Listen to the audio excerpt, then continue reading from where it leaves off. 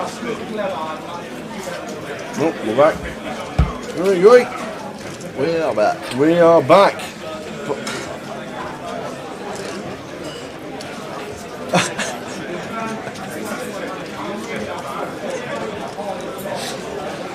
So Michael taking it with the sevens. Yeah, not sure what happened there, everyone, but we are back.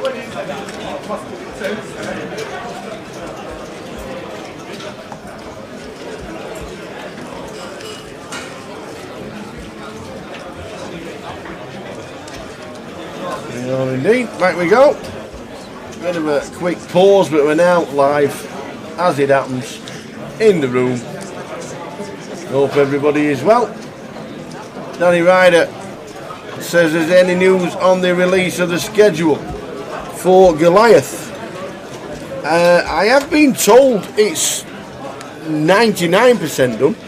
I'm not too sure if it's been released on social or not, but if there's any news, I will pass it on. Certainly in the next 4 days while we're here, well, the 5 days now, as we're here for the GUKPT, we will let you know. It must be his favourite hand, it has to be. It's the third time, Tower.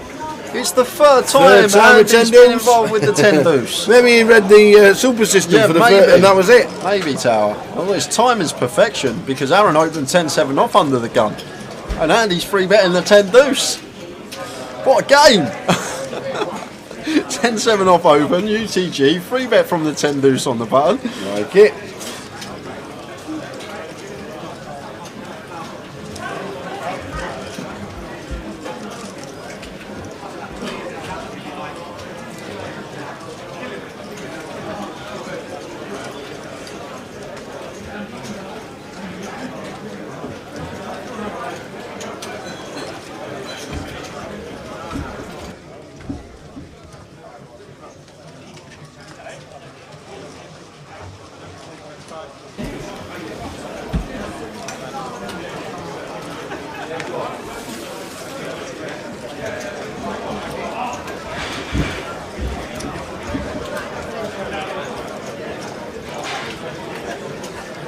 Ace-Jack good enough to open for Lawrence on the button. We'll be opening this always once folded to us, and Sue going to peel the King-Jack in the small. And King-6 deuce 2 diamond flop. So Sued flopping best, out flopping the Ace-Jack of Lawrence. But Lawrence happy to continue here on the King-High board with his backdoor flush draw. That's 6 of clubs on the turn. Going to be check behind from Lawrence. Not going to double barrel this spot here, thinking about Sude's range of hands that we're going to fold out. And Lawrence announces ace high, sees the king high. Not the king high, the pair of kings. King high pre. Sees that he got unlucky. That pot going the way of Sude, who had a rough start. Getting stacked by Sash in seat 9. Been playing it about an hour and a half so far.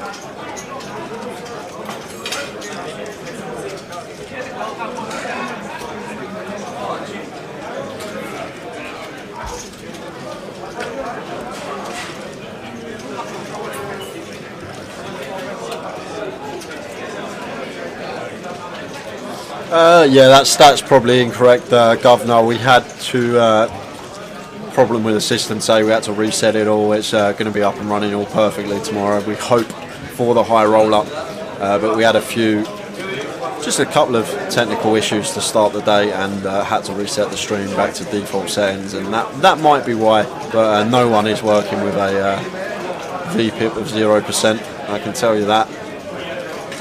Everyone has been involved in a hand. as high roller players and dealers at the line for a score of 14. Thank you.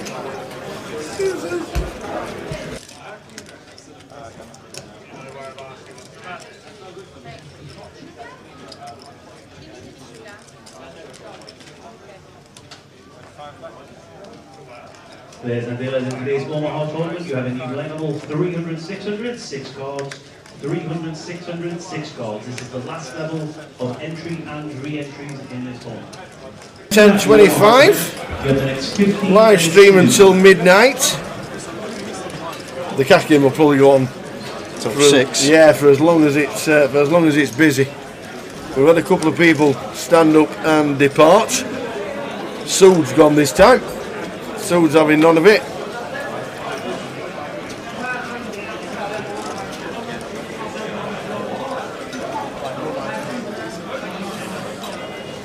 Only and Triglav, all good here.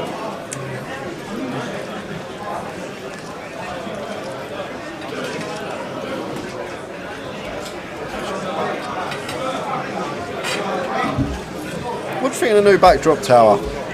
No one said that yet. New backdrop. Ah yes, yeah, the new backdrop that Andy's been working on over the. I quite like it. It's a lot more vibrant, a lot more colour than different the last one. TVs in it. We've now got the clock on. Obviously, we're not using the clock for the structure this time. Aye, you man. All right, hang on a minute. Just gotta go for cuddles. Over here, you. The tower's off. Let's go.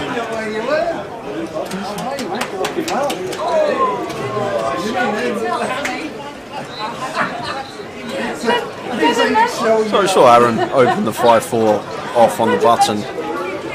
Ewan flattered the small one. Andy made the call in the straddle, and Andy here flopping top and bottom on the 9-7-6. And if I'm Andy, I'm going to be putting chips in this pot now. Don't want to flat and take this one freeway. There's some terrible turns for us here with the 9-6 of spades, so I'm going to be bumping it up, and that's exactly what he does. Makes it 400.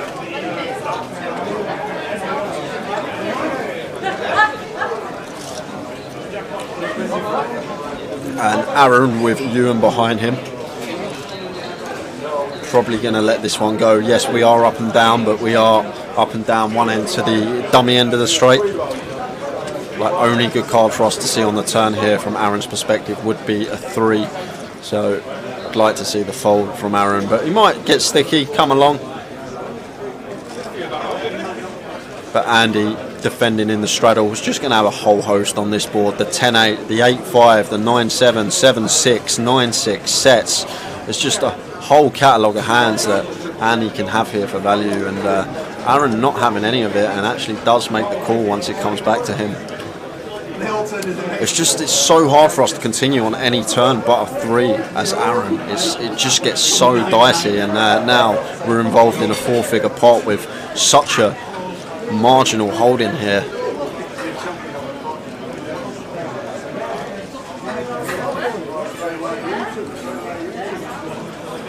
Queen of spades on the turn just gets better for Andy, improves to a flush draw to go with his 2 pair here, and now fires for what looks like a grand. Yeah, graphics slightly out here, guys. I don't know what our action track is up to at the moment, but he's something's going on, because Aaron's not all in with a 4-5, that's for sure. Ewan's not let out. It's gone a bet from Andy in 6-6, which looks like £1,000. So fires for 1,000, and action going to be on Ewan McNicholas here. Yeah, there we are, getting it all sorted.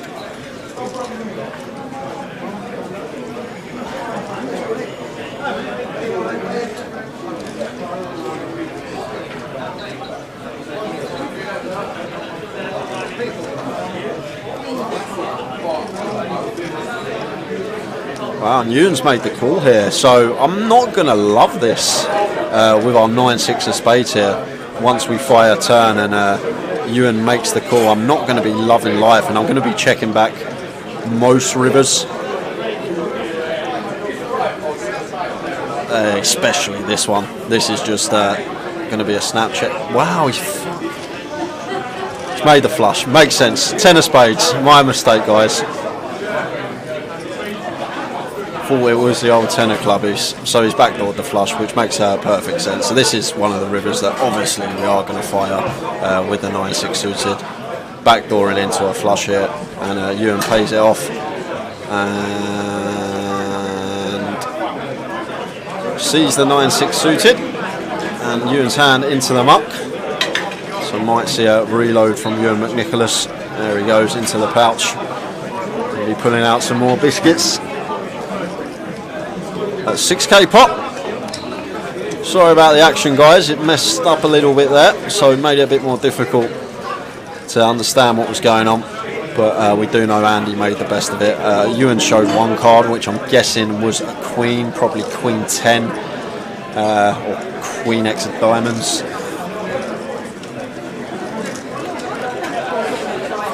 In the midst of all of that, Chef Brad's joined us on Twitch. How are we doing, Brad?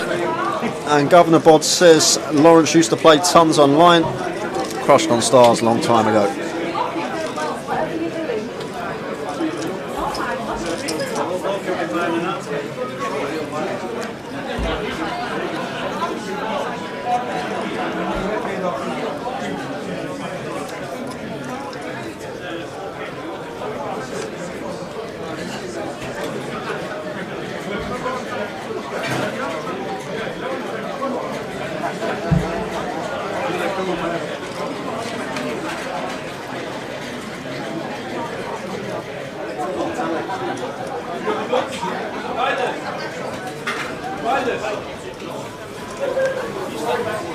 Hey, dear. I told you, you've got to kiss and cuddle everybody when you see him for the first time. That was the longest kiss and cuddle one of them. Let me tell you. Spuddy from Blackpool is down with Joe. Oh, come down. He says, it's a funny story. He says, Joe, he says, we're off to London for a couple of days. She said, oh, you're taking it down to London for a couple of days? Yeah, we'll see the sights, we're going to see a show, and I'm going to play the PLO. What? What? Yeah, you'll be fine. Come down. So why are we going to see Les Mis at 2:30 in the afternoon? So the PLO starts at 6. Oh, come take the missus away. Forget to tell them there's a GUKPT on in town. Oh, brilliant. You missed a 6k pot in the midst of all that. No way. Yep. Oh. And unfortunately, we lost. We'll have to find Ewan's pulled up again.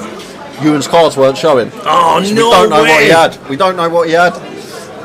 Who took him? Lawrence? No, it was C6, Andy. Andy, all right, wow. The rake man. Andy Cooper. Biggest raker on Grosvenor Poker. Oh, man. So we can't even use it.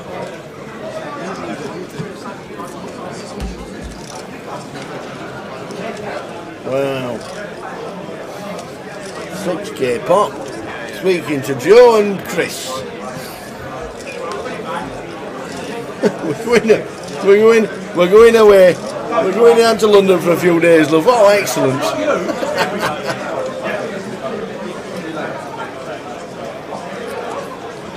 Well, I think that's it for Sood as well, guys. Sood's... Yeah, Sood went just before I left. For Ricky's I thought he was coming back, but I've just seen there's no chips on the table. Nope. He's hopped out the Shark Tank. He's had enough. He's thinking, this is too good There's for me. Too much free betting going on for me in this game. Absolutely. That's probably what he's thinking. No one's limp calling here. What's going on? Like this has just got tough now, Tower. We're six-handed. Lawrence, Satch, Ewan.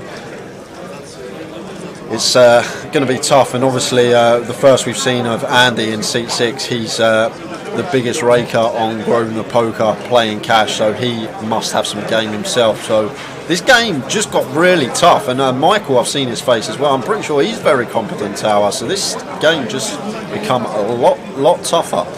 Six-handed as well. I think this is where we will see Ewan thrive, though, Tower. I believe he plays a lot of online six-handed poker, so he'll know ranges down to a T.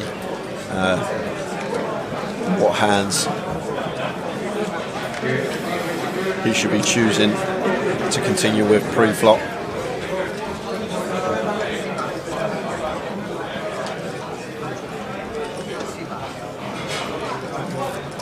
And 7-5 off. not in there. How are we doing the Sun Runner? Can't wait to play my first GUKPT main event on Friday. Good luck, good luck. Absolutely. And if you want to come and say hello to us as you're walking towards the card room, we'll be on the right hand side near the bar area. Come and say, I am the Sun Runner.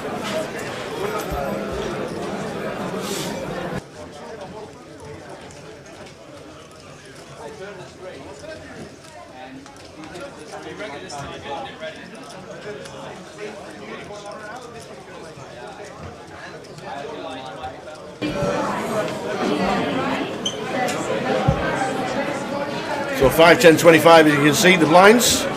25 incoming. Is that into our table? It is. I've seen this hat before. I've seen the visor before. Yeah, you would have seen it. The event we covered a couple of weeks ago. This man was, I think, deep on day 2 of the main. Might even made day 3. Definitely seen the visor before. Alex in seat number 3 is here, and he's here to play.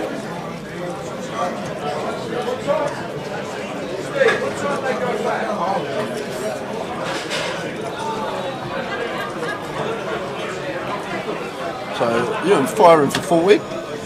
Both options open here for Michael, call or raise, wouldn't mind either. Choosing to just flat here with the Jack 9. 3 of clubs on the turn. So once we go that size on the flop, as Ewan, gonna have to think about hands that Michael's going to be calling. We'll have a whole host actually on this board that calls against that size tower. There's so many gut shots, straight draws out there, 10x, 7x, 5x, all in there. But Ewan proceeds with a check. So check into call, I'm assuming. There's 1 minute remaining in today's all event. Please retake your seats. You have 3 minutes remaining on your break. That's all players. Please retake your seats. You have 3 minutes remaining on your break. Anybody wants to fly in, do on the final. You have the next 3 minutes to do so. Queen of clubs on the river. And Michael here. Just jack high. Might go for this tower, but we're going to get looked up because Ewan's not checking Jack 10 to fold, turn and river, then river, call turn, then fold river. So it does get looked up, and Ewan with the Jack 10. He shows the Jack 9, so he gets to see Ewan's hand. Yeah, so maybe got maximum playing it in that particular fashion. Ewan choosing to check, call turn, and check it over on the river. Gets the bluff from his opponent. So guys, nearly 2 hours in to the cash game. We've seen one 6k pop, but there's not been too much action other than that. We've got Alex coming into scene number 3, just put his coat down, going to get himself a glass of pop, and then he'll be back with us. And me and Jay, with it being a straightforward 7-hour live stream, we're taking breaks as and when. And Jay's just going off for 5 minutes. Kisses and cuddles. For kisses, what have you found out? What have you found for kisses and cuddles?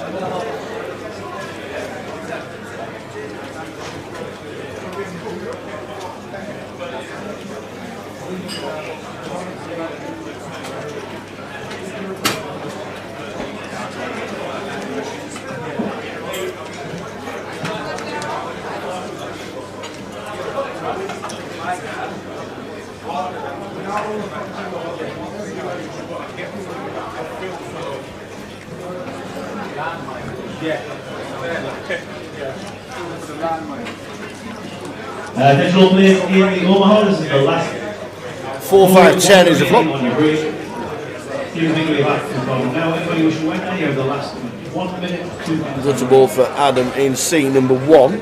Lawrence out and checks the ace king.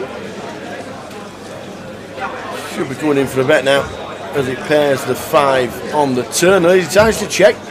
Now Adam's going to come in for a bet. About 75. Overs to the board. Lawrence will see the river.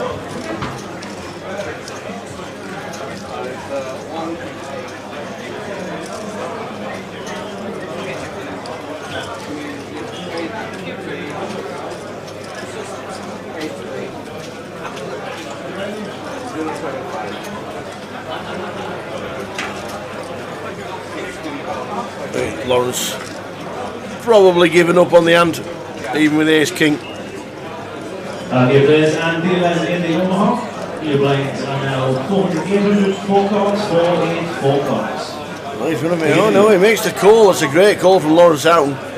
Great call. And the ace side is good.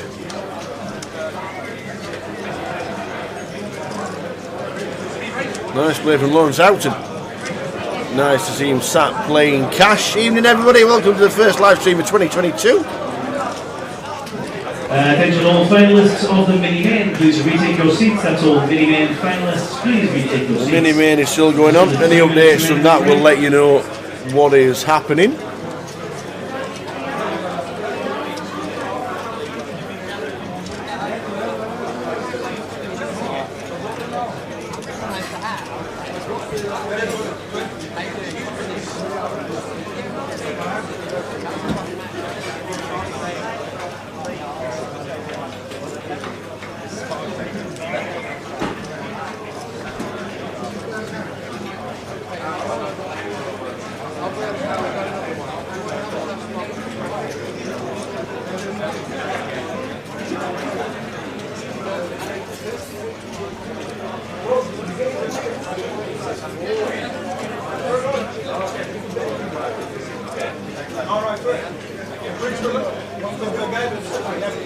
He took it for you.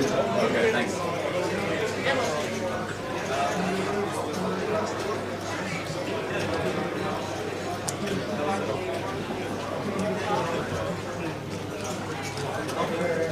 This is the final call. All players remaining in the mini-main, please retake your seats. All players in the mini-main, please retake your seats. Following again at the end of 1 minute.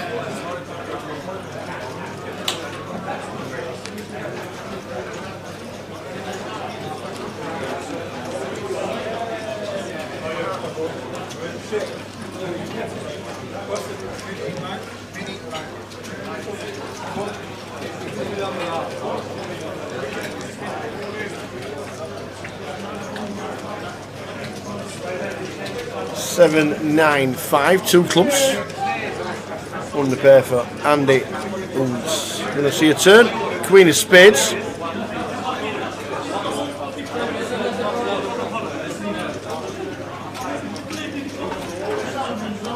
The King of Diamonds as it's checked again, checked all the way down.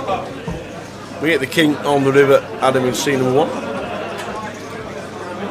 Takes a small one.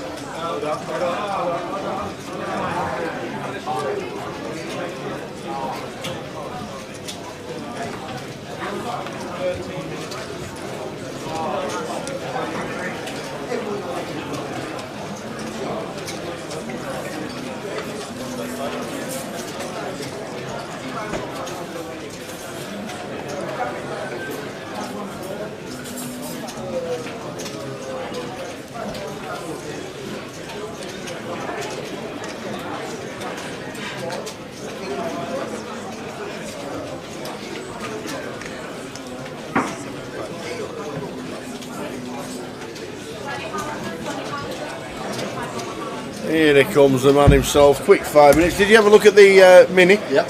Good lad. 5 left. 5. If Trisha's still watching, Dave's 3 of 5. And there's one guy that's got half the chips in play. Which is the chip leader? Do we know who he is? No, I have no idea who he is. Wow. But there are 5 left in the mini. 5 left. I've not seen the payout structure either, so.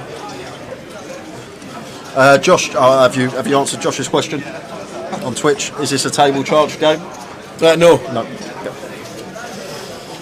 Yeah, I think Rake's capped at a tenner, I think. Yep.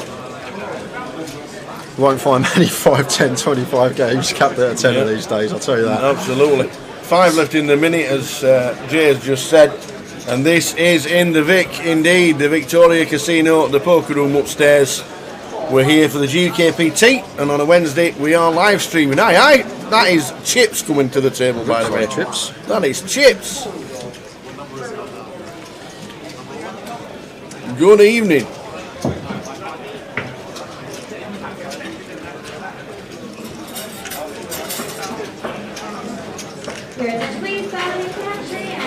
Sorry to get it back over the chair. There we are. We got there. We've got the lock. That's it. Get yourself on. Slim chair.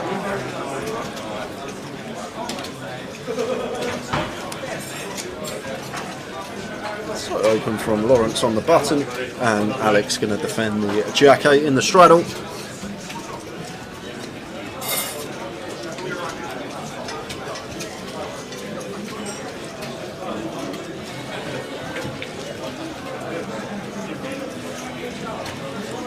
Lawrence continuing for 100, and Alex, after flopping top pair, not going to be going anywhere, just happy to check call. And gets a lovely turn card, turning trips here, and checking this over to Lawrence once more. Lawrence has been fairly honest, Tower. He's c-bet once and then just check back turn. Just made a good call with Ace King, Ace-High, when Adam had missed when the board paired on the river. I thought he was going to check it down, but he made the call.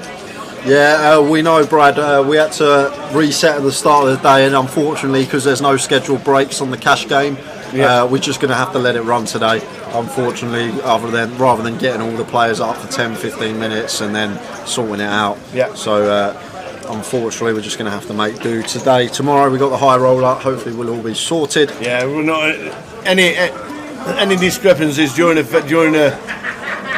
tournament. We can do it every 2 hours, but there's no break in the cash game. But we can see the cards. The cards come up in the bottom right-hand corner as well.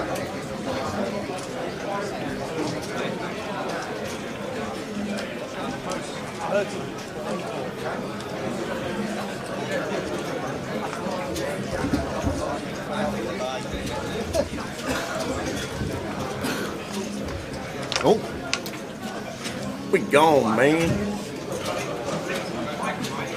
Any updates on self-dealt coming to an end in certain areas? It's all about the staffing. It is all about the staffing. Whether they get all the staffing that they want around the country is a bit of a big ask at the moment, unfortunately. So they do seem to struggle in certain areas. I know Coventry's struggling, Blackpool's struggling. We know it's a bit of a shame, but fingers crossed it does rectify itself, and we do manage to get dealer dealt tournaments in all casinos ASAP. Before the pandemic, there wasn't a problem anywhere.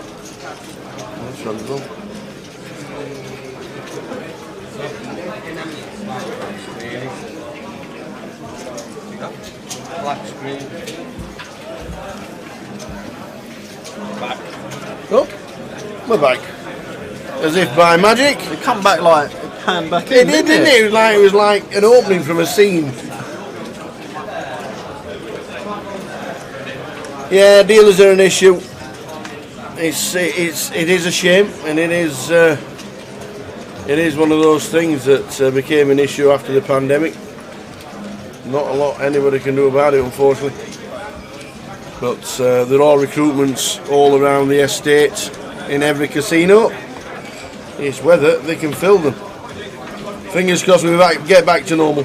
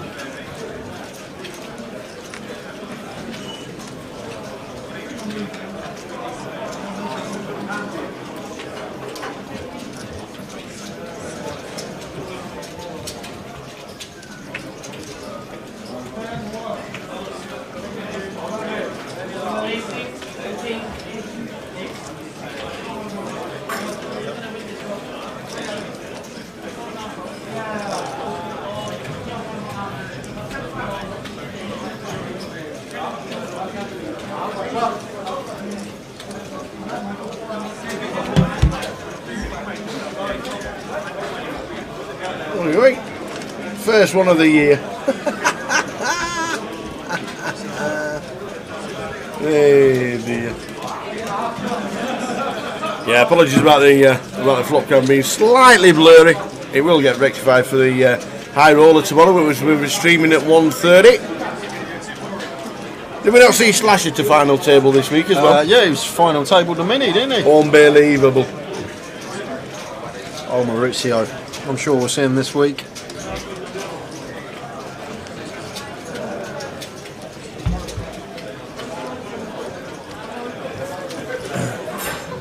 Is there parking and is it free, says Monkey Magic? In the club, yes, there's a small car park underneath the casino. It's done on a first come first serve basis because obviously it's not the biggest car park, but there is space downstairs. Don't think you can reserve spaces or anything like that.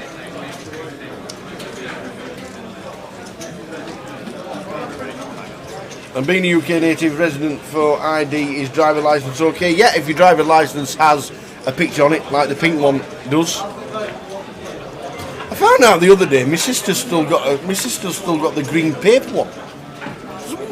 What have you done for a driving licence for the last 20 years? Well, I didn't know you had to change it, she says. What? Didn't know you had to change it? I don't know. I got a new passport the other day and it's a different colour. Yes, it's very, very dark blue. It's navy blue now, ain't it? Yeah, dark blue. Yeah. Really, really dark It used to be red. Yep. It's changed because we're out of the EU. That stupid thing called Brexit that's ruined everything. But we're not talk politics. So yeah, but if you can get yourself parking space downstairs, then yes, it is there. But if your driving licence has a picture on it, then yes, you can use your driving licence. No, you don't. That's your option, and you don't get asked either. Jack Hardcastle watching the cash, must be pleased. He in the eye roller? He's not watching the cash, he's talking to Dave Doherty on the final table. Oh, is that where it is? Dave sat there. Is that where it is? That's where the final is. Yeah, Dave is literally sat there. Amazing. Amazing. Go on, Dave. Do it again. Can he do it again?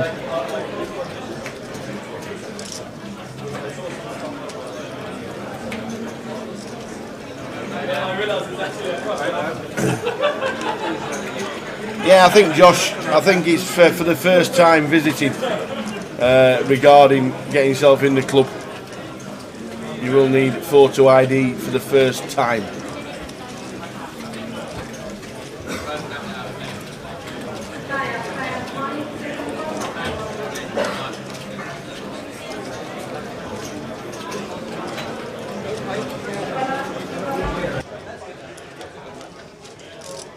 Attention players and dealers in the high roller after the hand and progress, you're on a 40-minute break. That's high roller players and dealers after the hand and progress, you're on a 40-minute break.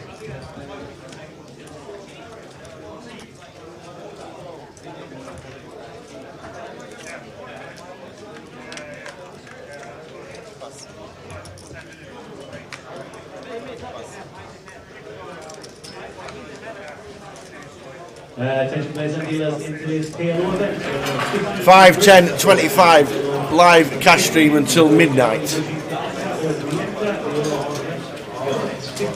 So Adam raising the ace-4 suited here, and Ewan with the 9-7 suited. Got two options. We can flat here, blind on blind effectively in the straddle, or we can take the aggressive approach in position. And that's exactly what Ewan's going to do. Like, I'm a bigger fan of this in cash games, taking the aggressive line in situations where we can flat as well. There's a lot of good things can happen. We can take the pot down now. We've got position. We have a chance of winning it with our C-bet. A guy in India sent it to me. And I said, no, then I'm not playing cash.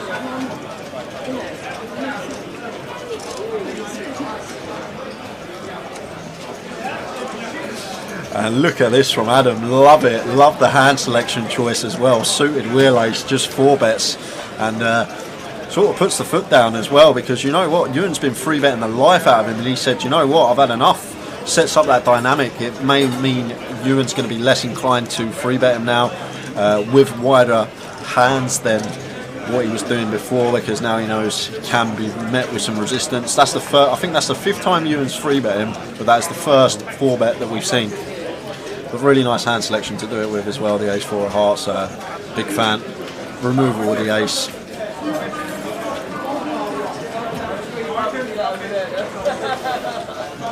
Yeah, that was Wendy. That was Wendy coming in just to say that we were talking about her because somebody was telling her in the live, on the live stream that she said, I'm not playing cash. She went, no, you're playing the high roller because you want to see it. How do you know?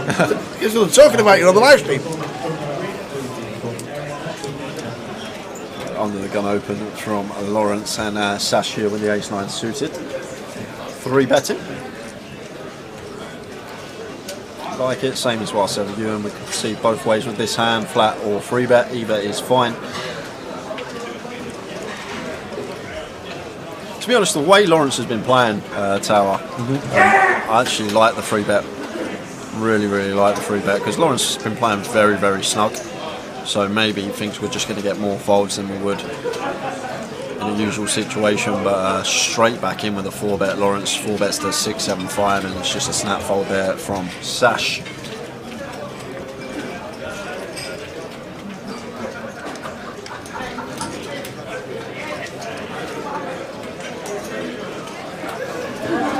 So regarding parking, if you can't get into the casino car park, if you go onto Google Maps when you're very close, I think there's about 6 NCPs around. There's plenty of parking around if you can get in. I can't tell you exactly because I don't know a lot of the street names, but there is plenty of parking. Plenty of parking around. Might not be cheap, but that's just the nature of the beast of being London.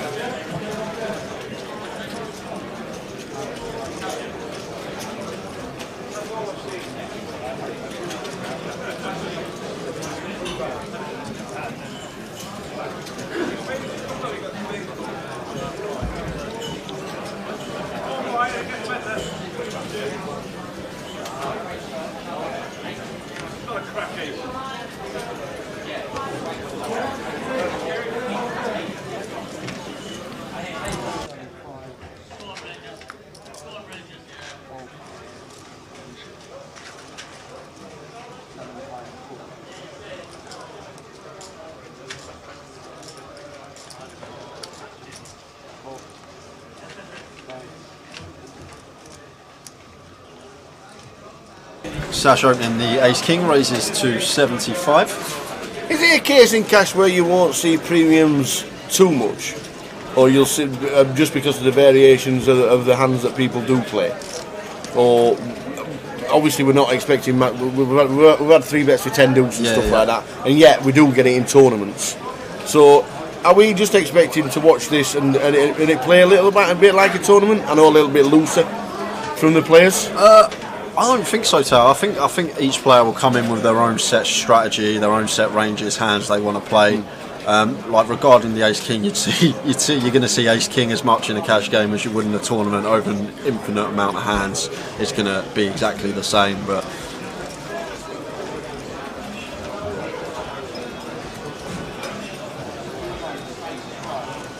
So Ewan here with the jack 10. Fire in once flop checks through after picking up flush draw to go with his top pair and gut shot, and Michael makes a good lay down there with the queen 9, not getting sticky with his second pair after flops check through, and Sasha's going out of the way with the ace king as he does.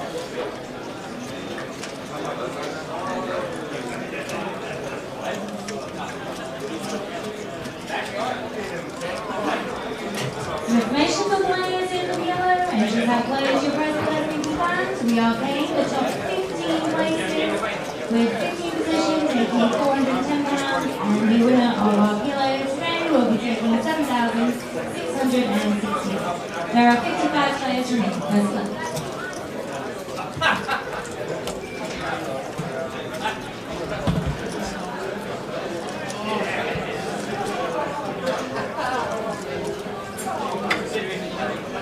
So 5, 10, 25. Midnight is the cut-off for the live stream. And then we are back tomorrow with the high roller from 1:30 and the main event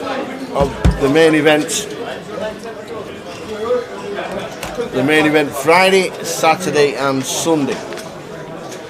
Players in the high roller, you'll start retaking seats. You have just over 3 minutes remaining. So Lawrence opening ace-4 suited under the gun, raises to 75. Want to be opening this one, and Sash here with the Queen-9 of spades. 3 bets to 225.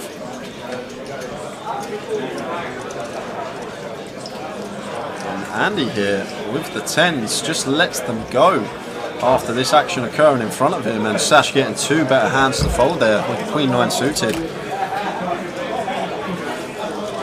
I think that deep with Sash, like 200 big blinds deep, I think it'll be fine for Andy to flat the 10s there, especially how this game's playing.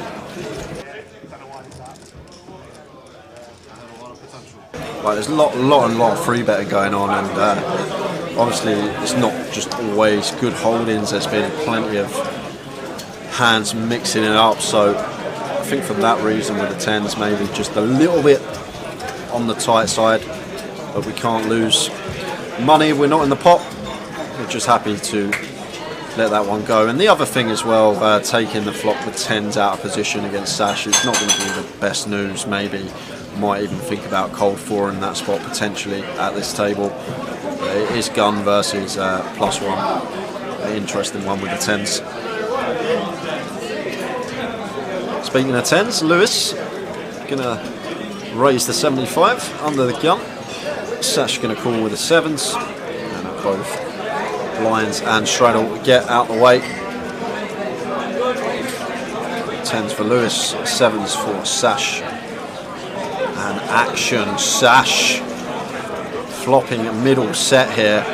This is Jim for him because he's going to get action as well, because Lewis working with an overpair and deciding to check the 10s here. Really good time check. And Sash mixing it up, checking it behind with the pocket 7s. If you could see the holdings, he'd be for sure betting here. I think what this could be from Sash here is once Lewis checks, maybe he just thinks he's going to have that linear range of high cards that are going to be nigh on drawing dead versus us, so looking for a card to peel off that can potentially give our opponent a pair. That's why he chose to check the 7s. Whereas if it was like a7 deuce, he's going to have more bets because the opener should have some ace-x in his range.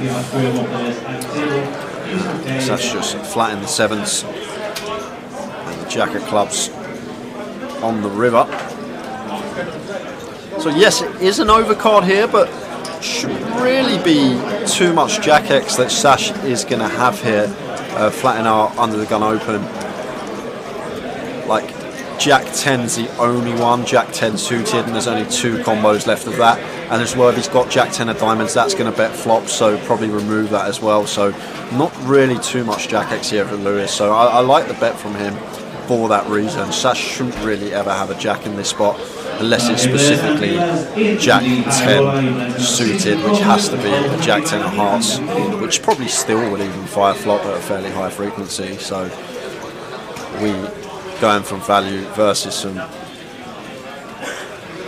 potential worse pocket pairs, 9x and 7x in there, and Sash raising to 1.4 here.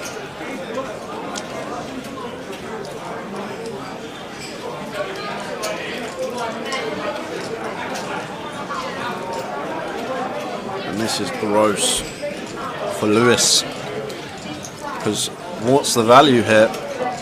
What hands are played this way that we are behind to that get to the river? Like from our perspective, a lot of the time you expect 9s and 7s and deuces to fire on the flop. Like 6-8 suited, that shouldn't be in there. If it is, that's probably going to fire flop as well. Like one pair hands aren't going to raise here. So Sash is literally repping 2 pair plus in this spot, and it's tough because there's not really too many 2 pair plus hands he's going to have. Like unless it's Jack 7 suited specifically, which he probably wouldn't peel to an open. Jack 9 suited might bet flop. So it's like a check back set on the flop. Set of 5s is in there. Like 5's actually probably the main candidate we're worrying about, but looking at it as Lewis, 5's probably definitely the hand that we're worried about most here. But eventually makes the lay down with the 10s. And if Sash played that hand in a bet manner, Talon might have extracted more value. But in this scenario, I guess he was happy with what he won. Would have preferred the call. Absolutely. Still a nice pop to go his way. And he's still chopped up 13.3, started with 10. Different players have different amounts. Most of the guys having 5.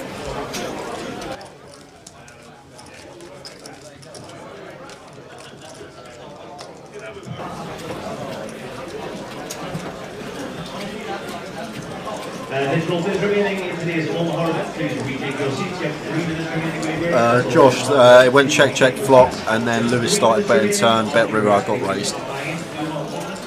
Next 3 minutes.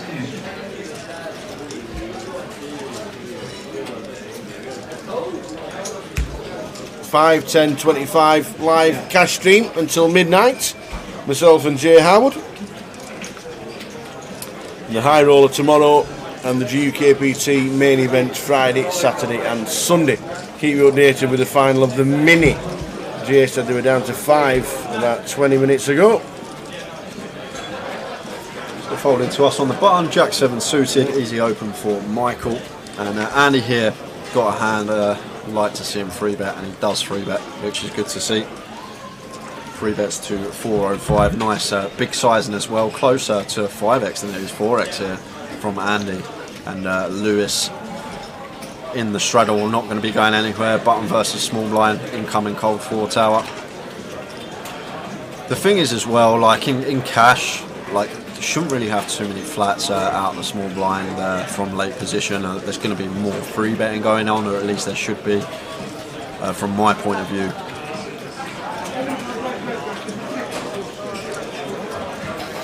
This is nice from Lewis Tower. I like the size he shows. Again. A nice little 2.2, 2.3x 4-bet with position on the 3-better. Yeah, he just had the 10s. Yeah, really like this. And action's going to be back on Andy here. And King Queen off out of position. It's not going to fare too well. So Jay's just off to give you an update on the mini, because it says we're down to 3. So we'll have a look at the 3 players that are still in. Hopefully the doc is still in. The doc man. Additional players in the Omaha. This is the last ball with 1 minute remaining on your break. Please make your way back to the target now. Anybody who's to win now, you have the last 1 minute.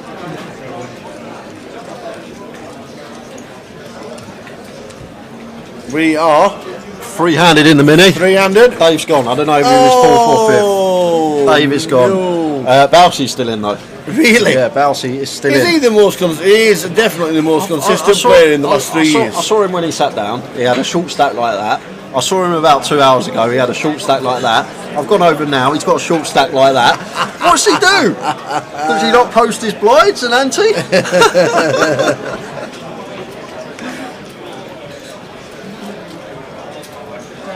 Amazing, absolutely amazing.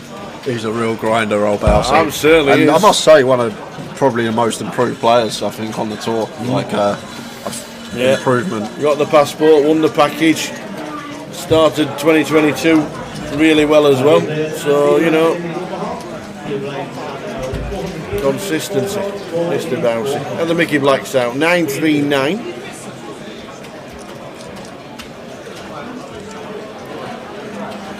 Going to have lots of bets here as you, and I think, but I'm choosing to check. 993 rainbow,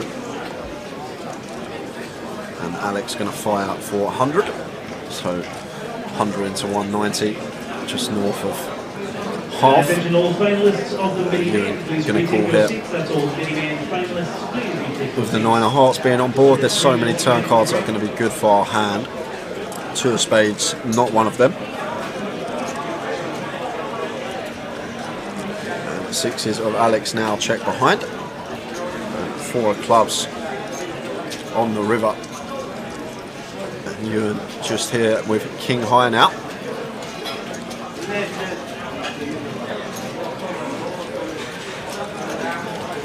Alex coming in for value. And a quick fold from Ewan.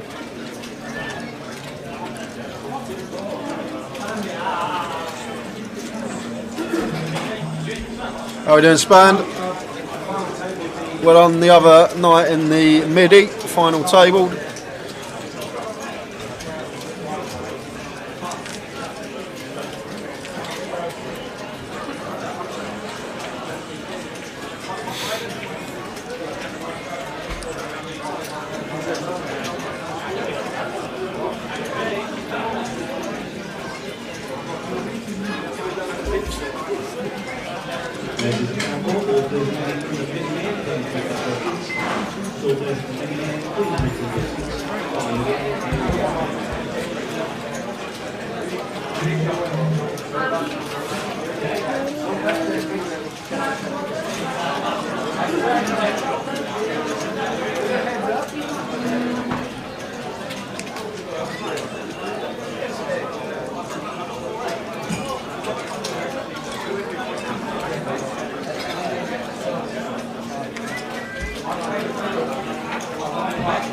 Nice from Reza. How we doing, Rez? Hope things are good. All about the driving in and to the parking underground. The underground car park here in the Vic is now part of the congestion zone and the ULEZ zone. Lots of people commuting in now or use Uber. Plenty of parking just over the road from 6:30 to 8:30 on a single yellow, which is free if you want to drive in for one session. But remember, it's busy when coming in. Thanks for the update, Raz, and hope things are good, and we'll see you at the table soon, I am sure. Tonight's satellite full in the event will be taking place at 9 p.m. Anyone who wishes to the cash out again to the satellite full in event. Cash out satellite will be taking place at 9 p.m. Registration is going to be taken at 9. Yeah, Span's answered that one for me, Crafty Cockney. Like, some games here, max buying a 500, but obviously other games, some are uncapped. But 500 is nice 250 big blinds, 100 if the straddle is in play.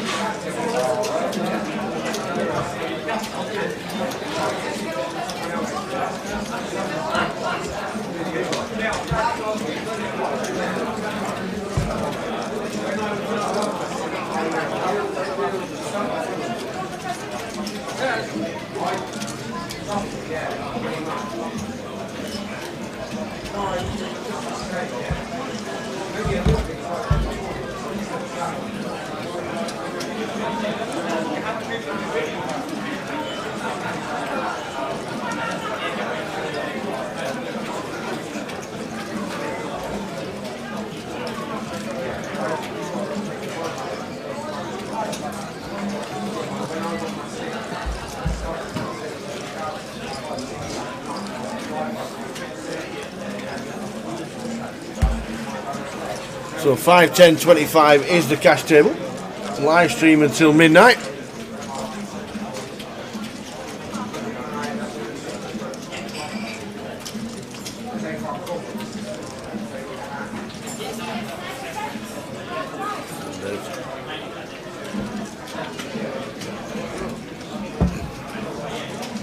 We've also done pretty well with seeing the cards as well, haven't we? I'm not mean seeing it, obviously we can see the cards, but the players turning them over. Other than the 6-bag pot. Oh yeah, when you'll have to ask you and that. Yeah, I'll find out. You'll find out that, I'm sure. And if we don't find it out tonight, I'm sure you'll find out before we start again tomorrow, so you can enlighten us on the 6k pot.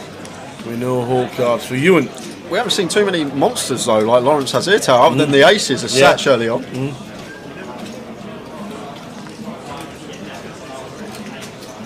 Raises to 75, and Ewan in the big blind here with the Queen Jack of Spades. Just going to call, and that brings Alex in with the 8 tray of diamonds. He's getting involved here, getting this price on his money. 7-8 deuce, all spades. Well, Span just asked the question, who's winning and losing so far? Ewan's one of the big losers, but that could be about to change. What a flop. So Lawrence continuing for 75. The old fake look, see if I've got a spade when I flopped it from Ewan. The old fake spade check. And now Alex in a bit of a dicey spot, Tower, after it goes bet call. I wouldn't hate the fold here with the top pair, no kick up. I'd actually prefer it rather than a call. Wow. Does he raise it up? He has raised it up. He's raised it up chunky to 375. Yeah, I don't have much to say about this Tower other than this is a big blunder from Alex. Like never ever, like flat wouldn't have been too bad, but raising, yeah, I'm not too sure what's going through. It might be for equity denial purposes, thinking if they've both got overcards with a spade, we just want to pick up the pot now, but Lawrence has continued, Ewan's cool. They've got to be thinking about hands. Lawrence still got nines. Wow, Lawrence just folds the kings. Wow, just lets them go incorrectly versus that particular opponent. But Ewan with the Queen Jack of Spades not going to be going anywhere. So he's made the correct fold, Lawrence, but probably because he thought he was behind Alex and not Ewan in this scenario. There's the board, 7 of hearts on the turn. Yeah, this isn't too good for us here as Ewan because Alex will have boats. I guess if he's peeling 8 free suited, he's probably going to have 8 deuce suited in there. That now gets counterfeited, so that's a bit irrelevant what I was about to say. But deuces, pocket 8s and 8-7 are all in there, that's for sure. Jack of hearts on the river. And now Ewan probably going to be coming in for some value, Tower. Yeah. With his Queen Jack of Spades. As well, because we can rep bluffs, we can have hands like Ace X with the Ace of Spades in there that would be calling the raise on the flop. So we can credibly rep bluffs here. So I wouldn't be surprised if Ewan did opt for larger sizing for that reason, Tower. Is bet sizing key in cash? Yeah, like in spots, knowing what spots to go big, knowing what spots to go small. Just dependent on our opponent's range. And Ewan's actually opted for small here, which I'm surprised. No, 1.3. There we go. Good to see. It's just because there must be a little biscuit in there in some of them chips. And the reason we go big here, Tower, is simply because what I spoke about. We can credibly represent a lot of bluffs. We've got a lot of hands that contain the Ace of Spades in it, which we would turn into a bluff and opt for a really large sizing. And when it comes to value range that we play this particular way, when this 7 pairs, it's so hard for us to have a boat as Ewan. Like our value range is flushes. Some of the time, yes, we'll have some like 7-8 suited, some deuces, 8s. But I think a lot of those type of hands, the sets on this board are going to be more inclined to raise versus Lawrence C-bet. But I'm really big fan of the sizing. And this is a spot where I like the big bet. 1.3x.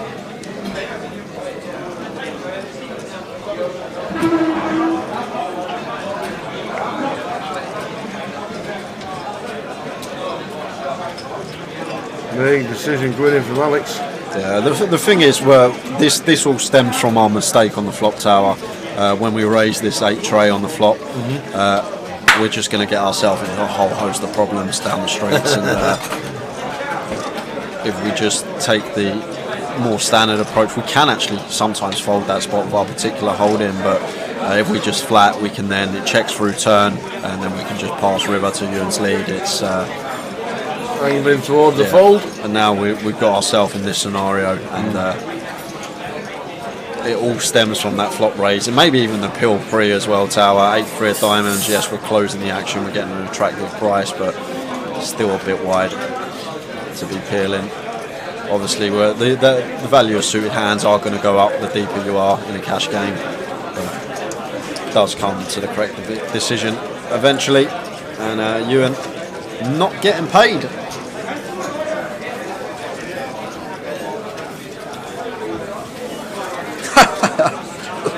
I'm not going to read that out, Snake, but it is a good comment.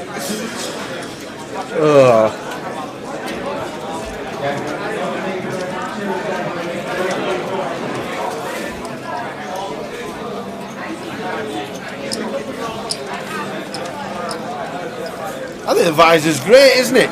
Like an old tennis player from the 1970s.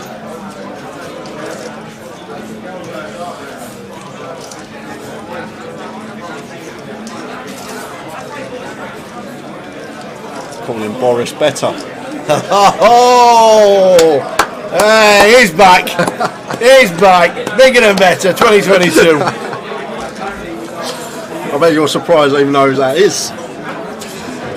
Don't usually know many people past pre-2000. Pretty impressive.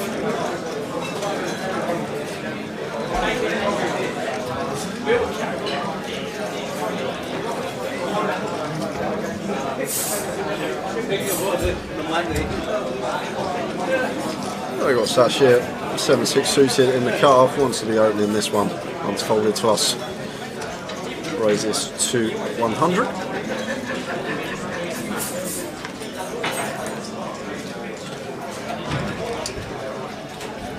And King 3 off here for Michael versus this 4X, just not even going to get involved.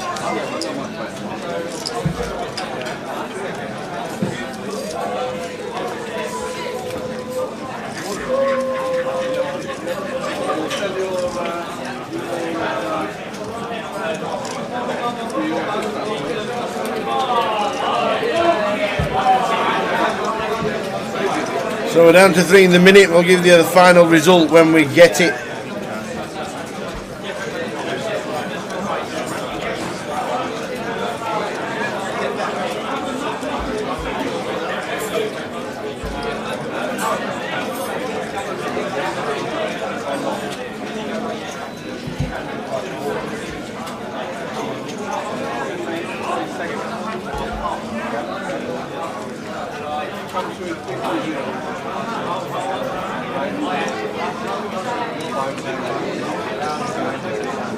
Three deuce of diamonds for Adam, raises to 75.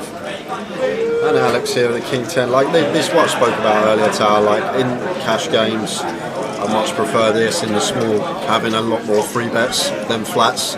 Like some players don't even have flats when you play like 6 max out of the small. They're just always going to be free betting or folding. And glad to see Alex choose the aggressive approach with the King 10. Jack high flop, Jack 5-6.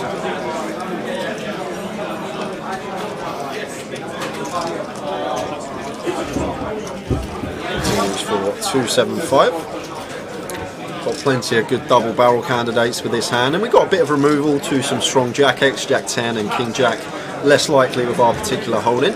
But Adam not going to be going anywhere, Tower. We're peeling the 3 deuce suited in position. Oh, he is.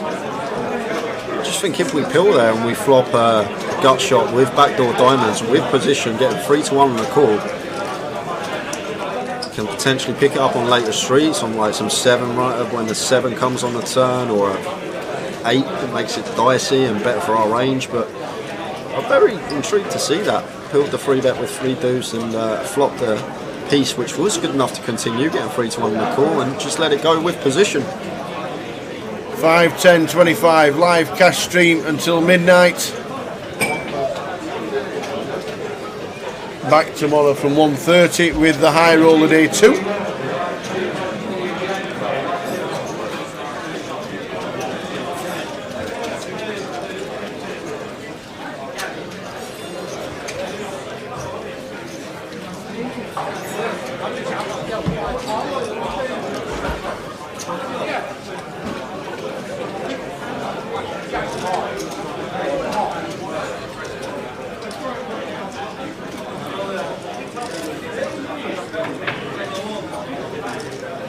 I love how Ewan plays, Tower. It's the first time I've ever got to watch him play cash and actually see the whole cards, and big fan.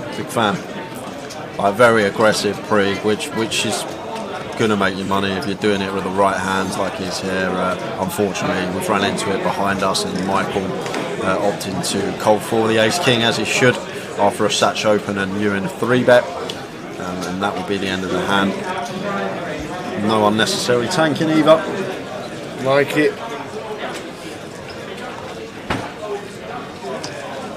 We like it a lot.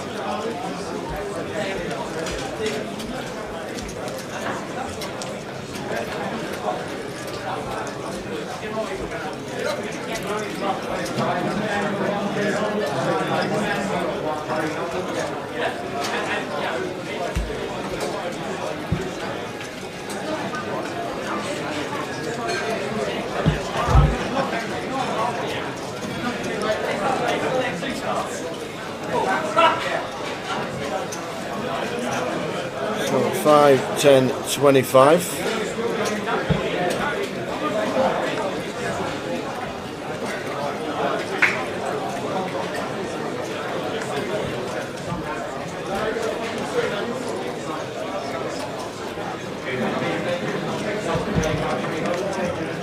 Raise from Alex with the king queen. Should just be raise and take. Sash not defending the straddle. Aggression pre is key on cash. Sorry for the question. I only play tournaments. No, sorry for the question. You can fire as many questions that's in what the we're chat here as for. you like. We are here to That's answer what them. Jay's here for. The thing is, Crafty, you're a lot deeper as well, and the thing is, a lot of like recreationals when they free bet, it's just going to be weighted towards a certain amount of hands. But then when you start coming across really, really good cash game players, their free bet range is going to be very, very wide, which makes it so difficult to play against post, because if someone's got ace-4 suited, 5-4 suited, 7-8 suited, 10-jack suited, king-jack off, ace-x off in their free bet range, as well as the premium hands, it's going to be so much more difficult to navigate versus them post flop, because their range is just going to be a lot less condensed than it would be against a more standard opponent. And a lot of good things can happen. You can take the pot down pre uncontested. You've got fold equity. The times that we are called, for example, if it's a free bet bluff, we have the potential to take it down with a c bet uncontested. But it's important to know what good hands are good at free bet bluff selection and why as well. Like, you don't want to just randomly start free betting any two because you're told you need to free bet more. You need to understand what hands are going to be good hands to start free bet bluffing with, to incorporate in with your value hands like the queens, kings, aces, ace, king.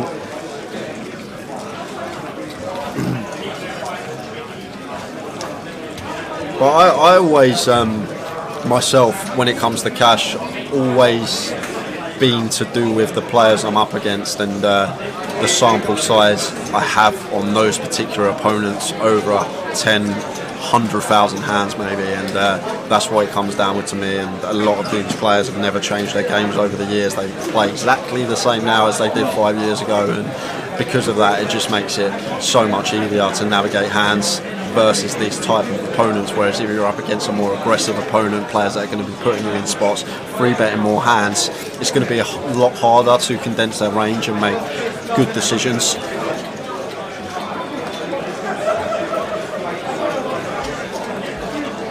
Ace queen for Alex, raises to 75. Pretty standard raise, whenever it's 10, 5, 10, 25.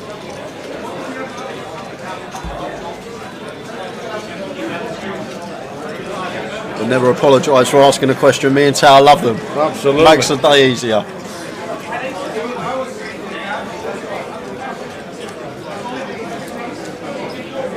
Marty says it'd be good if players were mics. Well, that turns into an outside broadcast production with a full production team and directors and producers and stuff like that. That's for TV, unfortunately. You can 20x the cost of a live stream then.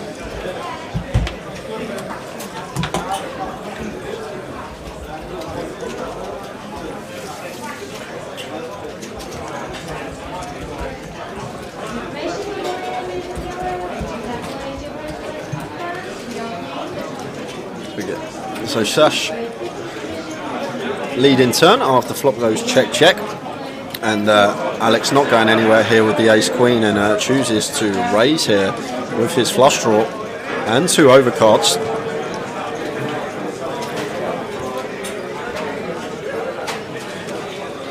Like, Sash will have fours and sixes here, quad threes as well, flattening the small blind. They're definitely hands that can be in there. So that's like value wise. I guess ace 3 suited that didn't elect to 3-bet versus this gun open can be in there as well. Other than that, there's not too much value that Sash should have here, and he can have plenty of bluffs because this is a board that should be better for him as the flatter than it is for us as the opener. And Sash just getting out of the way, and fair play to Alex taking the aggressive approach and taking it down uncontested.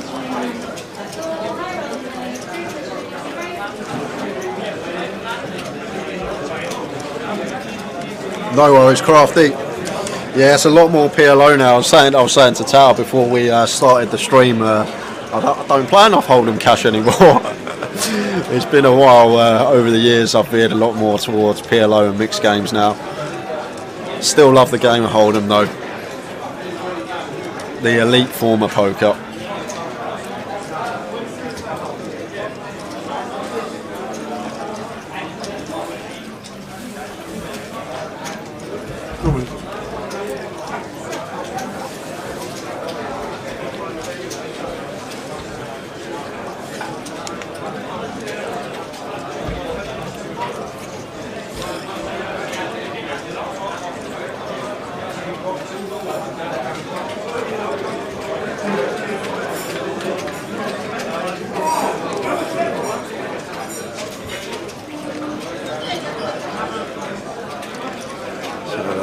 Folded to Lawrence in the hijack, raises to £75. The tower's just popping out for 10 because we have no scheduled breaks as it is a cash game, so every 2 hours or so we will pop out each of us just to grab some fresh air, stretch their legs.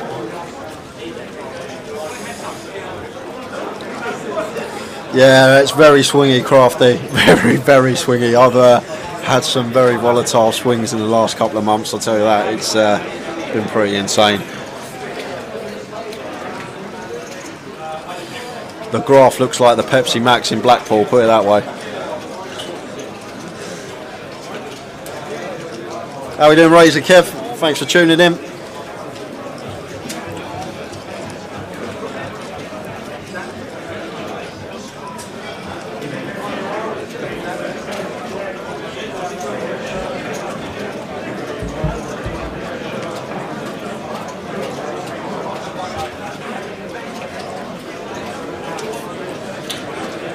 Ace 10 in the hijack, wants to be opening as he does, raises to 75.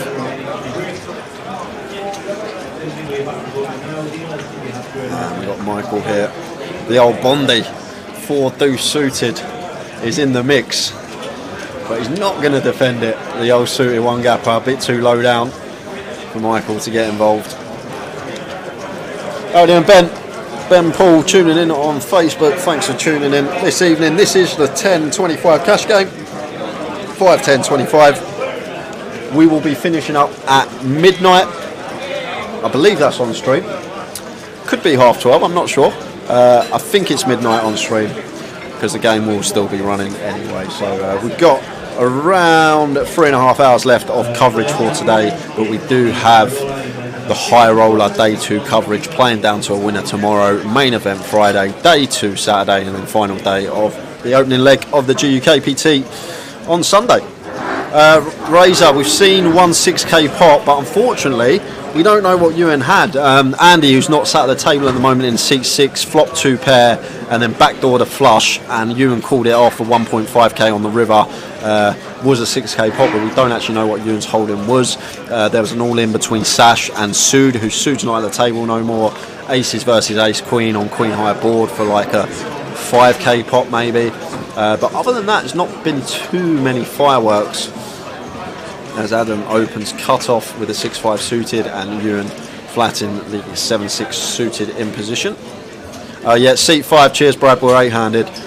I knew you'd be the one to correct me. Yeah, Michael here squeezing it up with the ace jack, and gonna work. Raises to 320. The playability of these hands really nice, these suited connectors with position, and the thing is Michael's only 100 bigs deep. I think if we were 200, 250, deep here could potentially peel if we're competent enough going post with a hand like that, and we feel like we're going to have an edge on our opponent. Like if Ewan does peel here, he's asking for the stack size. That is why, because Ewan knows he can peel this hand when we're deep enough. But once we get to like that 100 big blind remit or less, maybe more inclined to let it go. I think if we saw Michael sat with 4K as well here, Ewan might have peeled. But 100 big steep just lets it go and gets out of the way. Did have a think about it.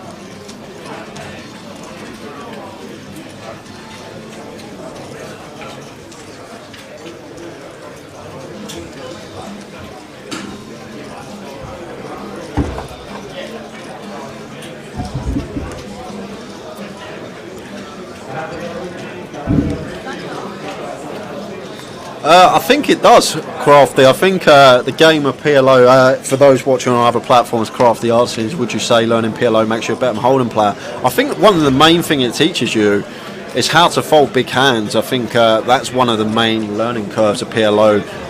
You can make really strong hands by the river in that game and still have to fold them. And I think that part of it really does help you in Hold'em when you've got spots where, like, maybe it's on the line whether to call or fold, and you can make big laydowns. Like maybe you make bigger laydowns in Hold'em than you would have made if you hadn't played so much PLO. But I think it teaches you to fold more. If it teaches you anything, it definitely teaches you to fold more.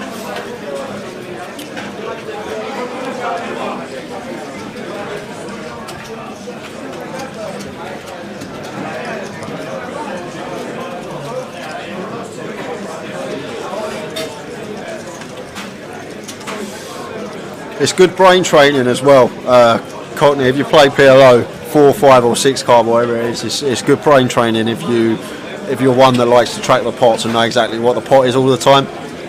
It's like just a little bit of mental arithmetic going on in your head all the time. Brain training game.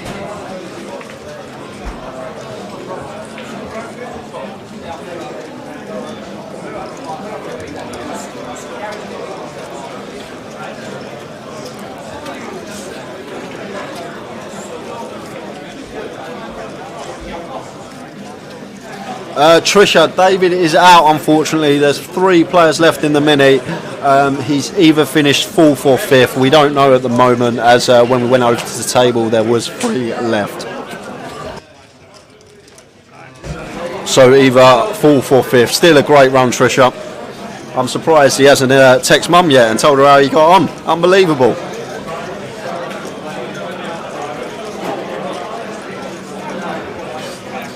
Yeah. Sometimes it is, Monkey. Sometimes it does fry your brain, the old PLO. Especially if you're one that only looks at your whole card once and then don't look at them again for the rest of the hand. Then it does get proper brain training, remembering all 6 whole cards, knowing the exact pot.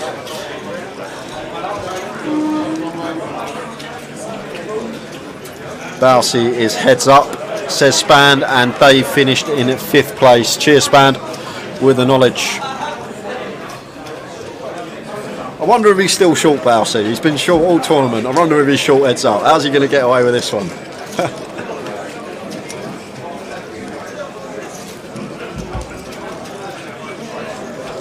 True grinder, old John Bousfield. And pocket 9s for Sash under the gun. Makes it 75. The players in the overhead is the line level 600, 1200, 6 cards, 600, 1200, 6 cards.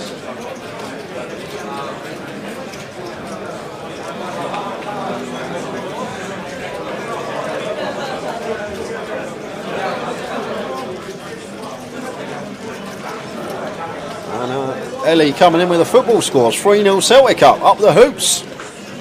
Still first half, isn't it? It's a good start. Old Firm Derby going on. We got a text from our action tracker guys about half hour ago. He said he had a balls up with a couple of hands. I'm assuming this is one of them. Let's have a look. Yeah, this is the hand that is a mess, I can confirm, he said, and the next hand is going to be a bit of a mess as well. Unfortunately, we'll just have to bypass it.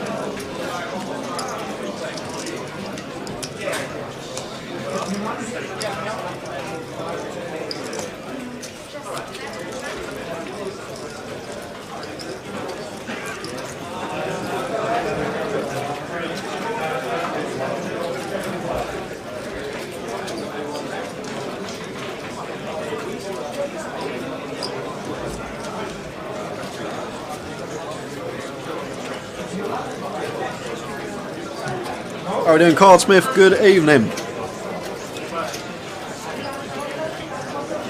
Little bit of cash game action for everyone.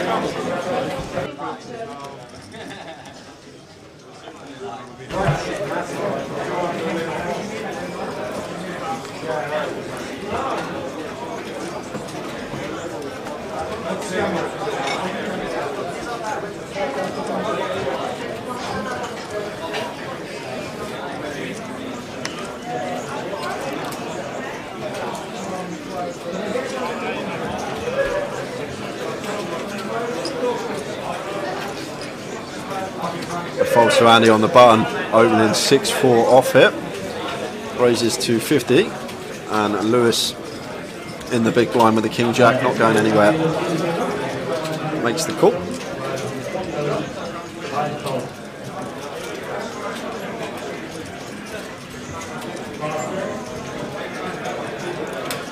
So apparently this hand has a few graphic errors as well. Action Tracker did let us know half hour ago. Check flop.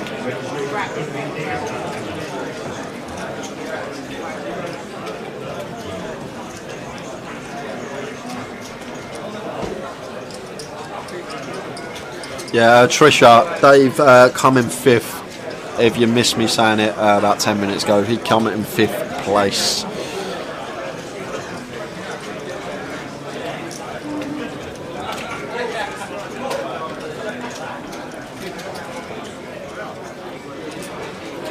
What a run out for Andy. 6 high straight.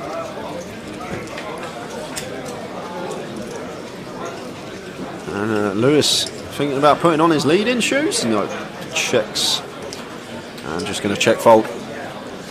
Ellie says, looking to get my fella a tournament entry to GUKPT Blackpool. I think I've read it's normally around November. Anyway, I can buy a ticket for him, or is it normally just turn up and buy in? That is a good question. I actually don't know the answer to that. Normally you would just turn up and buy in, unless you want a seat online and then you'd already be in the holding tank. But I'm not sure.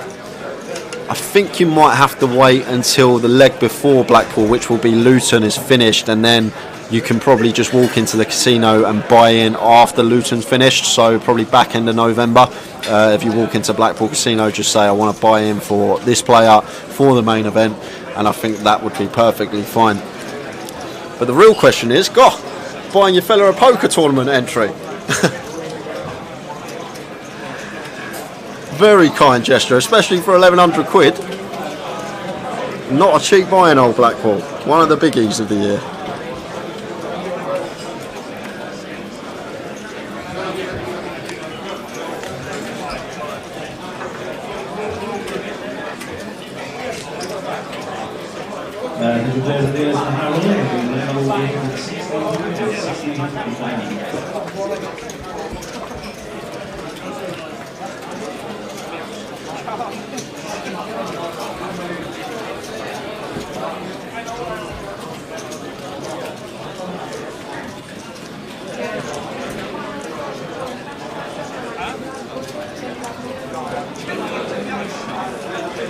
So I think this is where it's all going to be back to normal, guys, and action should be all correct now moving forward.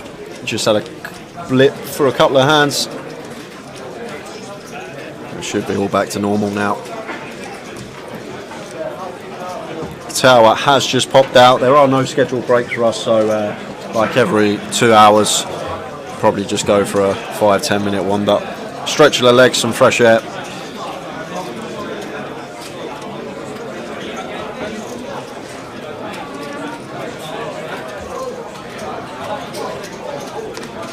So pocket 8's for Michael. Raises it up under the gun.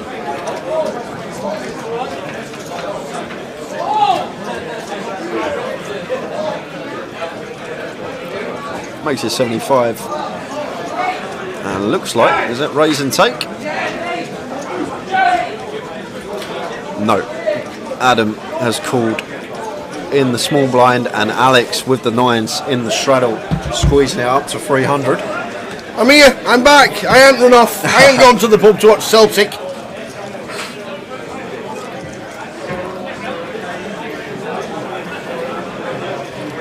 So Michael not folding here with the ace. Wow, Adam, what are we up to here? Adam getting involved with the ace-8 off in this 3-bet coup.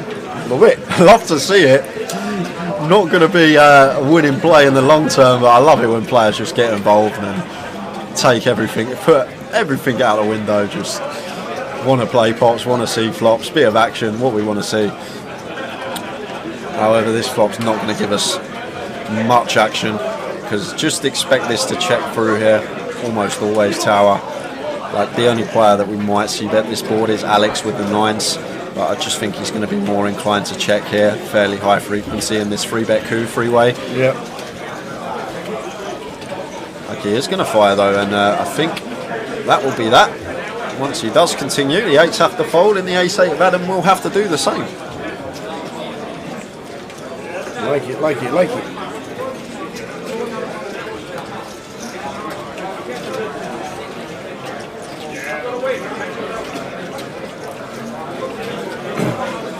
Are we still on 3 for the mini? Do we know? Yep, still. Oh no, heads up Bousey, Span told us. Bousey's heads up! Unbelievable, that fella. He'd be the only person to win a tournament with a short stack. The winner's picture would be taken. They should put, if he wins it, they should put a little stack in front of him for the winner's picture. Unbelievable. He'd be grinding a shorty. Go on, lad.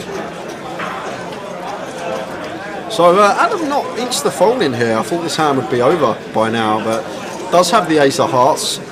So maybe he is going to continue. He is going to continue. Going to bring out the float here. Out of positions with just ace high in a 3-bet coup.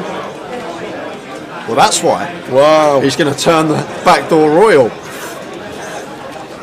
Queen of hearts on the turn. And it's still live as well. Oh my days. Could we see a royal tower? It would be great, wouldn't it? So Adam checking over to Alex, and Alex now is just done with the hand with the 9s. Just check back and pray we see an offsuit 8 on the river. I think that's all we can do now, is check and pray for the offsuit 8. Like, unbeknown to him, he has the best hand, but once his Queen of Hearts comes off, like, 9 should never be in front of anything now, tower. Like, from his perspective, we just can't beat anything, and we actually river a set here, but Adam backdoors a straight with the ace-8.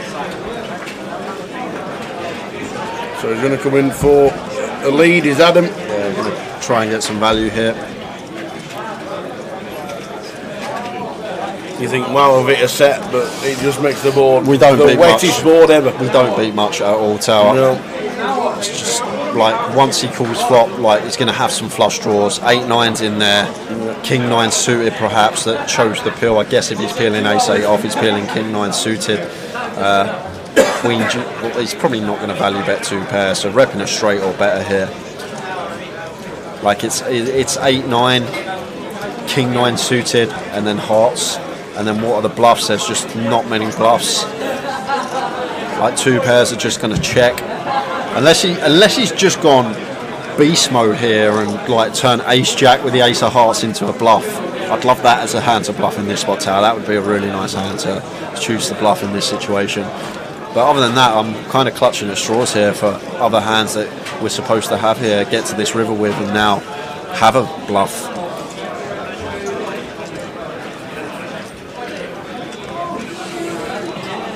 Ellie, if you're still watching, because I'm pretty sure Alex is going to fold here, Ryder, one of our regulars on the tour, he says he has an online 1250 ticket to sell.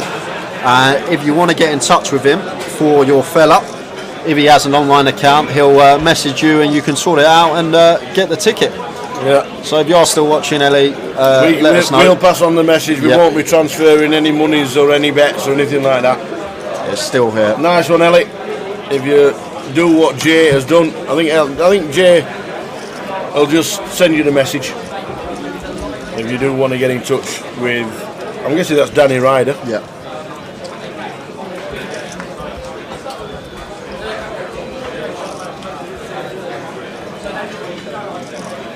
Nice fold in the end.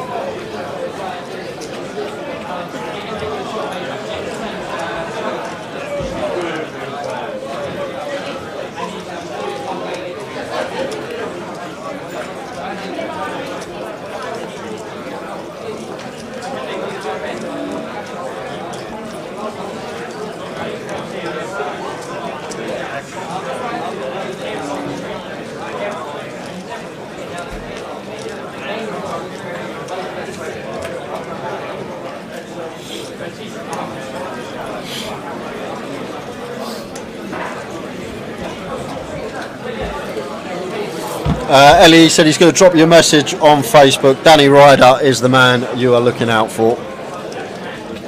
And I can tell you myself, as legit as can be. Very, very nice guy. Yeah, good looking, and if does a bit of acting, plays poker, does well at poker. What was he on? You know what I mean? Coronation Unbelievable, he's got the lot. He's got the lot.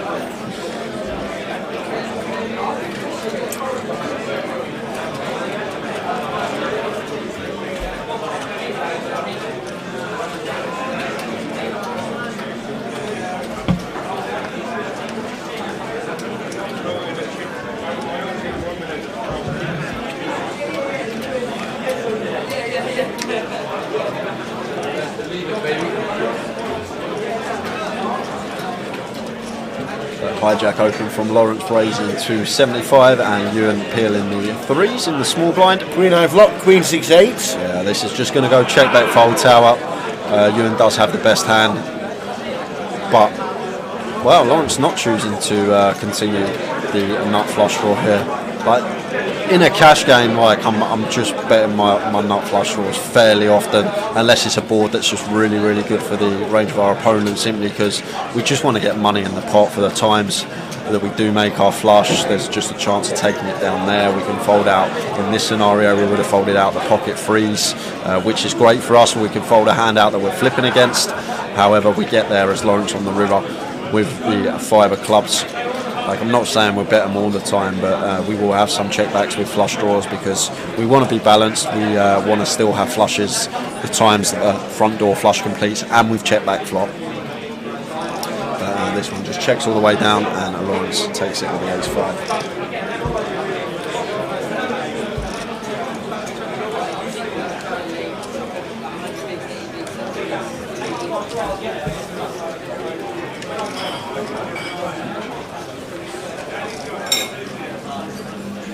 So, nearly 3.5 hours in. Seen two big pots. Andy and Sash are the big winners at the table at the moment. I think Ewan is still stuck.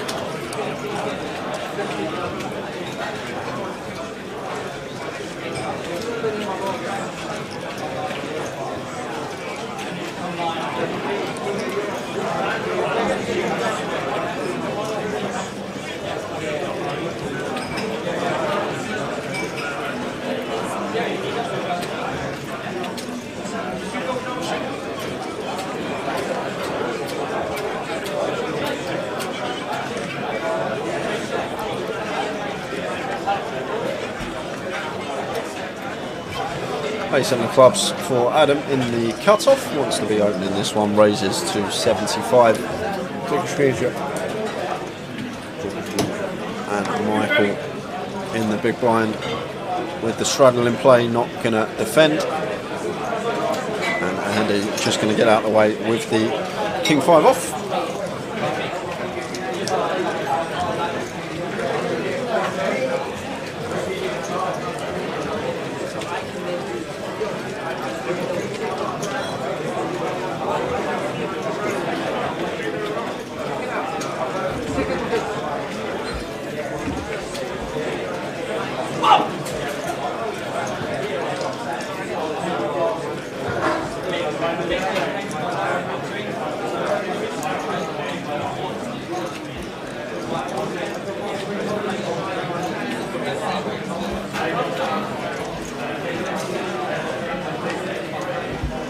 Well, a 5, 10, 25 cash game going along nicely. Live stream until midnight. Cash game's going to be streamed on a Wednesday. Will it be a PLO next time? Will it be a no limit next time? Did you say I get to choose? Yeah, I can't see why not. It might. Does the software support? I don't think it does horse. What about Paducah? Interesting. Triple flop? Oh, we can have double flop and triple flops. I think that's going to happen more in PLO, isn't it? Super stud? Double trups. Interesting. I'd love to delve into some mixed games, Shrew. That would be a laugh. So after the open from Adam, Alex chose to flat the king nine on the button. Adam continuing, catches a pair now, so probably going to proceed with a check after catching third pair to go with his gut shot. Okay, I don't mind this tower if we're barreling river. I don't mind this at all if we are going to fire the river as well to fold out some weak ace-x as well as some king-x, which may just fold now versus this double barrel. But with this particular hand, removal to queen 10, removal to some two pairs, we don't have a club in it either. If our opponent does call, I'd just like to see the barrel on the river. Otherwise, we just want to check turn. If we're firing turn, we need to be firing river here with a queen jack to fold out the king x and ace x, going bet. And I size up as well here with a queen jack, probably 700 into 6, something around that sort of remit. Right, as I always say, important to be thinking streets ahead. And once we get called twice here, we're going to be fairly confident that our opponent's range is king x or ace x, and unfortunately didn't unload the clip. And if that's going to be the case, it's just going to be so much better to check this on the turn, our particular hand. Whereas if we are firing to fold out king x and ace x, we're going to have to go double barrel.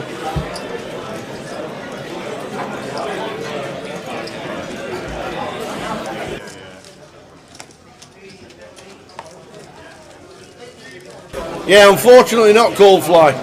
We know there's a discrepancy with the flop cam, but as a tournament, when you get a break every 2 hours and the guys will be on the table and scraping the camera and making it into focus and everything like that. With it being a cash game and there's no break, unfortunately we can't do anything about it because we're not going to stop the game just to wipe the camera or put it back into full focus. Apologies about the overhead camera, but it will be rectified for day 2 tomorrow, which is going to be the high roller day 2. So apologies about that. We've got the cards in the bottom right hand corner. We can see the cards, but just apologies that we're not going to stop the live stream or the guys playing cash because the flop is out of focus, unfortunately. Sorry about it. But it will be bob on for tomorrow.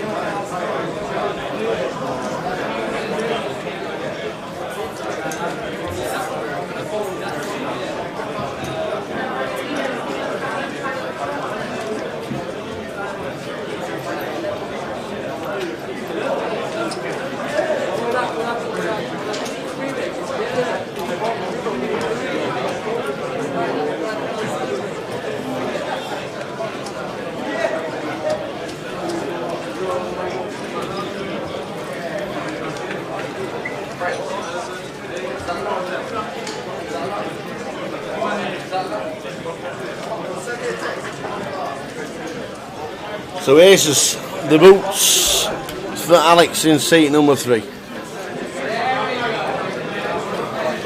Queen, 6, 2 diamonds.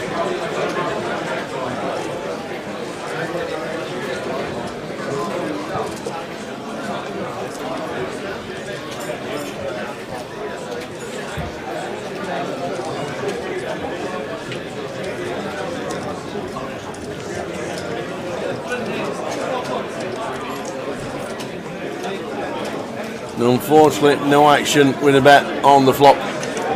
So Alex sat with 5.1. 13,000 is Andy. Won a 6k pot of Ewan McNicholas early doors. Sat with 10k.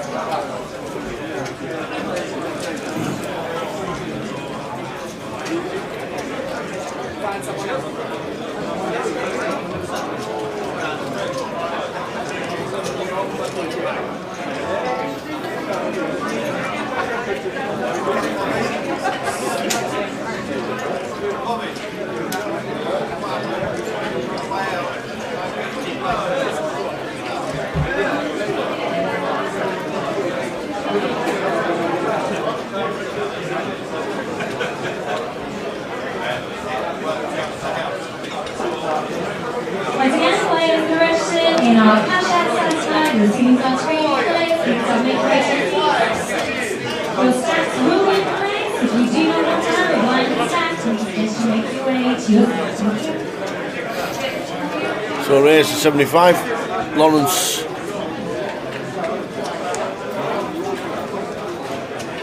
Makes it 250 with a king 9 suited. I think Alex will see a flop.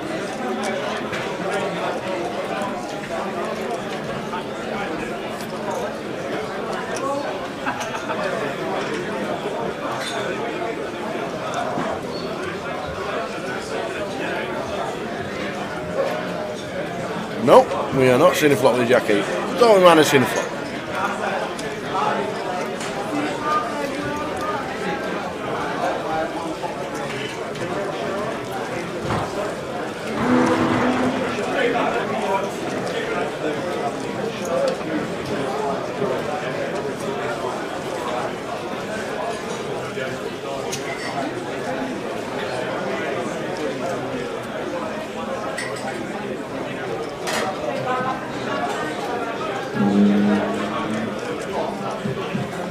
Gentlemen, players registered in today's Saturday. This is your final call. Please take your seats. We're going away in just 1 minute's time.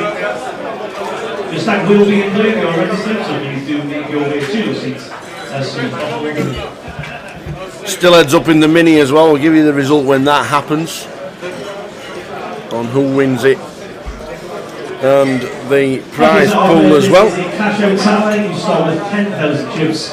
As soon as you accumulate 100,000 chips, you're going to seat into the main event. So as soon as you hit 100,000 chips, please let the dealer and then a member of the floor know. There are limited re-entries available in this tournament to the end of level 6. Their registration is open until 12:30. Ewan calls the raise to 75 from Michael with ace 7 suited. Alex comes along for the ride with ace 3.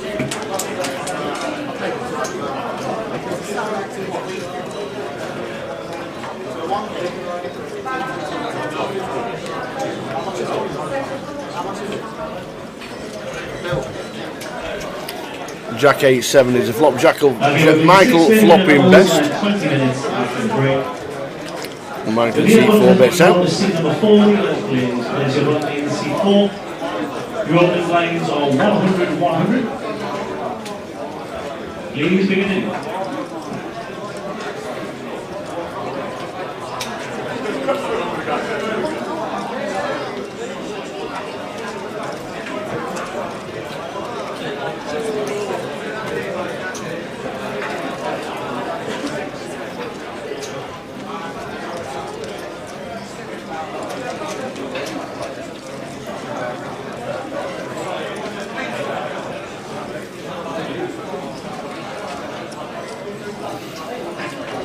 So this is what is coming up for the remainder of this week in London. We're on the Wednesday in bang in the middle, the 2nd of Feb. The PLO is running, the mini main is heads up, the cash out satellites have just started, the second one of those. Thursday tomorrow, main event day 1A. High roller day 2 is what we'll be concentrating on the live stream from 1:30. 1 PM in the club, 1:30 in the club, 1 o'clock in the club, 1:30 on the live stream. Then the main event satellite cash out as well later in the evening. Friday is 2 flights for the main, B and C. Day 2 of the main on Saturday with the PLO high roller and a £200 turbo. And then on Sunday, as we finish we finish with main event day 3, which we'll be concentrating on the seniors and the bounty to finish off. Plenty of action here in London for leg 1 of the latest GUKPT season.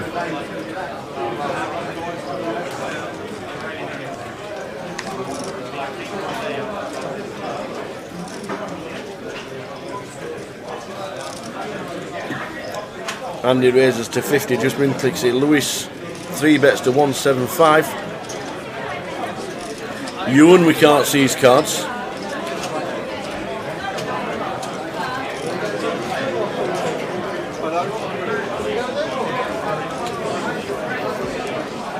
Unfortunately, we can't see, but he has 4 bet by the looks of that. That's about 650. 430. 430 is the 4 bet. Now then, Lewis.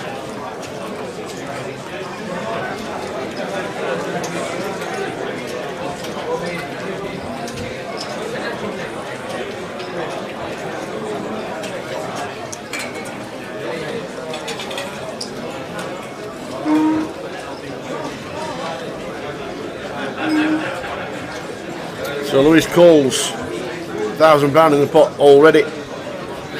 We go to a flop.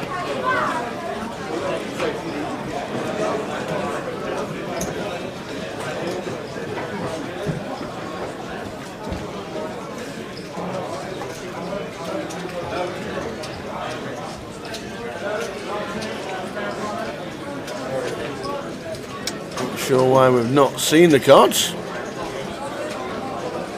because there has been a call. Flop 473. Ewan checks, Lewis checks.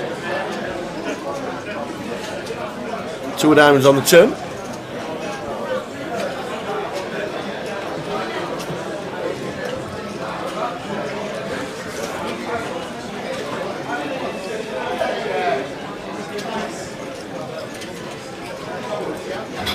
Check again, the 2 of diamonds. You need to be 50 for the seniors, 50 and over for the seniors. And I've no idea about the deals in the main as it goes check, check on this flop turn. And now the river of the Jack of Hearts.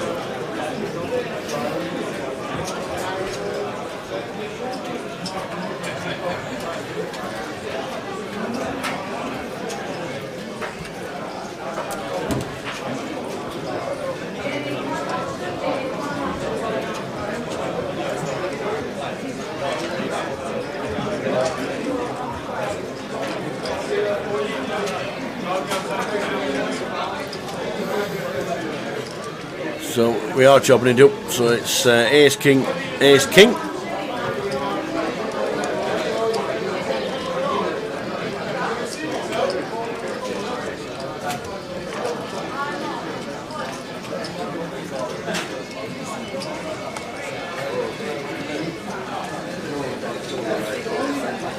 Attention players and dealers in the bottom of the number, you have a new lineup. 800, 1600, 4 cards, 816, 4 cards.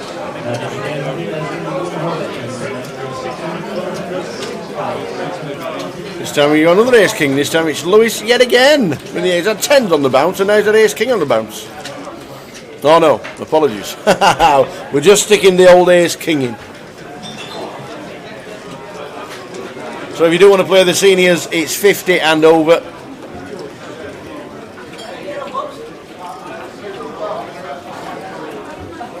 If you can make it, it's a great tournament. Usually gets around about 80 to 100 runners everywhere we go.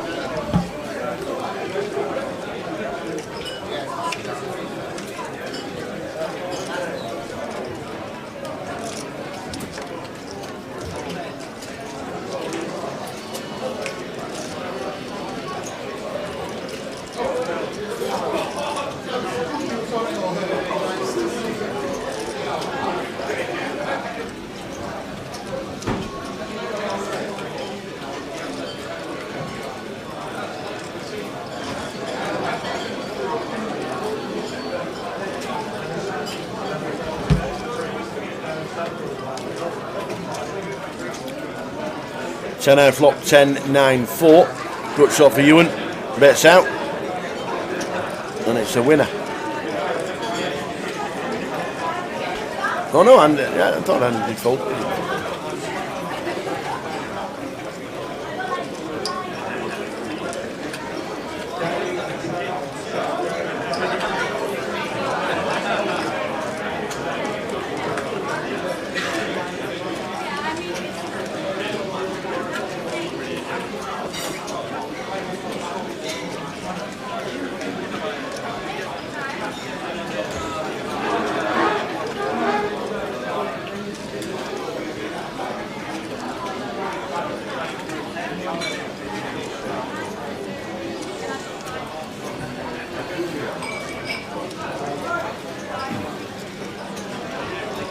Welcome one and all, 51025 live stream cash table.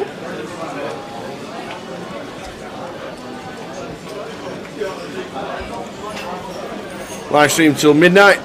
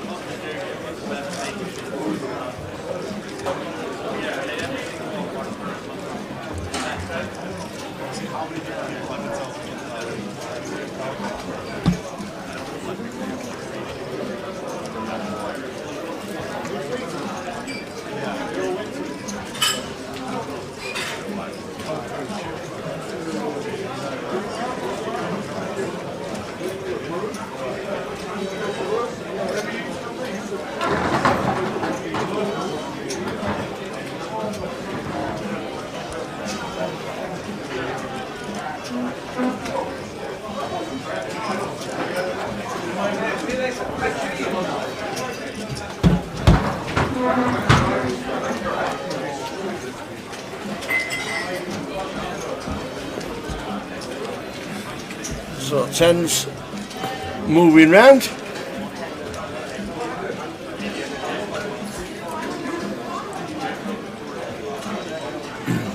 We have a flop. I don't know if the action tracker is struggling with the connection, but we do have a flop. 8-4-7. C9's not in the hand. So the problem that's been going on, Yeah.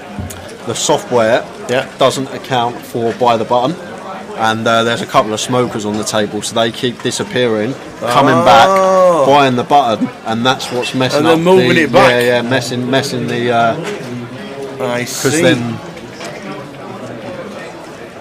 Oh, okay. Okay. That will do it then. Thanks for the information, young man.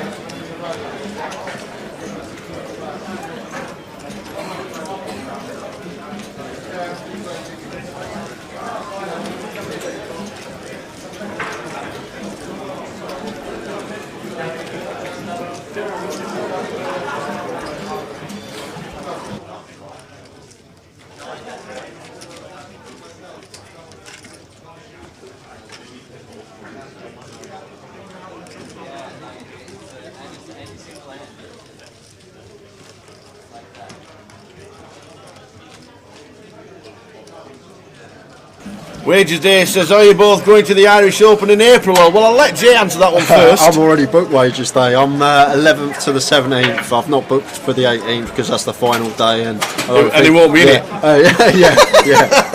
Yeah, exactly what Tower said.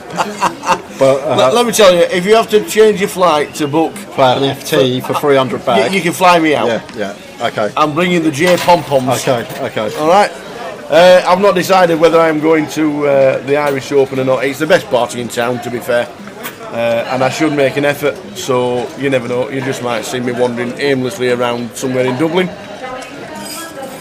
But Jay's already booked for the week, and he's also booked himself a hotel. He's sorted out his accommodation for the entire year. Only place. Let me I've only tell got you. Vegas to do now. That's the last So one. what have you done for London then? Have you booked the airport? No, London. Are you staying in the Ritz? Oh no, I saw, yeah, the No, Ritz. London. I'll probably just stay at mum and dad's because London's only 40-minute train for me, ain't it? So Oh, right, okay. yeah. London. I haven't booked London for that Right. reason because I never stay in London unless I'm working. I just travel train there and back. Right, okay. Yeah, the Battle on Malta, the first one has been announced at the same time. Unfortunately for us, we will be at the GUKPT Reading. Reading's back. Not a lot we can do about it, unfortunately.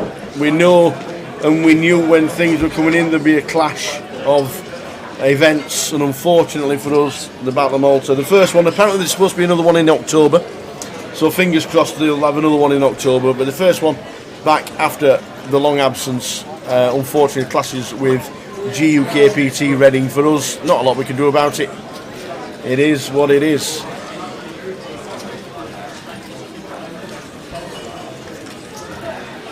It looks like Adam going to call once here with the sixes after flop checks through freeway, and Ewan turning the flush and just building the pot straight away. No need to check. The wrist bit getting checked behind. And 7 of clubs on the river. Yeah.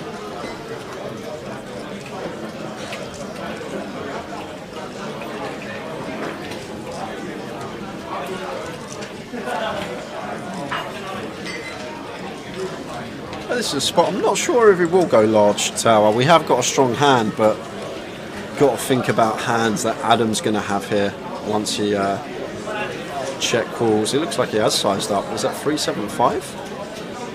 It is 375. So he's opted for like 80%, just north of. Maybe Adam can check a queen twice once his 10 rolls off on the turn. Trying to get paid by those type of holdings. Ewan had the goods.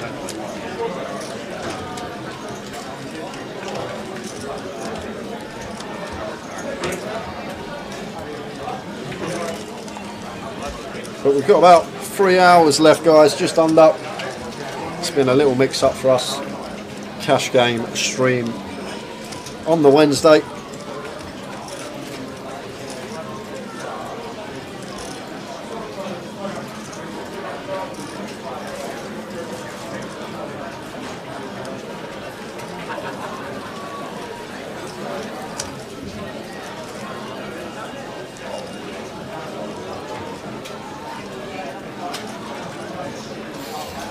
Five, 10, 25 live stream cash table till midnight, then we sign off and we're back tomorrow for the day 2 of the high roller. We're still heads up in the mini. We'll let you know what happens in the mini and give you a full, try and get a full result as well once it's been concluded. They're still playing heads up, and I think Balsy's got a bit back. I think Has he? Yeah. He's got more than that, has he? Yeah, he's still second in chips, but I think he's got a little bit back. And Andy doing this from the stream, I'm assuming. 7 deuce off. Oh yeah, I wonder if they're playing a pound game. They might be. Tower. Do you ever play it? Do you I ever used have a to, not in a while. I've played it before, going back a few years, but Yeah. it's been a while since I played the old 7 deuce game. What we play, Tower, is the flush game or the quads game. Well, you get quads, you win a hand. So if PLO, if you get dealt 6 Oh, cards. of course you'll play PLO a long time. Yeah. If you get dealt quads in your hand, your 6 card PLO hand, it's £200 from the table. If you get dealt a flush in your hand, 6 of the same suit, it's £500 each from the table. Oh, right, okay. So 4 bag potentially if you get dealt 6 of the same suit in your hand. Right. That's the fun one because it's good because when you're squeezing the last one and like you squeeze like 5 Everybody diamonds, knows. like you're like squeeze. Because a hand you'd usually always muck now. You've got to sweat to see if you can make some money with it.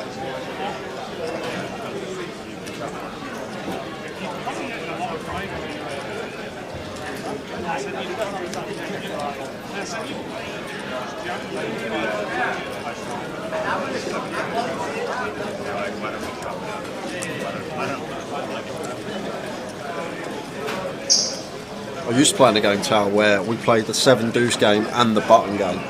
So you put a pony on the button every time it's your button, and then if you win a hand on your button, you get what's on the button. If not, it goes to the next person. They put a pony on the button. So that and the 7 deuce game, when that is in play, it is action. It's just action galore when those 2 games are running at once. Wow, that is brilliant.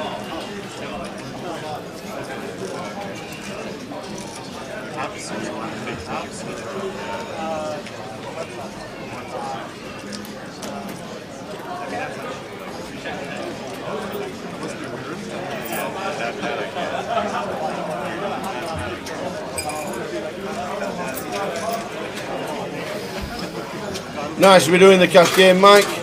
Just thank you for bringing the cash game stream. Well, Span's already going to be doing the. He'll be doing the button game now in the next pub game he goes to play at.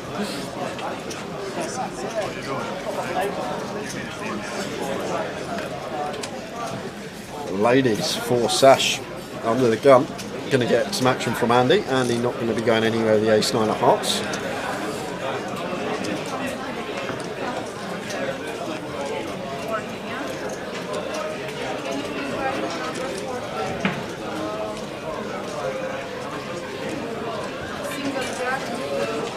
Ace King 5 flop. Flops gin here.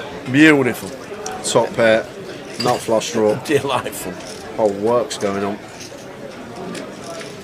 King of clubs on the turn. So now Sash just going to bet small and check back River Tower. That's what this is from Sash here. He's betting small to get himself a free showdown, assuming Andy's going to be playing in float. Andy's not playing in float. Well, he does bring the flush. Yeah, 6 of hearts.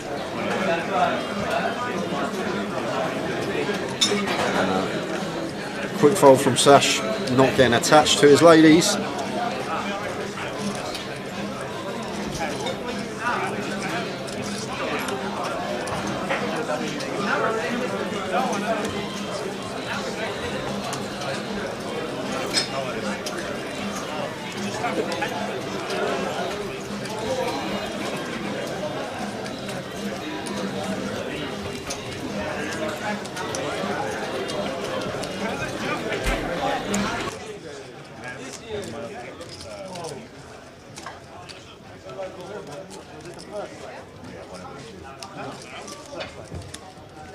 Oh yeah, we got free dinner. Oh yeah, that's why I'm here.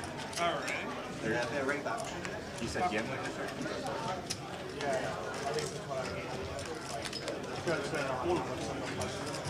No, I live in London, so I just KYC. Ace deuce suited for Ewan. So opening here. Raises to 75 and incoming free bet here from Alex with the kings. Raises to 250. Both players going to get out of the way this deep. Can't see Ewan folding this one. Can't see him folding this one. Cut versus button. Could potentially even 4-bet. I just think 200 big steep here. Suited ace. Be very surprised someone of Ewan's capabilities if he did let this one go. And there's the call.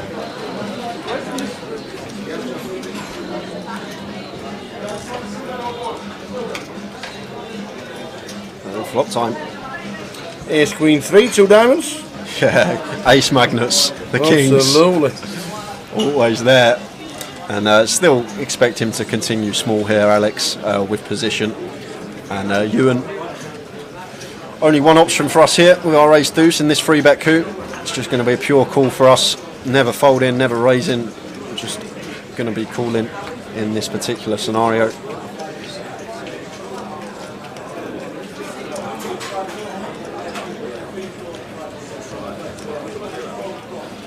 To the turn, which is the 10 of diamonds here. So this is an interesting card because we've got Alex here picking up nut flush draw and gut shot, but still should be a card that he checks here.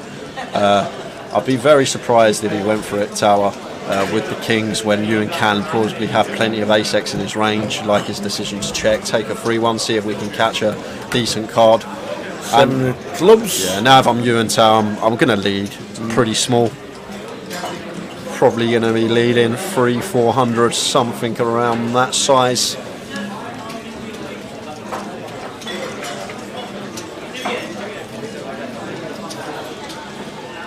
I'd like to. He might check, but I'd like to see him lead. Oh, he is going to check. He is going to check. Does he always check calling? Unless it's an extortionate sizing, I think yes. I guess Alex is going to have some ace king and ace jack that check back this turn. Those are the hands that we are worried about here as Ewan.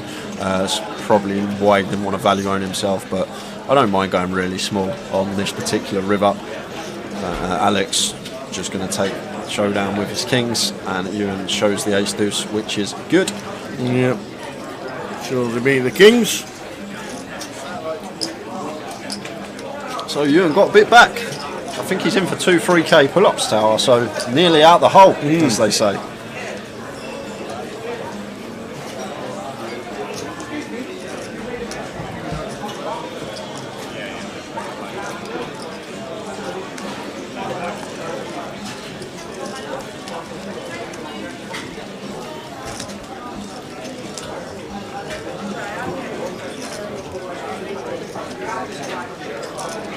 And he's not really moved since his 13k.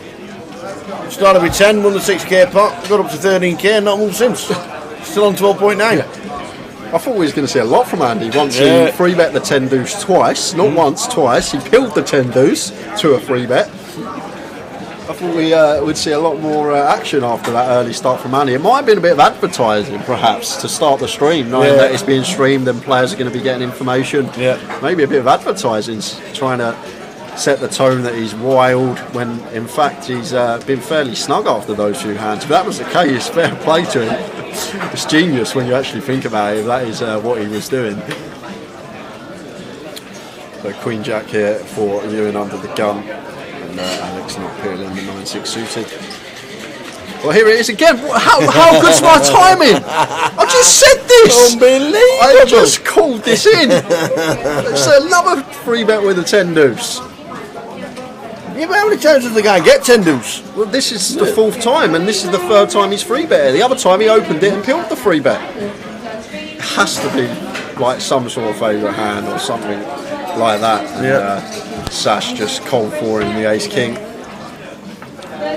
And that'll do it. And it will work. Span, this is the 3rd time he's free bet 10 deuce. This is the 3rd time. I've never seen him to get 10 deuce The so many timing times. couldn't have been any better. I was literally just speaking about this. It's crazy.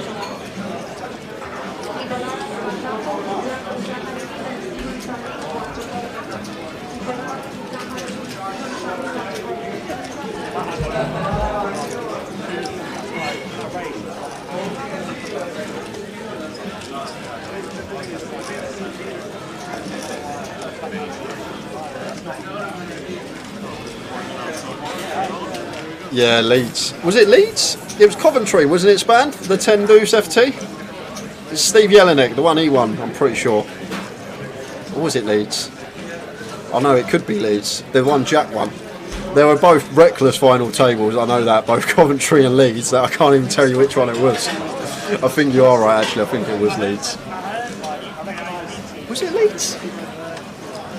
Was it Leeds?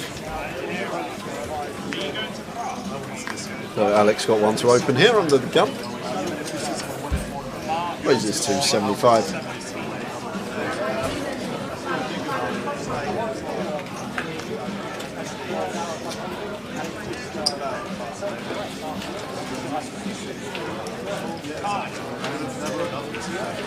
Any aces about? 3 or 4 times I've seen them as well. So you in mid-conversation looking down at the boots, puts his game face back on, and going to be bumping this one up tower.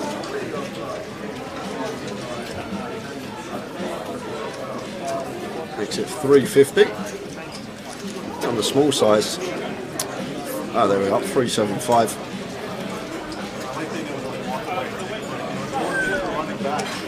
Guess he's trying to entice action from both opponents. Obviously, always want action with the boots.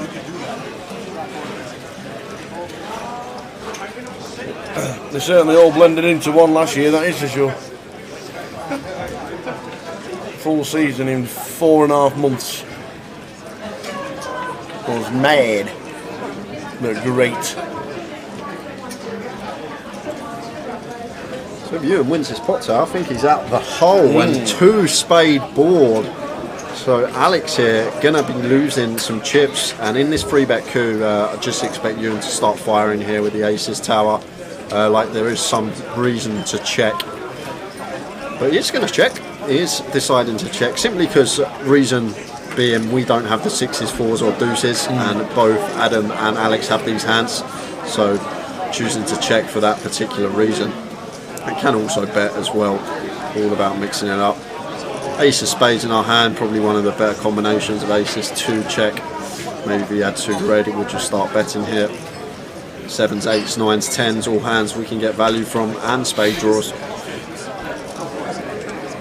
again, players are registered in our cash out stats line with finish on screen today. If that makes way to proceed. Your stats will be in place if you do not want to have a blind. I doubt he's checking to raise tower. I'm guessing if he's checking, he's just check calling versus Alex. That's what he's done. Yeah, just keep our range wide. No need to set off any alarm bells. King of diamonds on the turn. And if I'm Alex here, I'm going to take a free card with our queen 10. Ewan will float some ace king with a spade in it, some king x of spades potentially. I like the check, and now we've just got a river bet here as Ewan. Half the bet. Yeah. This is where he probably checks, but half the bet. If he checks it, I'll be shocked.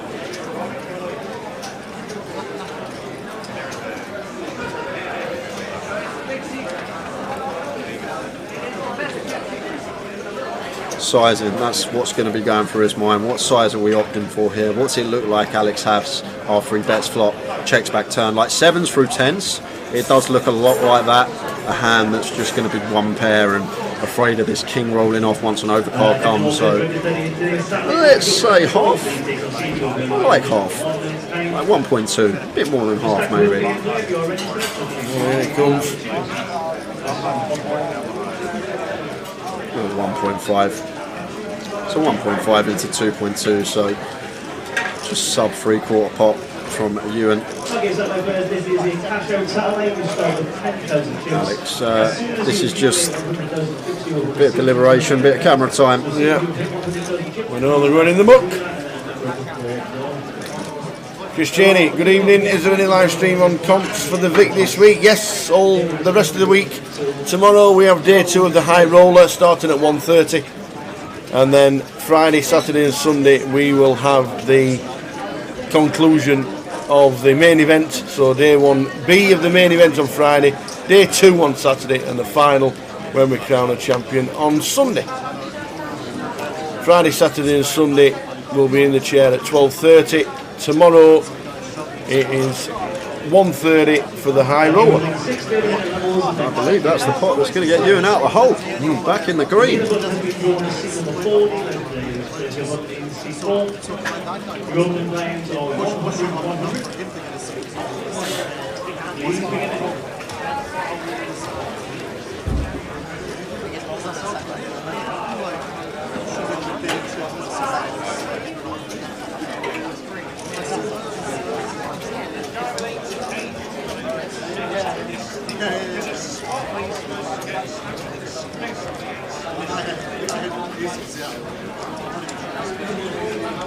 Dealers and players in the stats flying at the new levels, 100, bid by 100, bid by 90, 100, that's 100, 100, 100 in the stats line.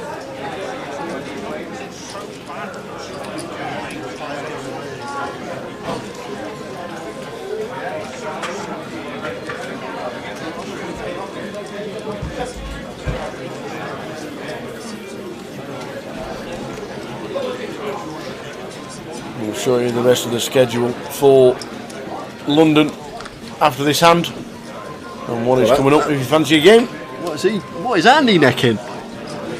Straight in. Oh, what a neat JD. Oh, what's the JD? Well, then in one. So 8-5 of hearts chooses to limp under the gun, and Alex in the straddle here, going to be bumping this one up.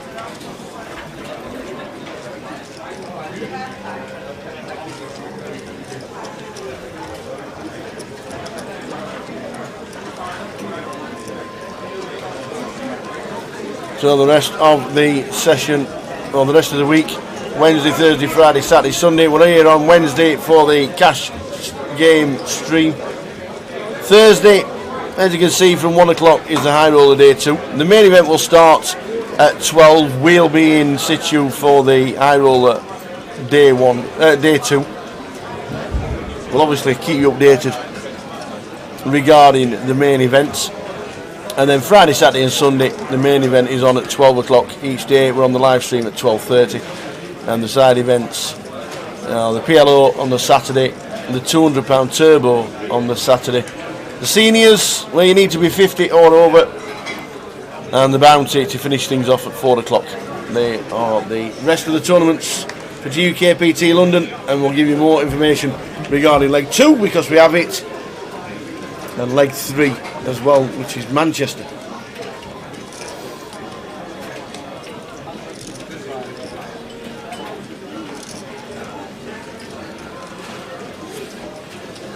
So after a bit of limping going on, Alex bumps it up with the ace-9 suited and going to get called in 2 spots. Andy with the 5s, Ewan with the king-queen.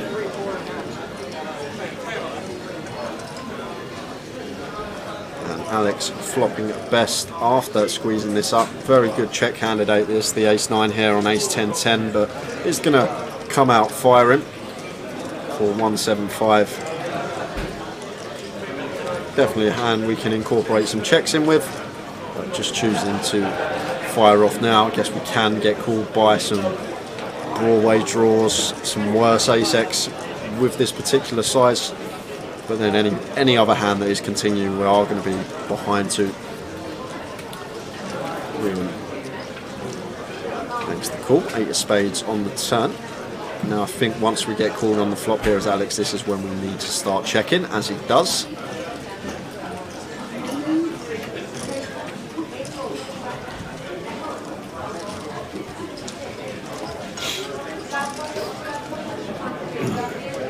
Just had the word that Bounty's finished second, so we'll try and get you the full results very shortly. We'll try and bring it to you, the full final table 9 and the payouts.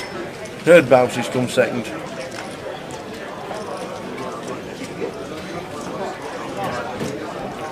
And we'll find out who's won it, and 45,000 I do believe up top.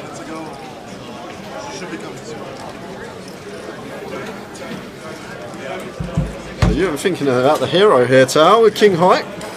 Thinking about heroing this one off. Lets it go, and pleased to know that he's made the correct fold.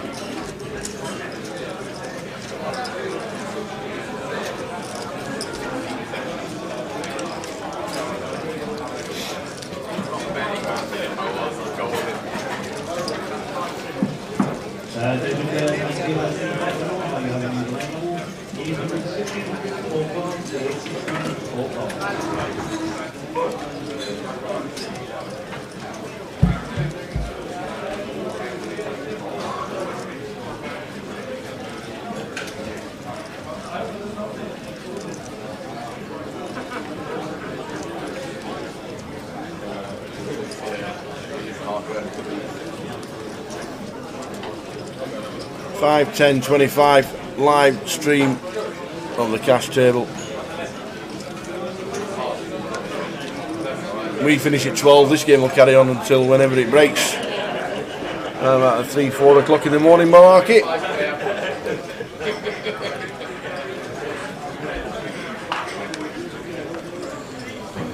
Potential 3-bet in hand for you in here. King 9 suited, definitely one we can incorporate into the 3-bet range as a bluff. Flat in fine as well. So just happy to pill here on the button with position, and that's going to bring Alex in small with the ace-4 off. The loose one from Alex. Seen already he likes to get involved.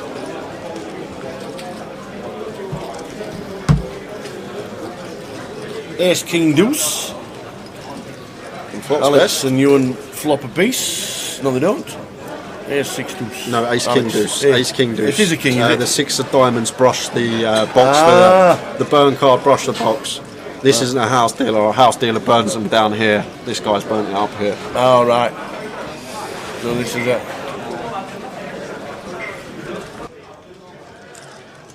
Yeah, the dealer. We have house dealers for the cash. Unfortunately, he's just brushed the 69 and done it again.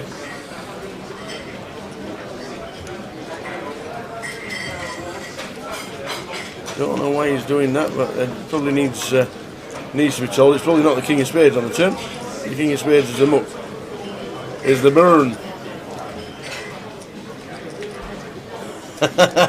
Andy's vision's like the flop cam after that whiskey. We will sort out the flop cam. We'll give it a good clean and a wash and a spit and polish.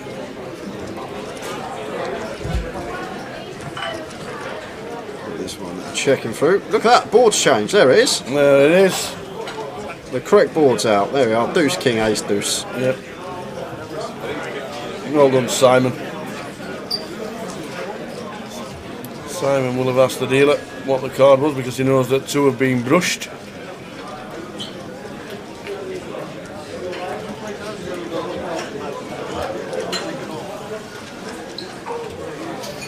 Alex going for value here with the ace-4 after turn checks through.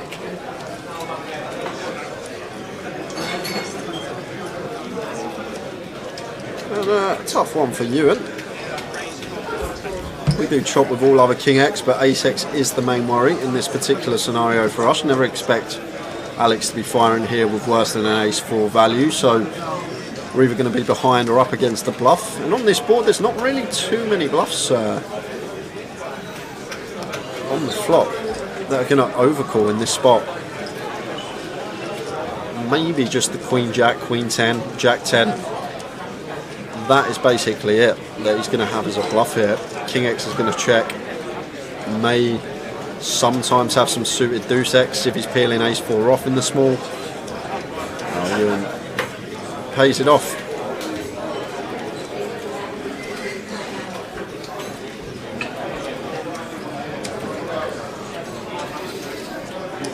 Mr. Adam Wilkinson's in the building, made it down to London. He fell asleep on the train, he was supposed to be going home. Ended up in Houston.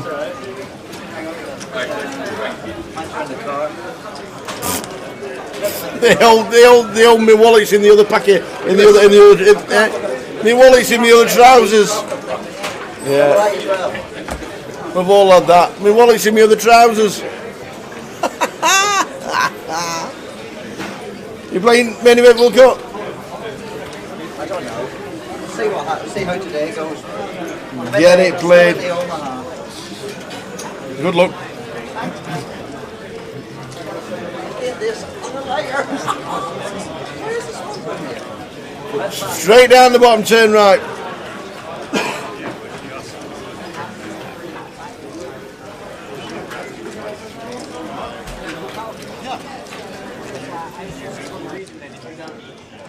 Come straight to your head, then it's not very tricky. Yeah. Kind of course. And this ball, double Jameson. I can't think of why he would only play there. I thought because he wasn't. No. He didn't get that in that way. But he was in that game. He was in that game where who was it? It was Schwan. 2 doubles. Yeah, with Schwan and Katie.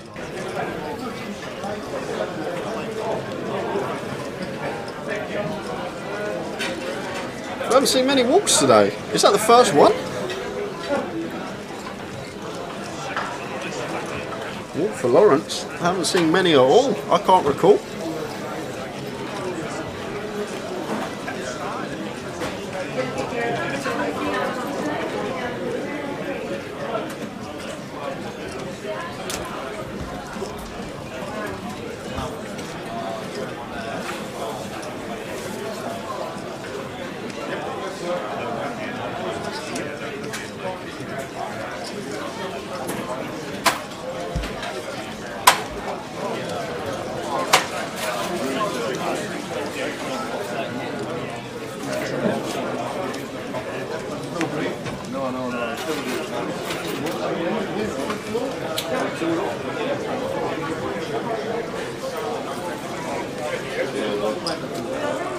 That can't be right. I don't think Sash is folding ace jack under the gun, so maybe little graphic error there. It might have opened. It has opened. 75. And Andy with the ace 10 going to call in the small.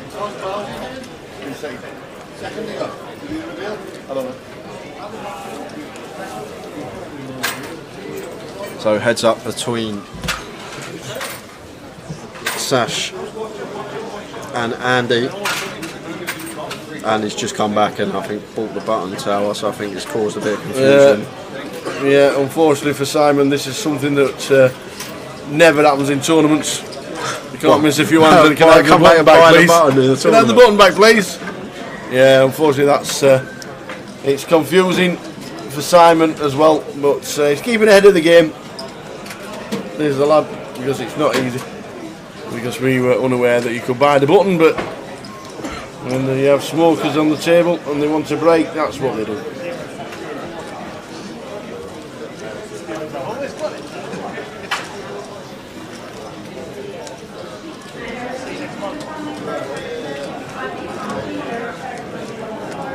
Sash wins it with the ace jack.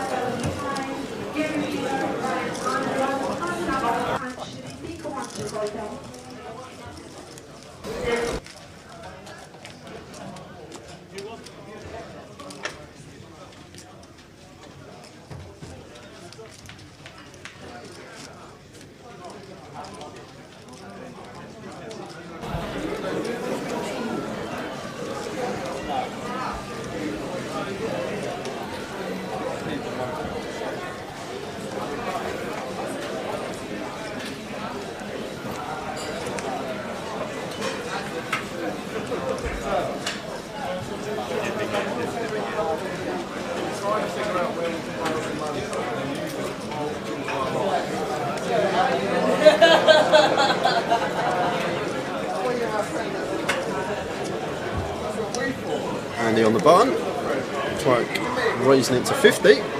Little min click, haven't seen much of that today. It is going to get the job done. Raise and take for Andy. Saw him win that big pot versus Ewan early on after backdooring a flush.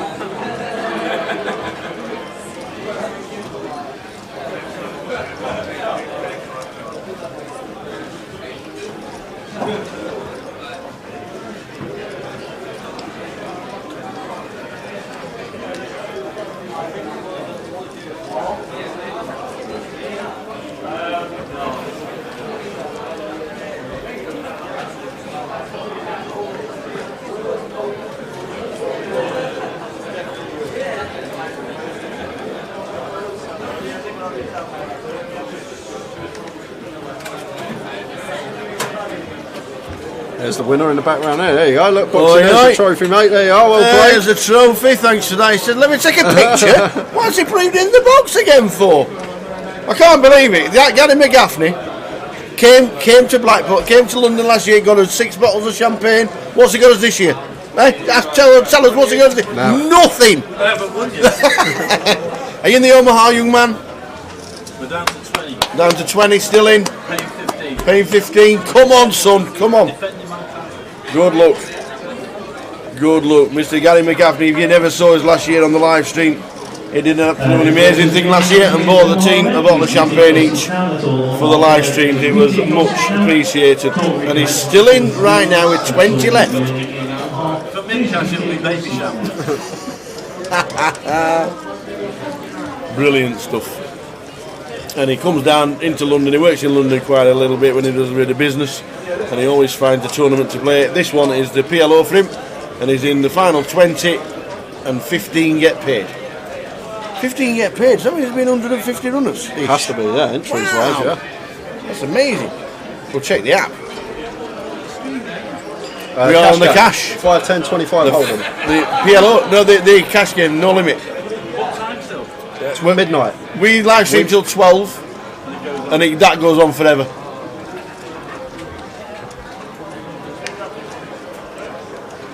So the PLO, indeed, 145 runners for the PLO.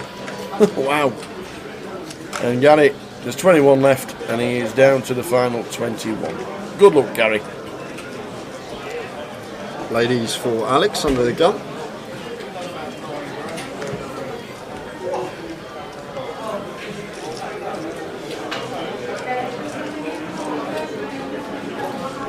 Ewan in the straddle.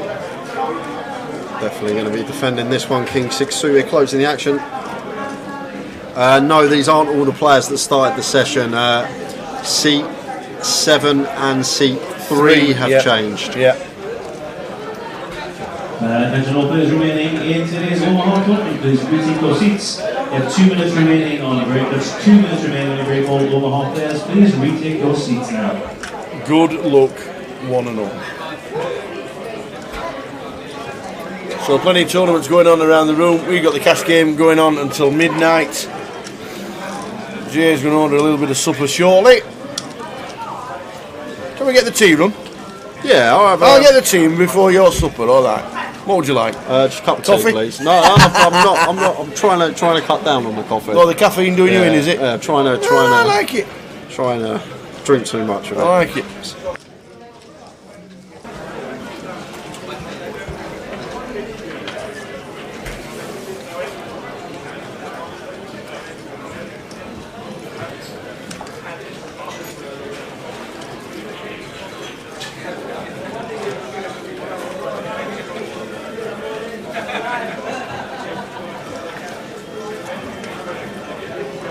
Thanks, man. No worries.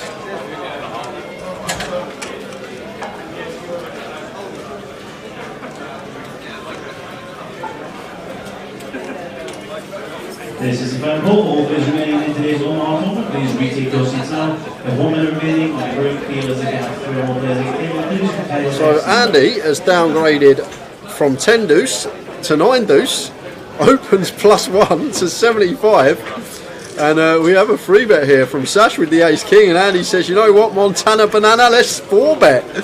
Let's put in some 4-betting chips here with the 9 deuce. Why not? 4-bets to 750. I just love to see it. This is Grosvenor Poker's biggest raker on the cash games. This man rakes the most money. And Sash with the ace king, obviously not folding, going to make the call in position. And I just want to get a brick board here, guys. No ace, no king. I just want to see what happens. Oh, Montana banana frops out in front. 9-7-6. Andy flopping best here. Checks it over to Sash here. Still got to be wary of Sash's range though, as Andy, after he does PLR 4-bet, going to have lots of good hands in there. 3 of clubs on the turn. And once more Andy checks it over to Sash. Sash checks behind. And 10 of clubs on the river.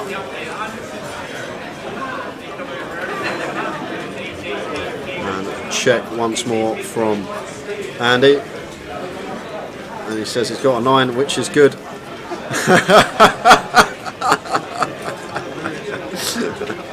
And Sash takes it great. He's laughing his head off. That was not the hand he was expecting to see. Those double Jamesons are working, says Cockney. Oh, needed something to spice it up, didn't we? We needed a little something. Andy entertaining us. Seen him go wild with a 10 deuce a couple of times, and now the 9 deuce has got involved.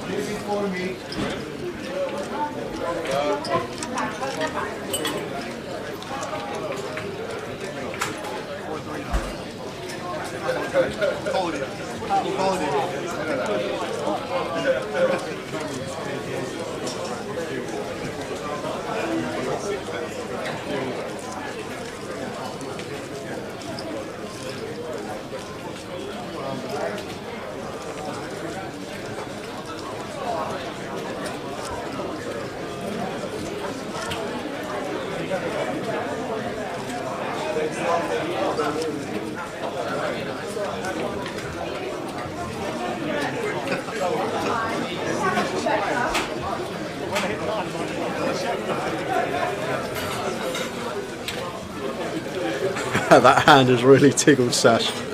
He's still laughing away. Stick that one in the solver. Lewis, pocket 8s, raises in the hijack to 75.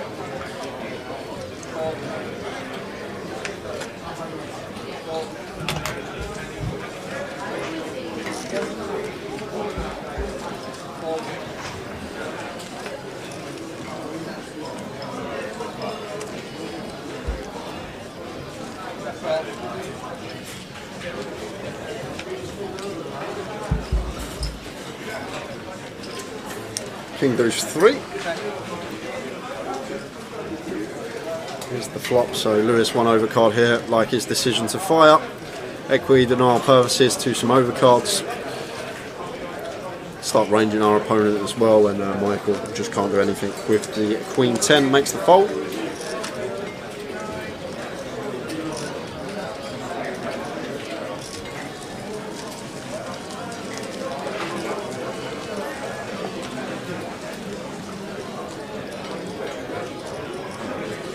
If I see someone's opening 9 deuce crafty, I'm certainly going to incorporate more free bets in versus their open. It's as simple as that. If I see someone start opening those trash hands, like I'm going to start free betting my king queen, my king jack, my ace 10, all these type of holdings, 7s, 8s, 9s, so much more frequently than a flat for that reason if they're opening as wide as 9 deuce.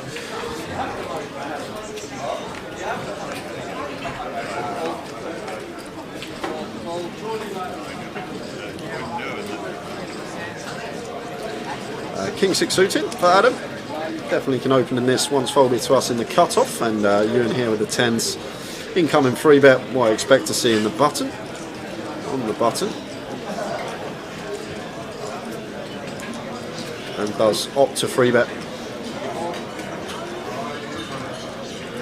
And Michael here with the pocket 8s. Sub 100 bigs for Michael, so not gonna call and see a flop. Action back on Adam. He's been very unorthodox this cash game, so I was going to say wouldn't be surprised to see him call, but does make the call, closing the action.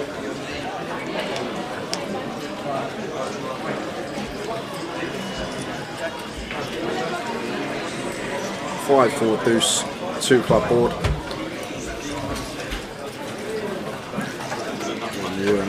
Going to be firing here. 5s, 4s, deuces. Are the worry, they're definitely going to be in the range of Adam. Ace 3 suited in there as well. 5s, 4, 3, 7, 5. And Adam flopping gut shot here.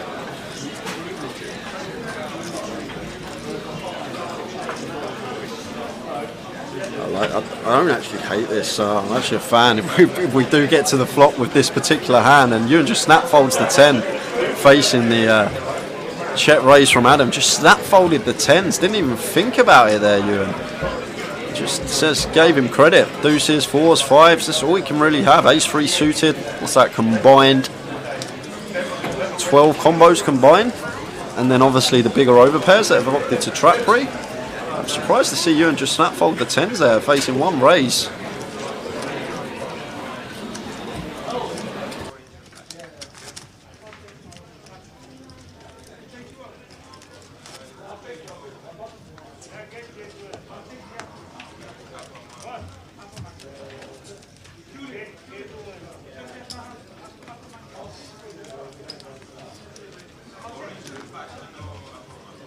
Hold. Hold.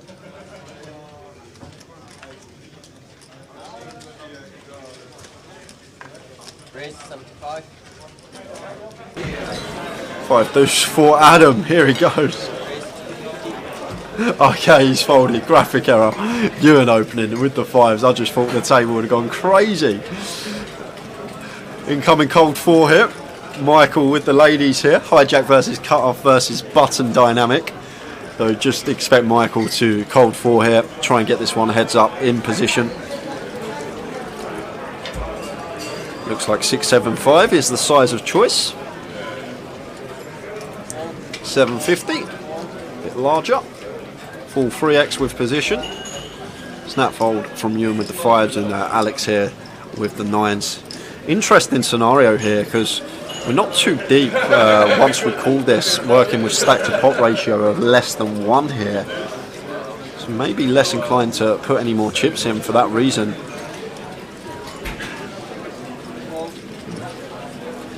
That makes a good laydown with the 9s. Good fold from Alex there. To be fair, Michael's been fairly tight. He's played pretty snug, fairly solid.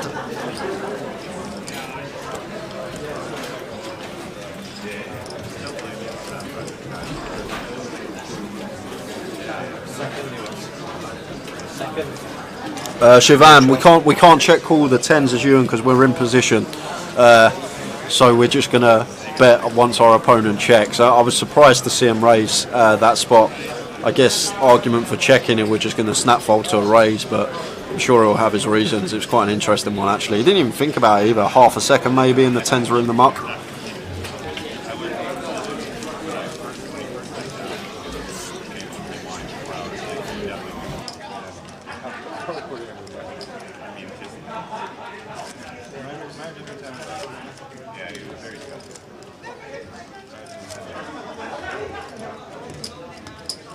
I did like the one dealer that was trying to stop him. I actually said to her before as soon as she sat down, she's one of the worst dealers. I mean, it's ridiculous. That was a big game.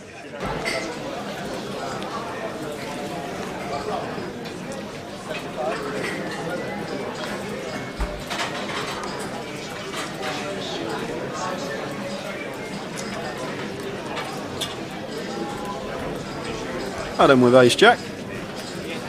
Raises to 75 as he should under the gun, and Alex here with a 10-9 suited. 3-bet into a 250. Like it a lot. Really nice hand to 3-bet the 10-9 suited. One of my favourites. That's not value, especially with position as well. It's just got such great playability. It'll flop plenty of draws. And there is one of those draws on King 7, 5, 2 hearts, flopping flush draw here. There should be firing here on this King Eye board, which is good for our range. So want to come in with a bet, as he does. Fires for 300 into 540, 60%. And Adam here with the ace jack and his backdoor hearts, not going to get sticky out of position. Lets it go. What kind of T-boy am I? Never got myself a drink. Clown.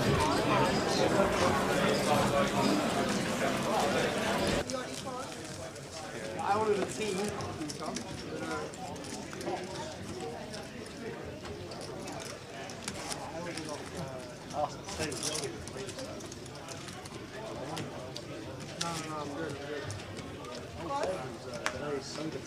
I should also never let him take his hand back out of the muck. But I just thought I was doing everybody a favor. It's pretty, it's pretty. It was a weird situation. Yeah, calls and then use 2 Jamesons, but the lady said, you have 3. Can I get 1 white sugar?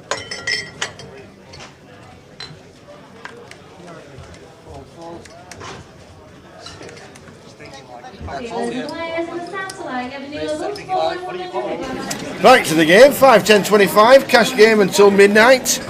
The live stream is on. Yeah, incoming 3-bet from Lawrence. After the open from Michael in the hijack with a Queen 9 suited. And Sash out of the way. And Adam here, ace 10 of spades in the straddle. Interesting spot for him. I wouldn't mind even cold 4 in this one, Tower. I really wouldn't mind it at all. If he can find it, it would be great to see. But I really wouldn't mind seeing a cold 4 in this spot at all. But he's going to opt for the cold call. The thing with a cold call, a lot of the time, we're there going to be going 3-way out of position, splitting our equity 3 ways. But we're not in this situation. Wow, Michael getting that price. Queen 9 suited, closing the action. Didn't fancy it. Sees a flop of 8, 9, 3.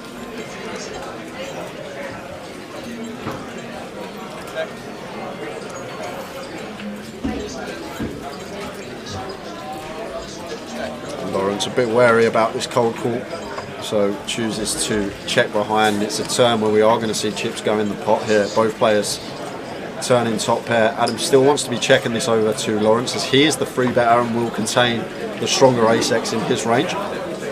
We've got a pure check call here as Adam. Nothing else we can do, just going to be check call in this spot once Lauren does fire. What sizing is Lawrence going to opt for? Still there, on average tip, but 93, so okay. Up there from Wendy Wolf, she's still in. The high roller.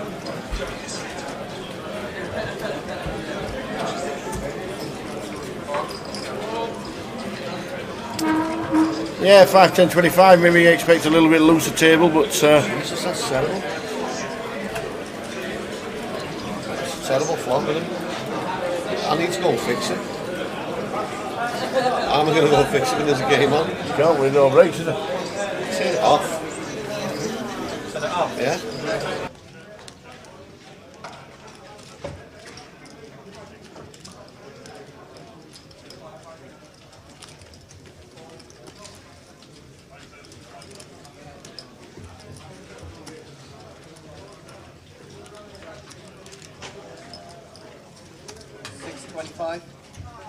So the ace hits the turn, brings us a bit of action.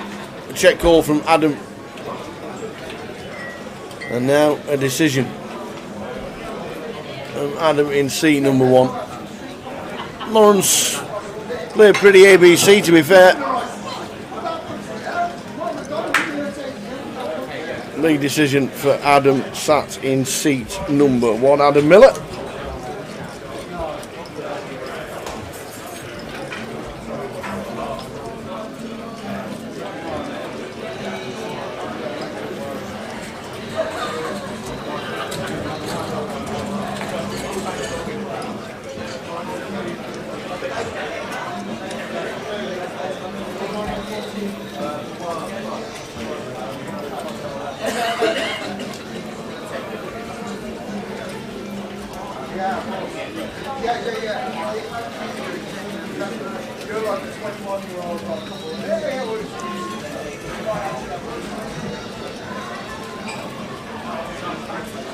And it's a good fold.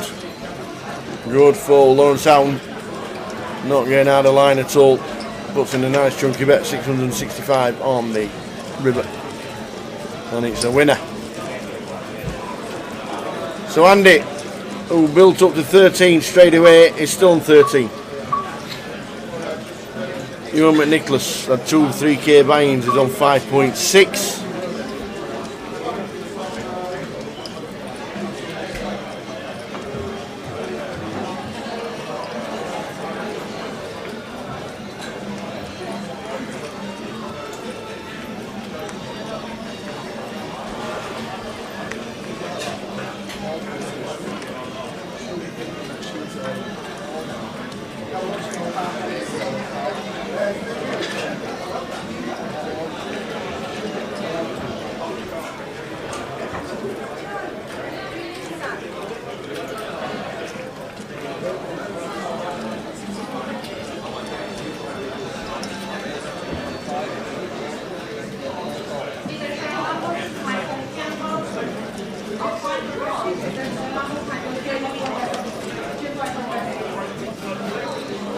So King Deuce for Andy in seat number 6. He's been pretty quiet for a while. He likes to 3-bet the 10 deuce, but he is now flopped top and bottom. Adam Miller bets out, is it 150? 250.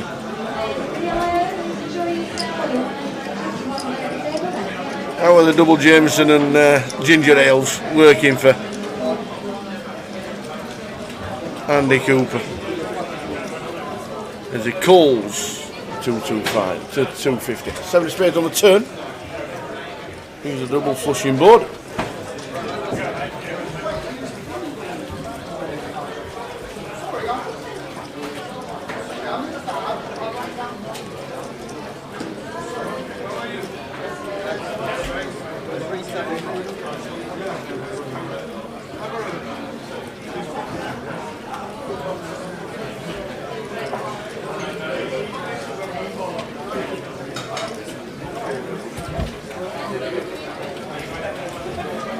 The min main was 2,000. Andy Cooper pulls up 10. 2 or 3 of the guys pulled up 5. And he makes a call 375 on the turn. River fills up for the King Deuce. It also brings a backdoor flush.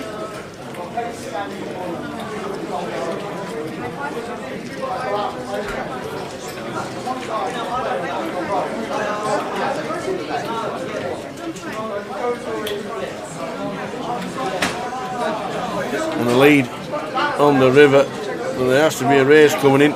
Adam bets 500 in a 2.2.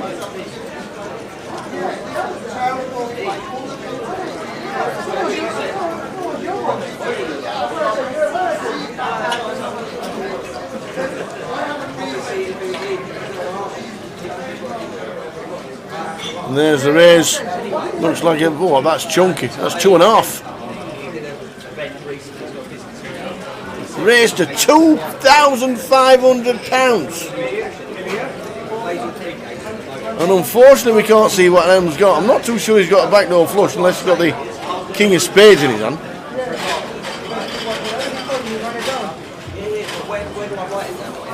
That's what I was coming down to ask you. We're in downtown.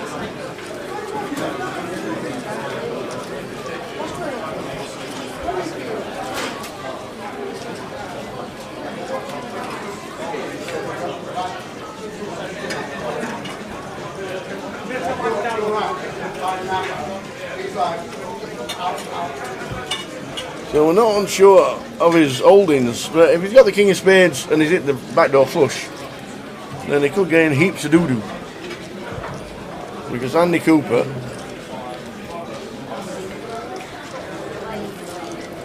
who bet called on the bet called pre, and that's a fold from Adam in seat number 1, and the King Deuce, a rare smile from Andy. Big raise. I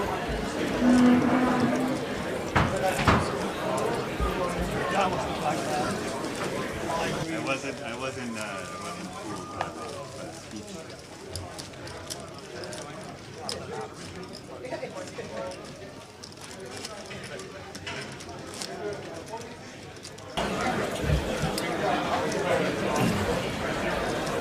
It's uncapped buy-in. Some players ball in for 2k, some players ball in for 5. Andy whopped out the 10 bag on the table, just pulled up 10k as you do. Have some of that.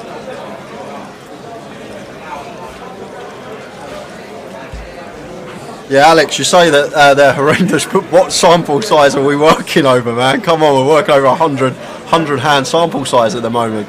You can't really say that VPIP's too low or high of a player if this sample size is so small. It's a tiny sample. Like someone's VPIP may seem too tight, might be a really aggressive player, but they've just been super card dead. It's just way too sample size to start talking about VPIPs, how often they're playing hands.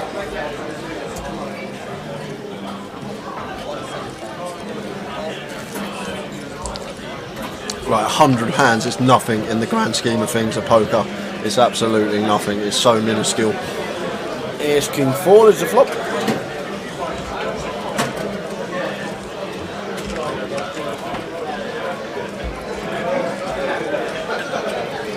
Here's what's coming up for the rest of the week. Wednesday, Thursday, Friday, Saturday and Sunday. Thursday, Friday, Saturday, Sunday. Main event starts at 12. We're on there at 1:30 for the high roller day 2. There's a satellite later on at night. Friday is main event day. Flight B and Flight C. We'll be here at 12:30. Saturday at 12:30 start for the live stream. The PLO's on at 4 and the £200 turbo's on at 7. And then Sunday with the seniors and the bounty. And the main event day 3, trying to crown the champion of the first event of 2022 and season lots. Whatever it is. Whatever it is. We started a long time ago. But yeah, the GUKPT is now back. We've got news on Coventry's leg. We've got news on Manchester's. And we might even have news on Goliath. over the weekend. Like it. But there are plenty of talking points regarding Goliath, Coventry and Manchester because the schedules will be out. Back to the action because we're going to see Michael squeeze here with the ace king, or at least we should do. 350 from him. And Sash, king, jack of spades with position on the free better. I am not folding this one. That is for sure. There's the call. And Adam has been very unpredictable. So not sure what he's going to get up to here with a 9-7 off. Probably all three options are open with this man. But he is going to come along. Putting on the old loose shoes, happy to take a flop with the button.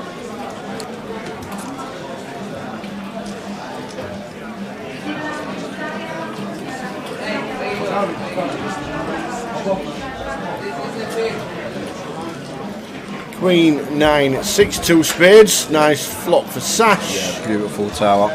Really, really nice for us. Michael's got the ring draws. Adam's got middle pair. So expect Sash to just start firing now with his king jack of spades. Yes, we have Adam to worry about on the button behind us, but I think Sash will be aware. Adam's been very unorthodox. He's been playing a lot of hands in spots where maybe he should have folded.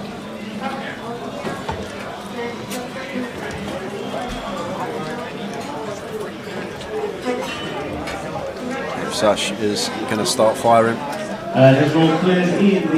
Chooses 350 into 1050, so opting for third exactly.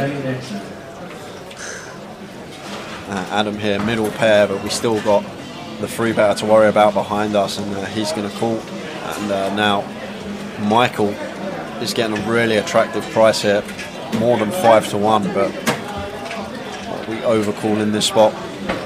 I don't think we are. We have the ace of spades, yes.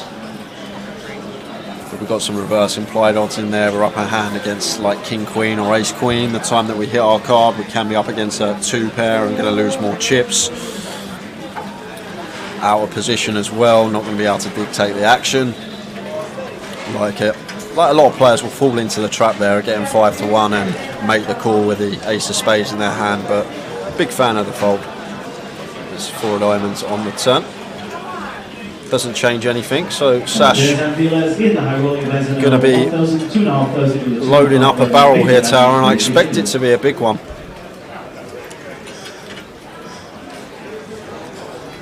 Like really start putting those 1 pair hands of Adam in the cage. I'd really like to see a big size here from Sash on the turn. Well, he's opted for a bag, so 60%-ish. There's the biscuit. Yeah, it's going to work. Adam not going to call twice here with a 9-7. And really nice there from Sash. Gets it done with king height. Just understanding this is a really good hand for us to double barrel, even though we are just sitting there with the king height.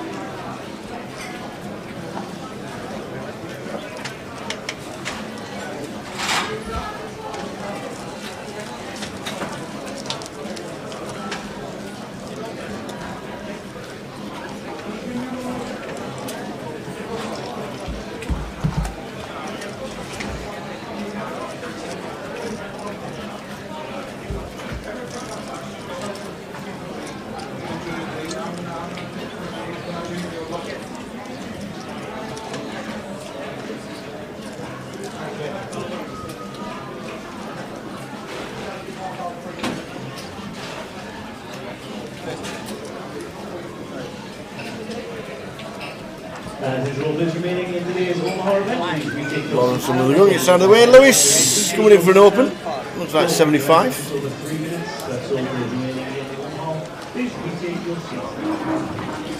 Yeah, Adam happy to peel this one in the car, but going to actually free bet to 225, and that gets Ewan to fold the queen jack of hearts on the button. And actually going to be folded back round to Lewis here. Well, Andy, he's been wild so far. Oh, I thought he was going to do it, Tower. I thought he was going to do it. You thought the Jamesons were working, is that what you're thinking? You weren't here, was you? You missed it. He 4-bet the 9 deuce off. It come 9 high and he won a big pot against ace king of Sash. And you should have seen the face of Sash when he span over the 9 deuce. He 4-bet 9 deuce. He downgraded from the 10 deuce. Does Ewan normally play these cash stakes? Says Rob Adams. Apparently so. Apparently he's a big cash player.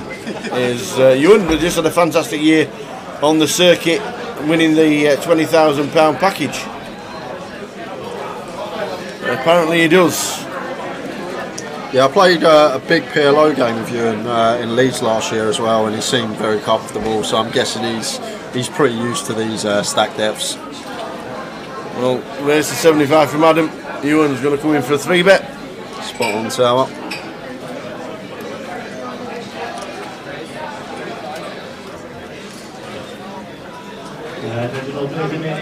It's a 2-2. Oh my days! Alex wakes up with the ladies. Ladies in the button.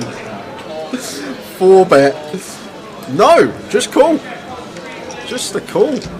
Interesting. Yeah, I was expecting to see a 4-bet there from Alex, and the dynamic between Ewan and Alex has been set the last hour or so. So I'm always going to be 4-betting for that reason. They've been clashing a bit, Ewan and Alex, and because that dynamic's there, I think it just gives us even more reason to be 4-betting this spot.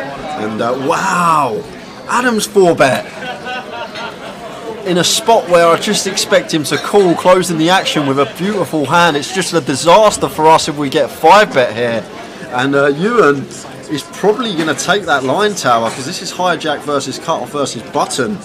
I'm probably going to make it round the bag, Tower. Probably like 1.1. Don't have to go too big. No, he makes a call. Now he changes the dynamics for Alex. So Ewan's just flatted the 4-bet, and Alex, after flattening the 3-bet with the queens, now what's he doing? This is the ball remaining in today's Omaha flight. Take those 6 now. The 1 minute remaining on the first field as if you have to turn off the next now. Incoming biscuits. Yeah, I think we have to, Tower, because we're under-repped. But obviously aces and kings are the worry, and we are deep, very deep with Ewan. We're 200 bigs deep with Ewan.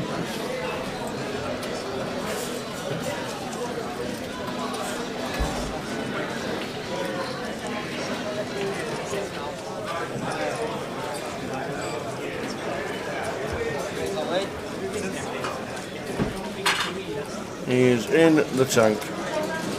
Has he moved all in? Has he said all? Has he announced the lot? He has. He has. The lot has gone in. He announces, I am all in, baby. So the ladies stick it in. And Adam has started an absolute ruckus here. Why did we not just flatted the Jack 10? What have we caused here? We're causing carnage. Now Adam's going to get out of the way, and Ewan with the ace king is going to hate his life here. But the problem is there was no original 4-bet. Is Ewan going to make the assumption that Alex is going to always 4-bet kings or aces after the dynamic that these two have set up over the last hour or so? I'm not sure what Adam's tanking about here. This is just a bit of unnecessary tanking going on from Adam.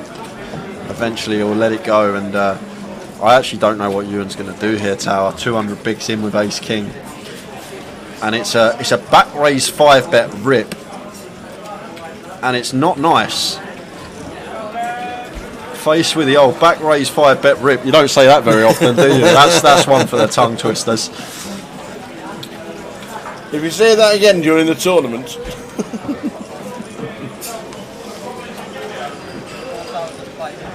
So Ewan just clarifying the amount.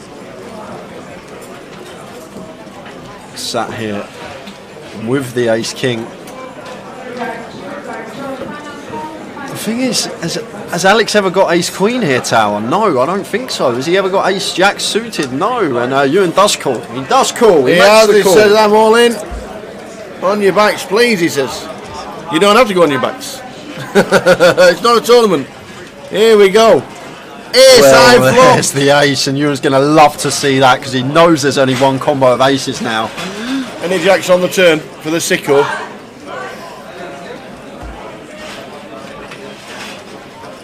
Oh, he has turned it over. He's turned over the ace king, and they've decided to turn it over. Oh, on the turn. On the turn. And it's not. 6 of Ewan spades. Nicholas just wins a huge pot. 10 bag pot goes the way of Ewan. That C1 Adam Miller started. Didn't end it. But Ewan McNicholas has just got over to just south of £11,000 with a monster hand. And all the action started with the Jack 10 in C1.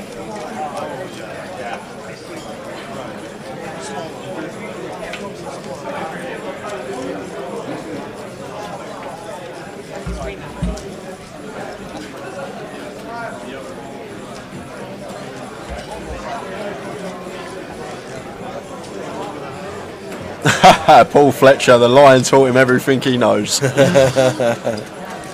Well, carry on like that, be able to buy the line.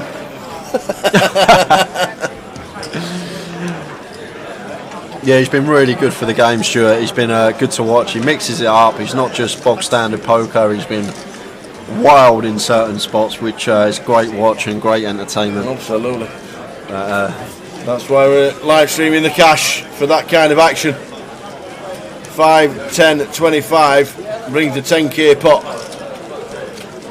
Just the 400 bigs in the middle, pre the classic Ace King versus Queens.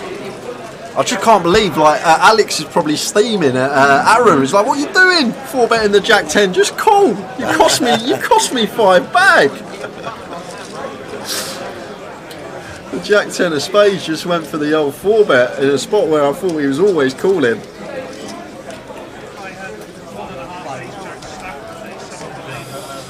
And it's caused absolute carnage, and the beneficiary, Ewan McNicholas. Yeah.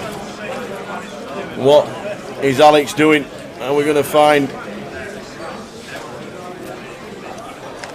the hand going in the pocket and reloading, or will we get another player on the table? Just on the online banking, shipping some over to the account that he's got his debit card for, and I'm sure he'll be back. Absolutely. He was shocking at bottle snatching, says Paul Fletcher. Yeah, but now he's part of the Fruit Shoot 4. That is good. Fruit Shoot 4. Need a man.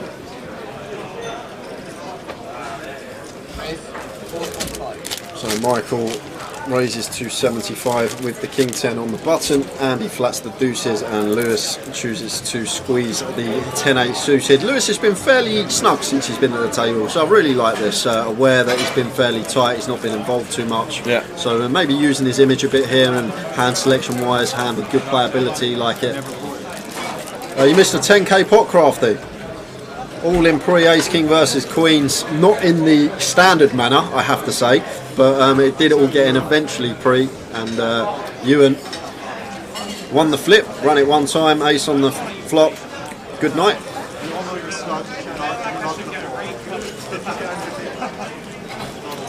So it looks like we've lost Alex. He has stood up and left, not put a chip on the table to save it. We've got about an hour and a half left of the day on stream, guys. And then that will be us for the first day of live streaming coverage for the festival. We are here all the way through till Sunday for the main event and High Roller tomorrow.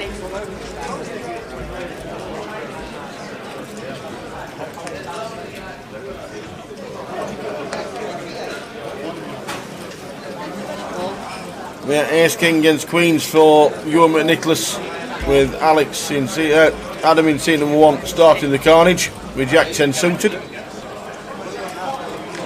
And now the ladies have moved round to Andy Cooper in seat number 6.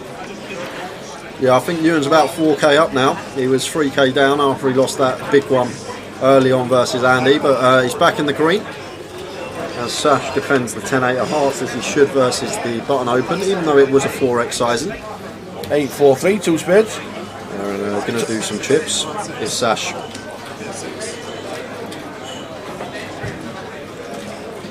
And, expect to see Andy continue here, and Sash should call.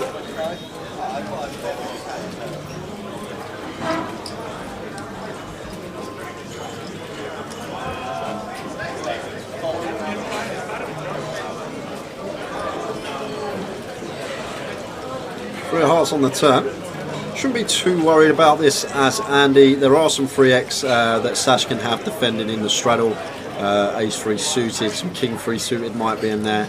Maybe some 3-5 suited if he's feeling a bit loose.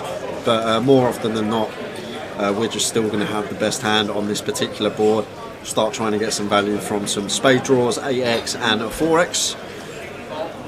And that's exactly what we're going to do. Fires for 350. Sash making the call. And a Jack of Hearts on the river. And Sash checks it over to Andy, who should come in for value tower. Should be, don't really want to go too large in this spot. Jack shouldn't ever be in Sash's range unless it's Jack 8 specifically. So, or Jack X of spades actually, that can be there. So I'd probably choose a size here to target an 8, something like 600-700, but he's gone for the biscuit. Bet of 1k into 1.2, so just sub 90%. Now Sash in a tricky spot here with his 10-8 facing this final barrel. Already seen that Andy's capable once he showed down the 9 deuce versus him in a 4-bet pot, so that hand may be in the back of his mind, knowing that Andy is more than capable of taking moves, making moves. It looks like he's not on the Jamesons anymore, Tower. It looks like he's got the old. Is that? He can't be necking that. No, I'm not having it. It must be on the squash. Is that just straight Red Bull? It looked like something like that. He'll be looking to sober up. But Sash, really tough decision this one here, rightly so. Spades, brick out. We know that Andy's capable of just having an airbill, but really good river fold there from Sash. It's really good from him, flopping top pair and not paying it off on the river. I think we want to go smaller there though as Andy, just for the reasons that I mentioned. Maybe size down a bit, just specifically targeting an 8. Spade draws are going to fold anyway, so choose that smaller size to try and get the hero from the 8x. I think everybody's decided it's a bit of dinner time around the room. And around the table, they've all ordered at the same time. Same as Tower. But as you know, recommended the pork belly, ribs or something. But as you know, there's no breaks in cash games, so the 5, 10, 25 will continue. The guys will just be eating around the table. Live stream for another hour and a half. Yep. Finish at 12, and then back tomorrow for more of the same. We've got some high roller action tomorrow from 1:30 in the club. Day 2 of the high roller.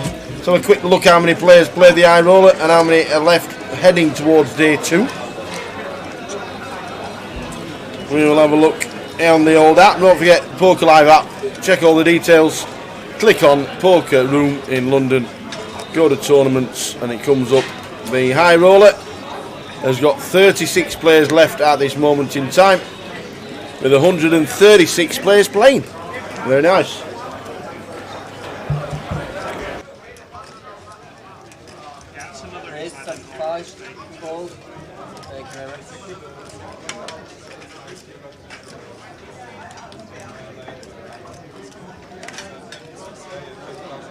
Dealers and players in the satellite. New levels, small blind 100, big blind 200, big blind active 200. That's dealers in satellite. 100, 200, 200.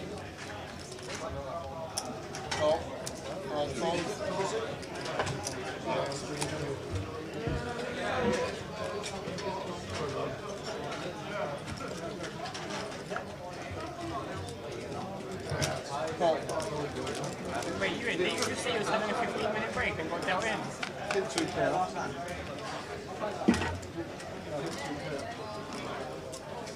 Check. Check.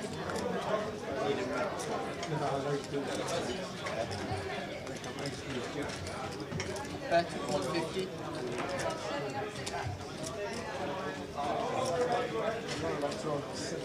Fold. Fold. Fold. So Jacks for you, and Andy has got the ace queen on an ace queen 5 flop. A bet of £150 Lawrence calls with the ace deuce. And if this is a deuce on the river, because Lawrence ain't folding this turn, but if it's a deuce on the river, it could be carnage. Oh, it is! Oh, it is! He's shouted the 2 of spades straight in. This could be A lot of trouble for Lawrence Houghton. Yes, the straighting board's there, but is it the river? Any fours in play? Can he potentially have ace 4? No, queen 4, pocket 4s maybe.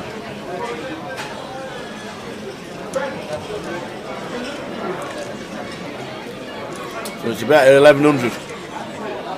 Do you have it? He said, have you got it? Meaning the 4. Do you have it? What he doesn't realise is that he's always had it because he got the ace queen on an ace queen 5 flop. He does call, chucks in one of the biscuits to see 2 pair against 2 pair. Unlucky Lawrence. Bit of a cooler when the river hits.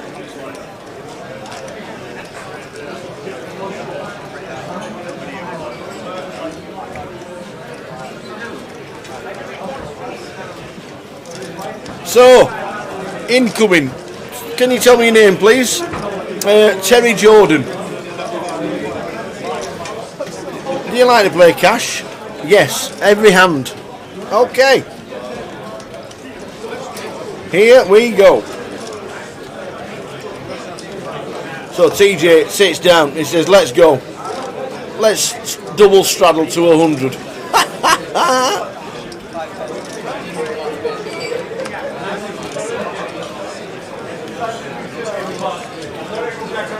Only allowed that single straddle 10, 5, 10, 25.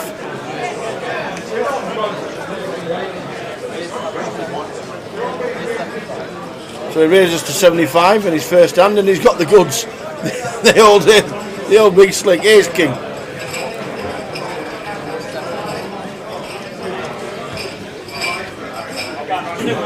Andy Cooper says no thanks. We'll see what he's doing with his first hand. Lawrence down to 2.2. Makes it a 2er. They're all in. Terry Johnson have some of that for 1,500.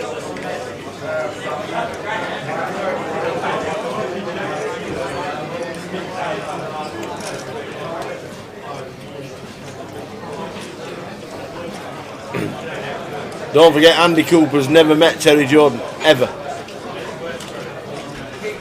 This is Andy Cooper's first venture into any part of any GUKPT in seat number 6. So it's a full king queen against Terry. He wouldn't know who Terry Jordan is.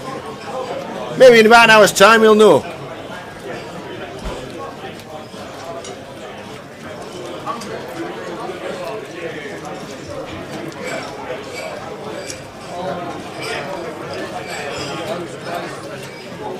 He says call. Lawrence says call. Ace king. Terry's turned his cards over. Lawrence hasn't, so doesn't need to. Flops out because we know he's got ace 9. Any 9, any 10 for Lawrence. And it's not. We're going to have a straight double for Terry Jordan to 3,000. Lawrence is moving down to 700.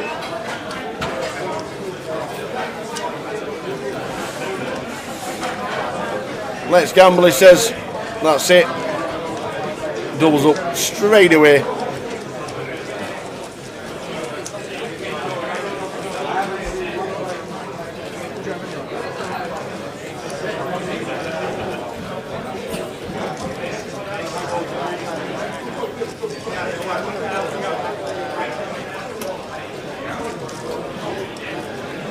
So the blind is 5, 10, 25. Terry Jordan sits down first and ace king doubles up. Terry Jordan could have had any 2, as we know.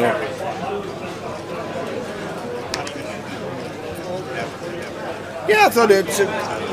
Jay said he was any pull up, but I'm guessing it can't be. You can't sit down with 50 quid. But he sat down with 1,500 and doubled to 3.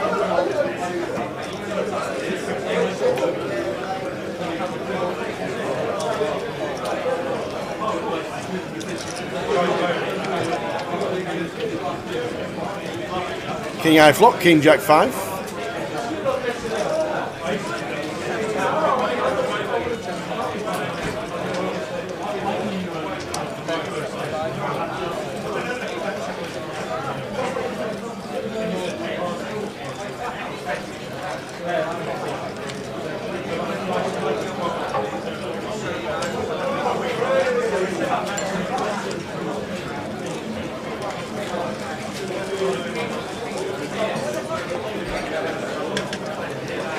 Gaz the hippie, strap in folks, this could get crazy. It could indeed. The last hour and 25 minutes on the live stream, this could be action.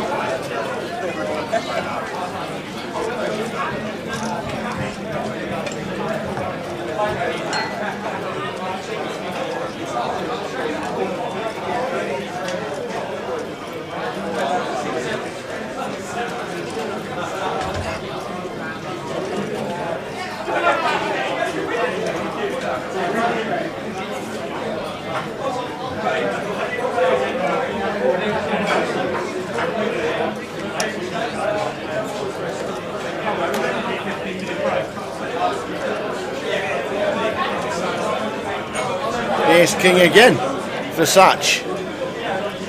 He just calls. He just calls after initial open from Andrew Cooper. Teddy calls and Michael makes it up.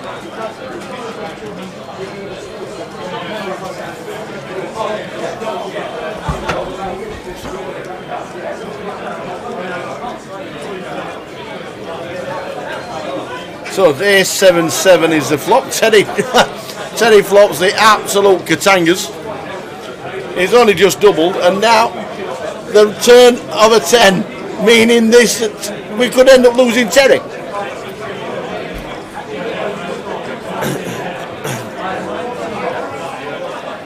Teddy bets 200.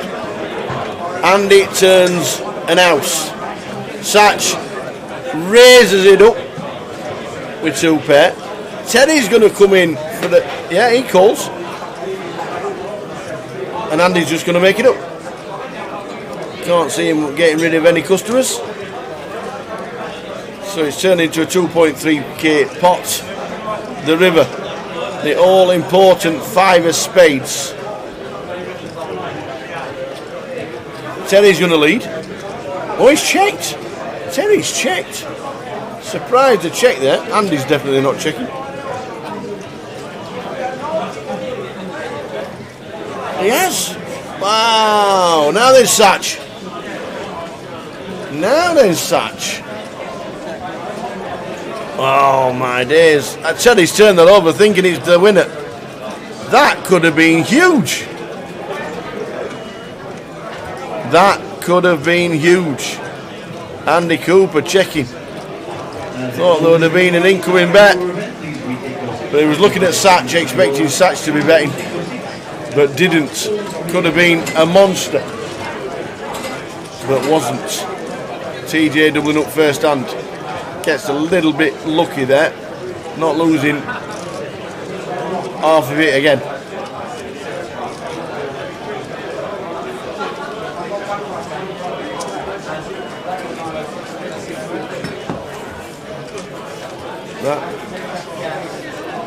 That certainly could have been another monster for Andrew Cooper, sat in seat number 6.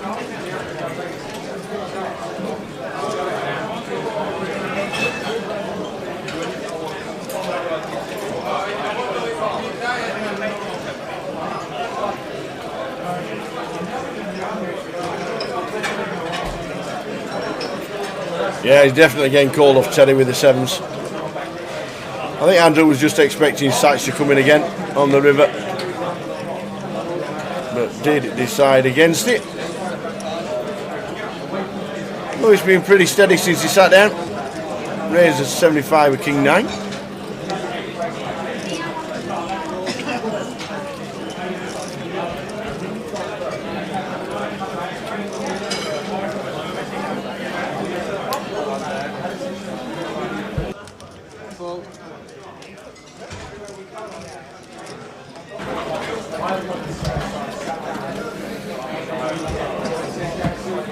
King 7 ace, all spades.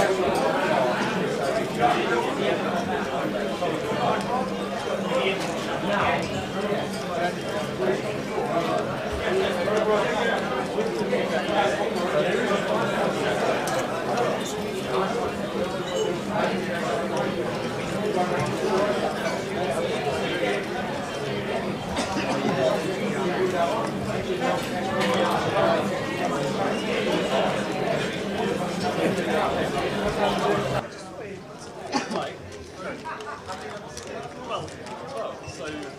max late range is 6 big points.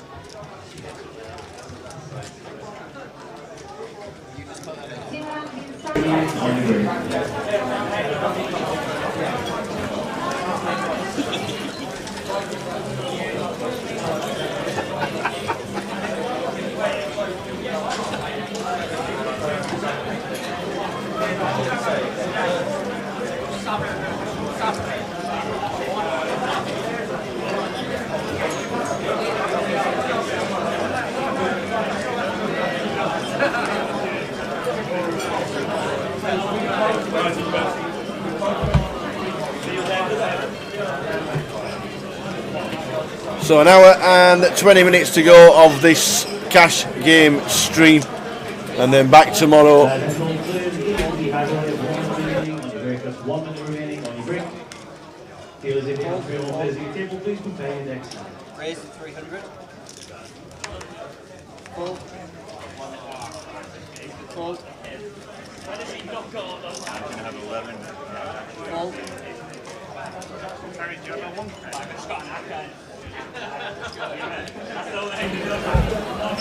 So nines against jacks. Terry's 3-bet to 300. Lewis is going to call. Amazingly, Terry's had all the hands.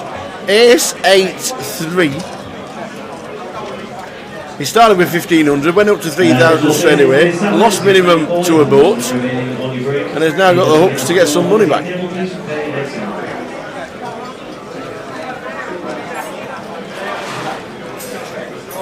This might go check again, and he'll be happy to take it down. I've got the jacks, the hooks will do it.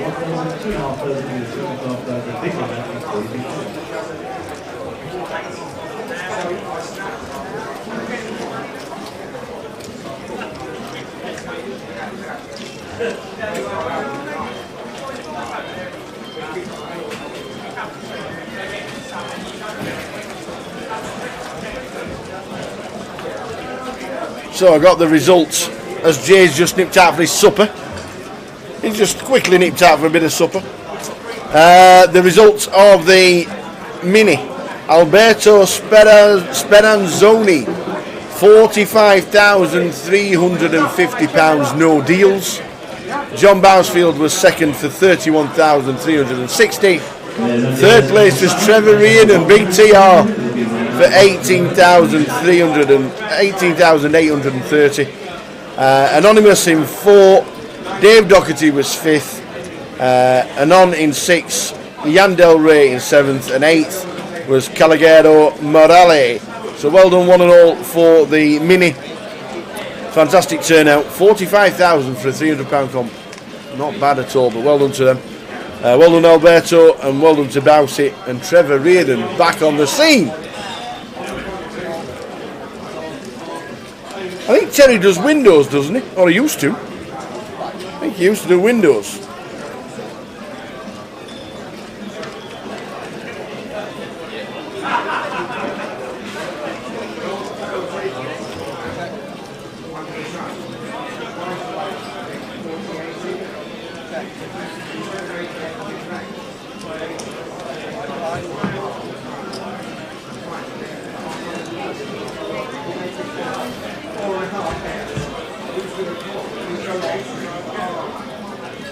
Yes, we can. How easy? Can we get the overview camera clean? Yes, we can, tomorrow. Unfortunately, we realised that it was blurred. Realised it was blurred halfway through the day. I don't know what happened to it, whether it's moved or whatever it was. Nothing we could do. But the cash table doesn't have a break.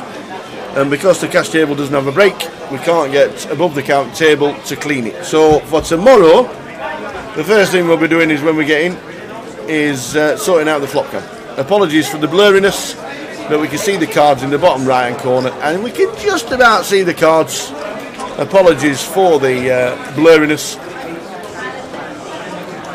but we are aware of it, and because there's no break in a cash table, then we don't want to stop it just to sort the camera. Apologies for that. But it will get sorted for tomorrow's High Roller.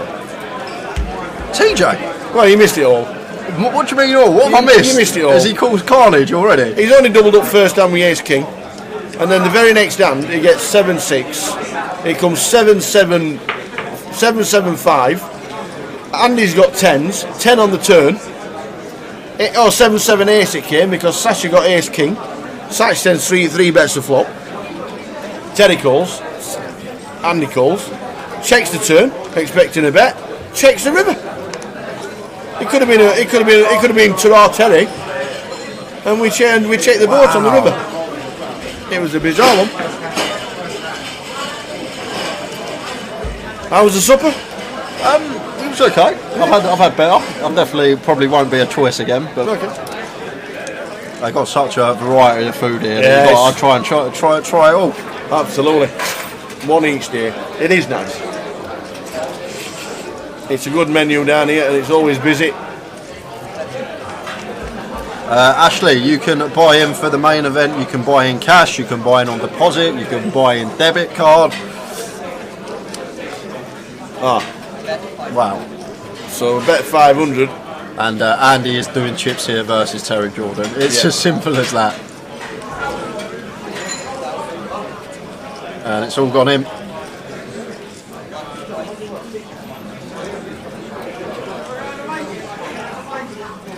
Once or twice. So we end up with a bet, a raise, I'm all in and a call.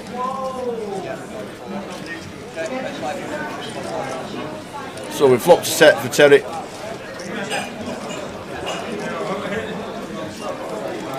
Turns a 4. Fade in a lady. And does.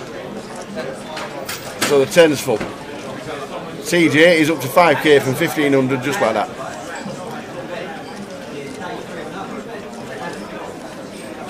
Just like that.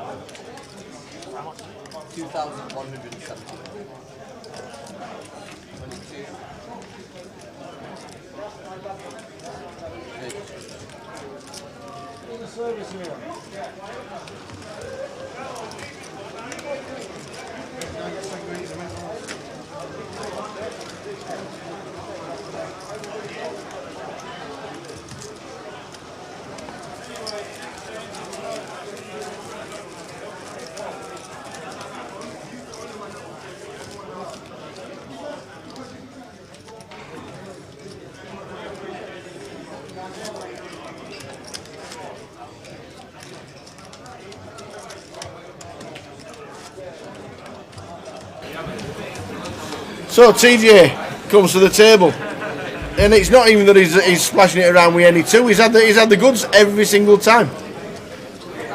He flopped really nice with 7-6. He had Ace King. He's just had 10s. He's had jacks. Here he is. This is the Terry we know and love. 5-4 off. In he comes. Limp under the gun. See, and the weird thing is that Andy Cooper's first time at his GUKPT, he doesn't even know Terry Jordan. Yeah, he doesn't.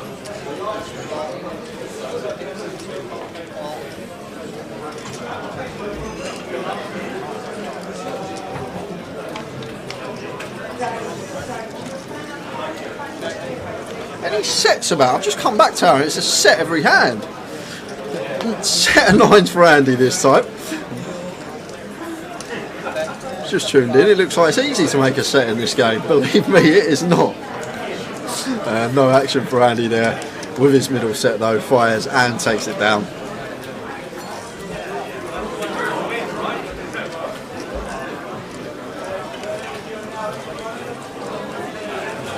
So Andy's still on 12.3.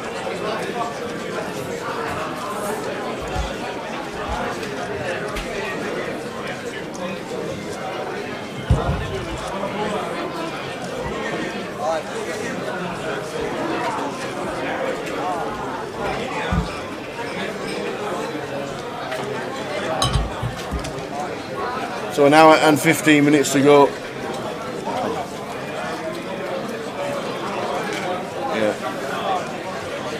An hour and 15 minutes to go. We're bang on 12 o'clock. is when the live stream will finish, or the hand running us through to the end of that. We know the table will carry on, but we'll be back tomorrow for the live stream of the high roller. And the opening ace queen raises to 125. And into Terry straddle. And Terry doesn't defend the straddle with the queen 4. Obviously a hand for a normal mere mortal, it would be a snap fold, but I'd expect Terry to defend that hand, but didn't fancy it. Well timed as well.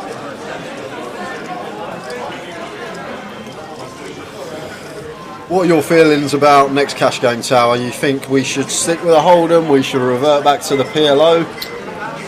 Round of each, perhaps?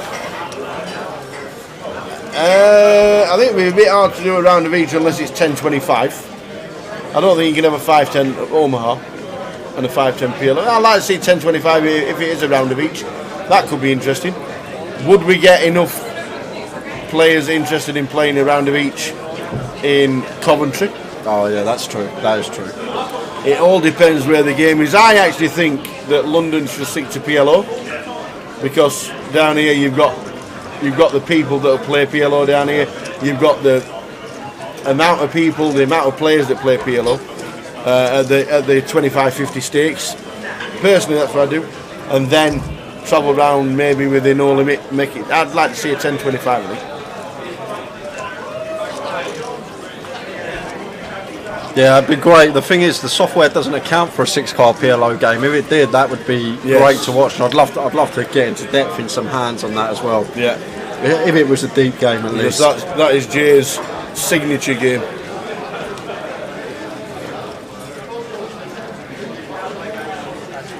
It is a mandatory straddle. Yes, 5-10-25. So the opening raise has been to 75.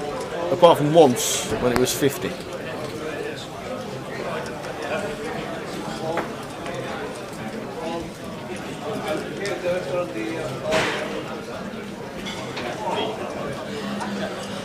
Attention players and dealers in the high roller, we will level 1500, 3000 to the 3000 people.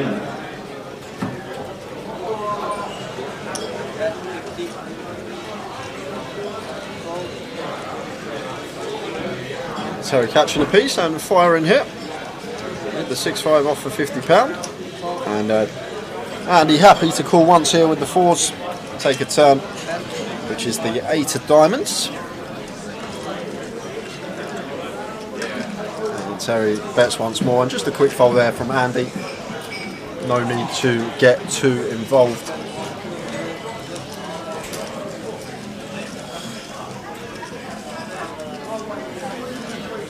This is, other than the grand final, Howie, this is the second time that we've actually done the live stream cash game.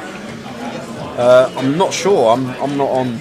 Was it promoted on social? This one. Yeah. Yes, I think so. Yeah. Yeah, there were people ringing up that wanted to play. It was advertised. Yeah, that would be Mike. You're here in LF 1995. That is Mike in the background. TD for the tournament. It is indeed. Yeah, he's now part of the. In fact, I think he works in conjunction with Main Event Travel as well now. With he has the dealer pool, and he sorts a lot of the dealers out for the tournaments that we work at. Since Brexit and since we left, it's been harder and harder for us as Brits to go over and work abroad, and vice versa, which is why we started to struggle. Then a lot of people decided to leave the industry because of the shutdown and lockdown, where people needed to still pay the bills. So the industry's struggling a little bit, but it's slowly getting back on its feet. And I know a few of the local casinos still struggle with dealer dealt comps, but it will get back to what we know and love, I am sure. But it's just taking time. Terry flopping best tail with middle pair. Adam continuing for 1-2-5. You're not going to float this one. Terry won't be going anywhere. After catching a piece, he's going to call.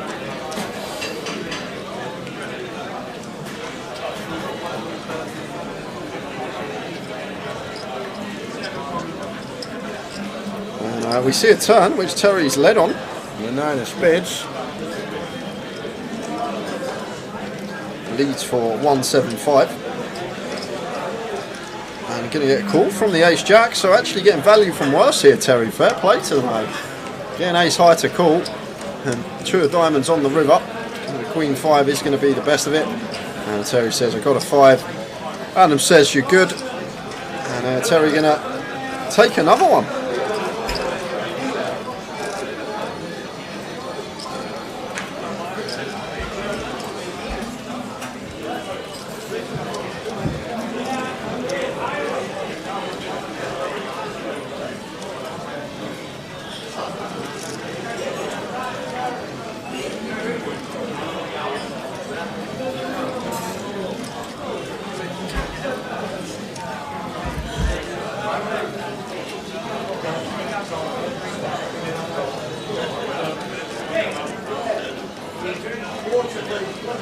So a new deal up at the table.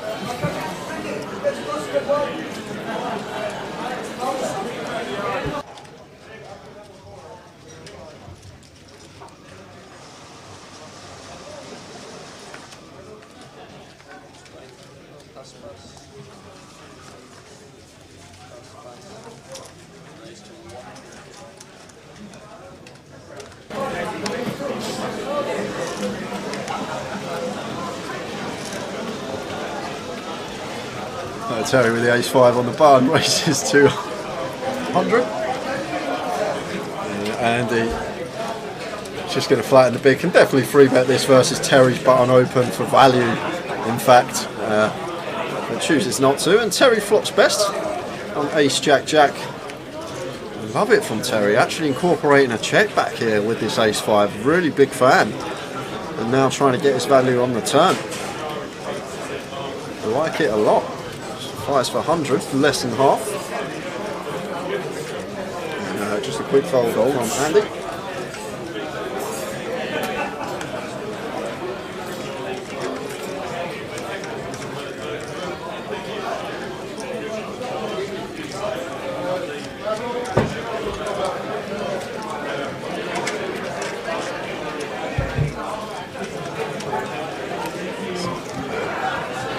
So Ewan up as he's had 2 3K pull-ups, so he's got 4.7.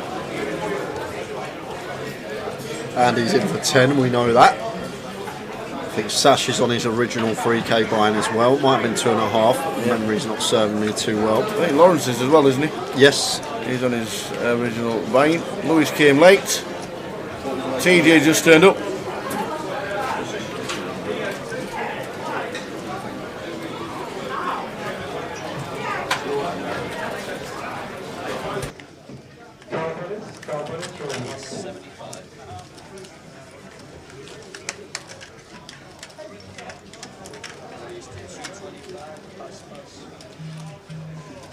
Your attention please, stats alive players. Once you finish the hand, you'll be on a 15-minute break. That's it. All stats alive players finish their progress, you're now at a 15-minute break. Sixes for Sash, raises to 75. Adam 3 bets to 225. Yeah, I like it. I have noticed that the original raise is 75 and 3 bets 225. Is that bag standard? 3x, yeah. Basically, yeah, just in tournaments it's just min click, in cash it's 3x. Okay. It's just happened a lot, that's all. Yeah, I've noticed it has happened 75 to 225, just seems to be the absolute norm. Nice flop for Adam. But their spots tower when I've got like a big hand against superstars, when they open, that I won't free bet 3x. I might free bet close to 4 or 5x because I know they're not folding to my free bet, so I get more value that way. Right. But against a good, competent player, it's just going to be the standard sizing that you're going to see. What a turn card that is! What a turn card for Satch! Oh my days! Wow, this is grim. Especially it's a free bet coup as well. That's the main thing that makes this grim. Because like you never expect Adam to have a 9 here in this free bet coup as Sash.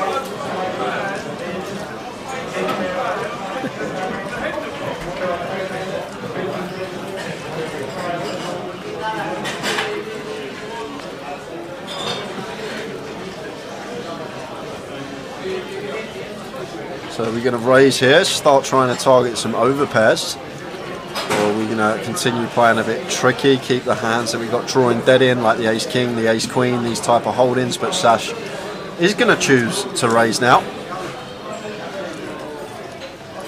What's Simon doing? And that's just going to set Adam all in. Well, effective all in. Doubt he's going to call 850 and leave himself a bowl behind. So expect it just to go in here now, Tower. And this is just a caller. There's nothing we can do. The money's going to go in. It's just a cold deck. They happen in poker. You've just got to move on, take it on the chin, and move on to the next hand.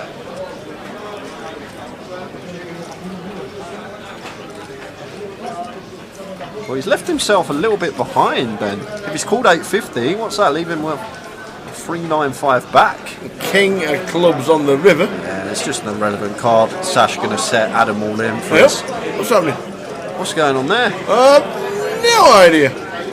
I don't want to deal the river. Only 3.5 bag in the middle. What happened there? Only 3.5 bags Substitute. in the middle. What happened there? Well, the dealer must have needed something. It's gone. It's gone. It has gone all in on the call. we substituted. Oh, wow. Adam's got 3 biscuits behind. Oh my days. Wow, that pot's about 7-8k. I didn't realise the chip counts were wrong. Adam obviously topped up and didn't let the action tracker know. He obviously topped up 3k. Oh, wow. So he's actually a lot deeper. Wow, that's cold. Wow, when did that happen? That is a tough one to take.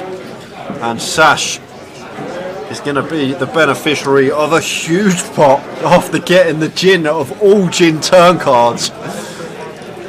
And it's just unfortunate for Adam. Really, really unfortunate for him. 2 outward on the turn. Cold deck because we've got trips as well. We just have to pay it off. Oh. And I didn't realise Adam was that deep. No. Slight graphic error. He's a lot deeper than what we thought he was. We're going to have to find out exactly what the size of that pot was. But that was huge.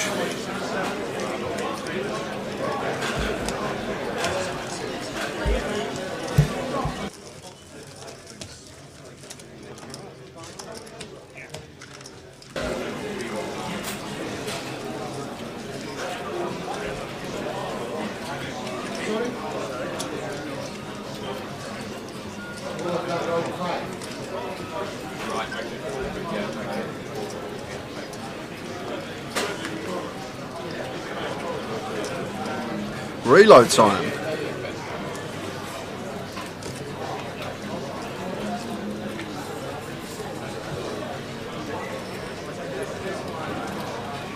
We have an hour left on stream, guys, a little bit less, 55 minutes left of the day. Thanks to everyone that's tuned in to kick off the festival and our live streaming coverage for 5 days. Be great if you could stay with us for the final hour. Things are starting to heat up since TJ shut down.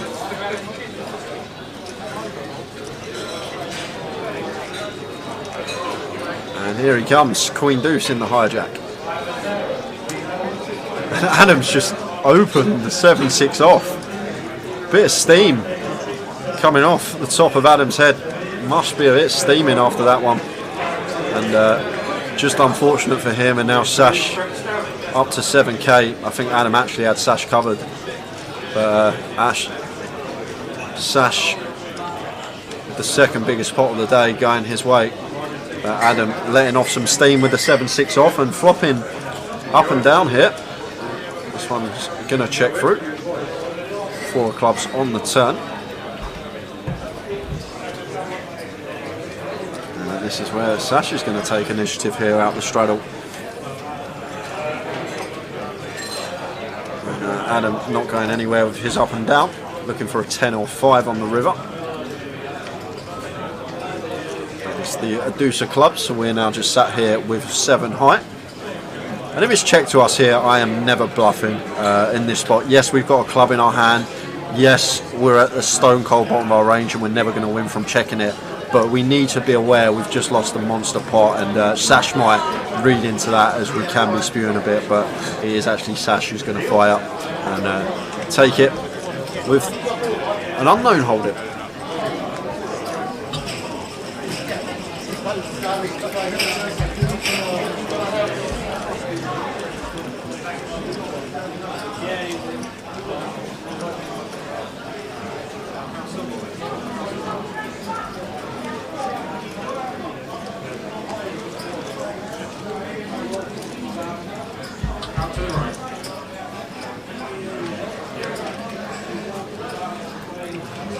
Fancy one final tea run today, Tower? Would you like a tea, young man? So go stretch your legs, have fun. Oh, thanks, pal. Bit of fresh air. You know, thanks. Shall I take your empties as well?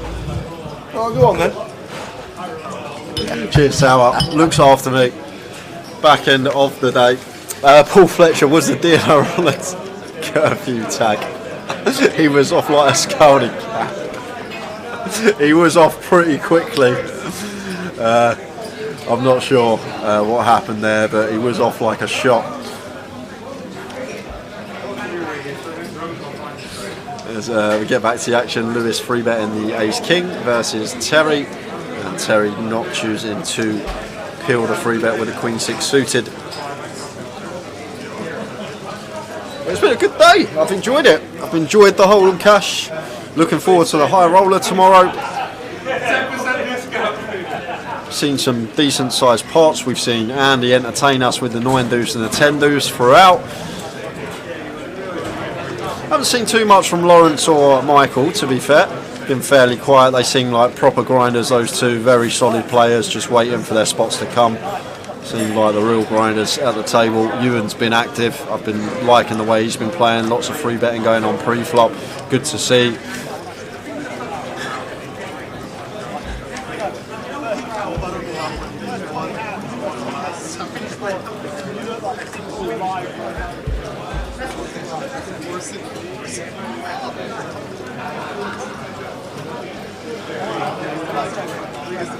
Terry raising the 5 deuce suited to 50 under the gun, and Ewan going to come in with some resistance in the straddle, calling for £25 more. Ewan's going to be really wide here versus Terry getting this price.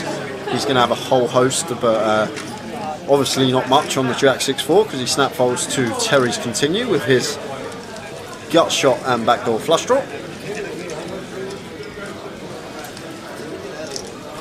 Triple nipple, maybe. Maybe that could be the case. We're not sure. But he did seem like he was in a bit of a rush, so hopefully he's alright now. Hopefully he's alright now.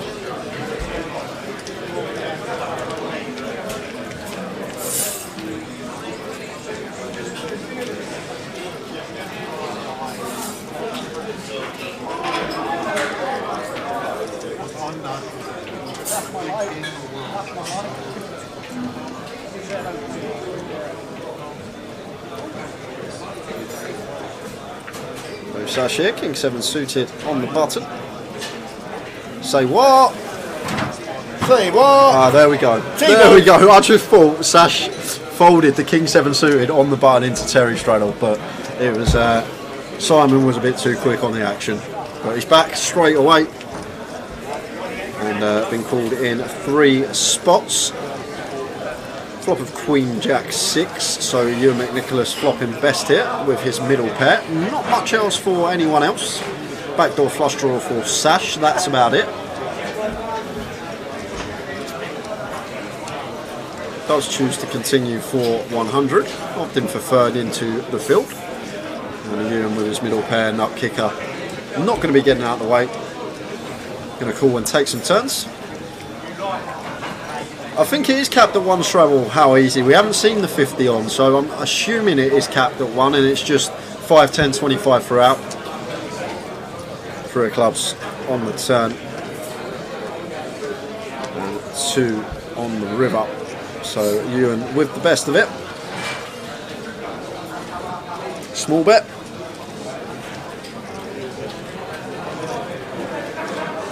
Tiny bet, in fact. Opts for 80 into 500. So working with the 15% river bet here. Ewan McNicholas just north of.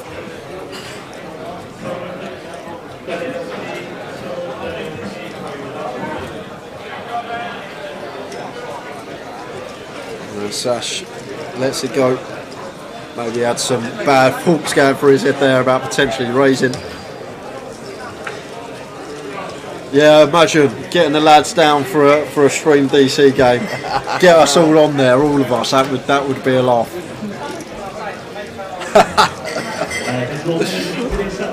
I'll come. It's carnage, absolute carnage. If the lineup's right, that game is carnage.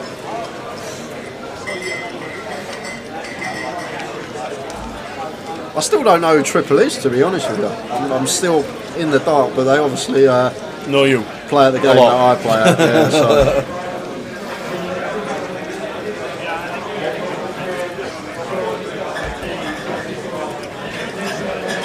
I've just realised who it is. I think I know who it is. Is it Jordan? I think it's Jordan in the chat. I think it's Jordan. He's the...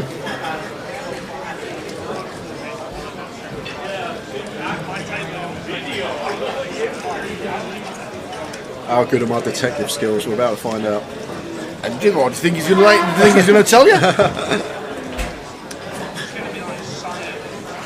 Ah, it's not Jordan.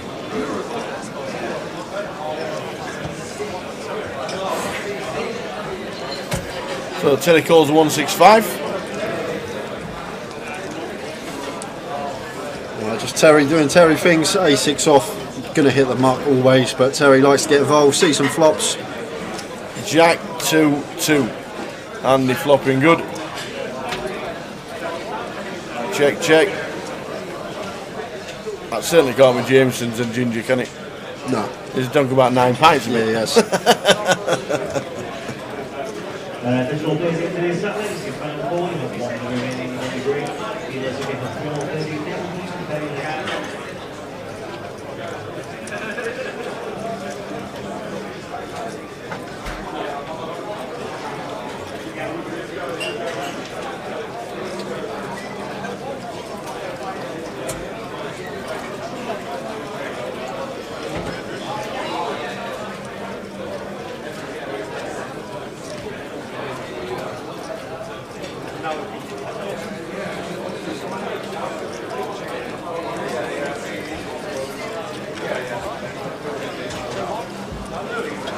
So Ewan's up to 11. Satch, we know he's got more than 6.8, but he's doing well. Another hour left, or 45 minutes left of the live stream. This is what we've got coming up for the rest of the week. Thursday, tomorrow, main event day 1A. We'll keep you updated with that, but what we're going to do is we're going to be live streaming the High Roller Day 2, starting at 1 o'clock. 1:30 we'll be sat here for the live stream, so that'll be on. Friday is main event day B and C. Flights B and C. We'll be concentrating on the flight B, which is chocolate and everything going on here. We've got chocolate. Yeah. What is it? Dairy milk. Oh, I'm not being funny. I'm not being funny. But there is no need to have a resealable packet when you've got Oreo dairy milk, because it doesn't get resealed ever. Not ever. Don't know why they put resealable packages on chocolate for a start. I don't know. Oh my days, we had this. I'm okay. And then Friday and Saturday. Saturday we've got the PLO and the £200 turbo, and then Sunday we've got the seniors, the bounty, and the main event where we're crowning a champion. I still don't even know who it is, Triple. It could be like 1 of 5 people, so still have no idea who it is.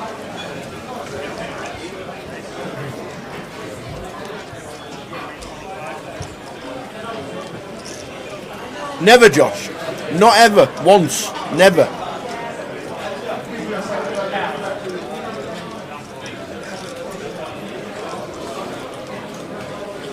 Andy mixing it up with a 9-7. And Terry's in with a 9 deuce. How do you pill a 3-bet with King 9 and you have the best hand, but not only that, you have both your opponents in a dominated spot? Can you explain to me how that's possible, Tower?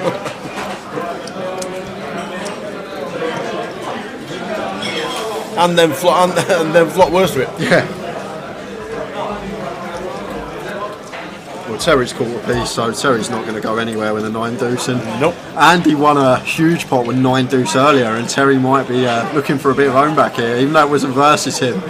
But Be nice if this gets the showdown and Terry actually beats Andy with a 9 deuce now.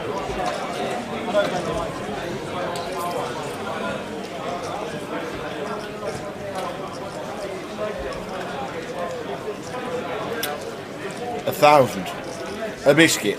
Straight in.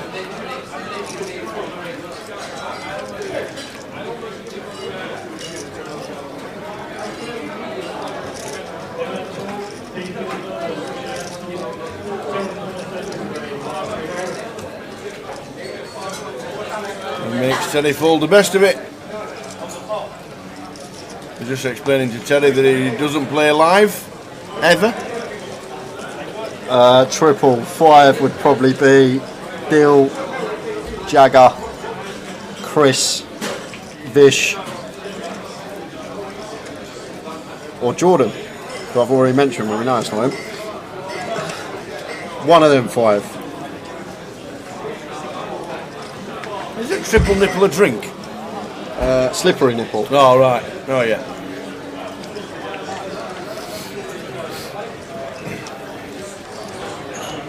Well, none of them. You've got him, triple, you've got him.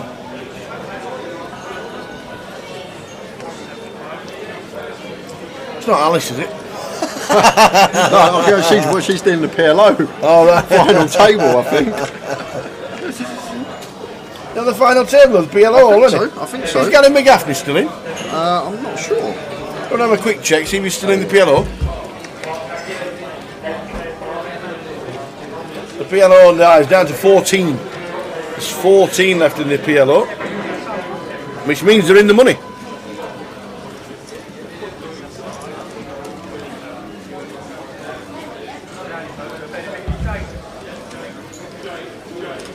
And he has to still be in because he'd have come and told us the bad beat story.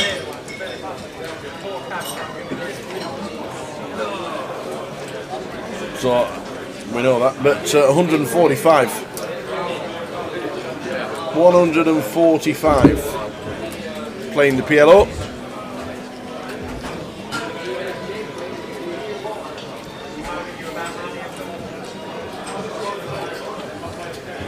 So Lawrence hits the flop. Pulls out a nice turn card but misses the river. We don't know what Satch's holdings are. Bet 125 and snap called. Lawrence folds, so there must have been a queen there. Oh, no paint there by the looks of that. 8s, pocket 8s. Pocket 8s. Sorry, she's been in one of the last 2 tables. Yes, because I already know that Gary McGaffney has to still be in. So, yeah, Gary McGaffney's still in. Because we haven't heard the bad beat story. Oh, okay. Rambaswani's on the same table as him. Wow. Joined by Gary Wilcote. Oh. And Mitch Hynam all on the same table. So, yeah. Good stuff.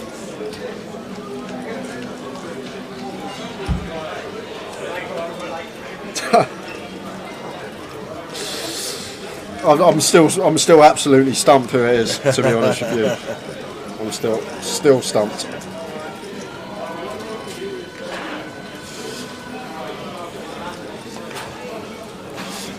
Unless it's one of the masseuses, but I have no idea why they'd be tuning in. I can't think who else it would be. I need help. My brain's getting fried here.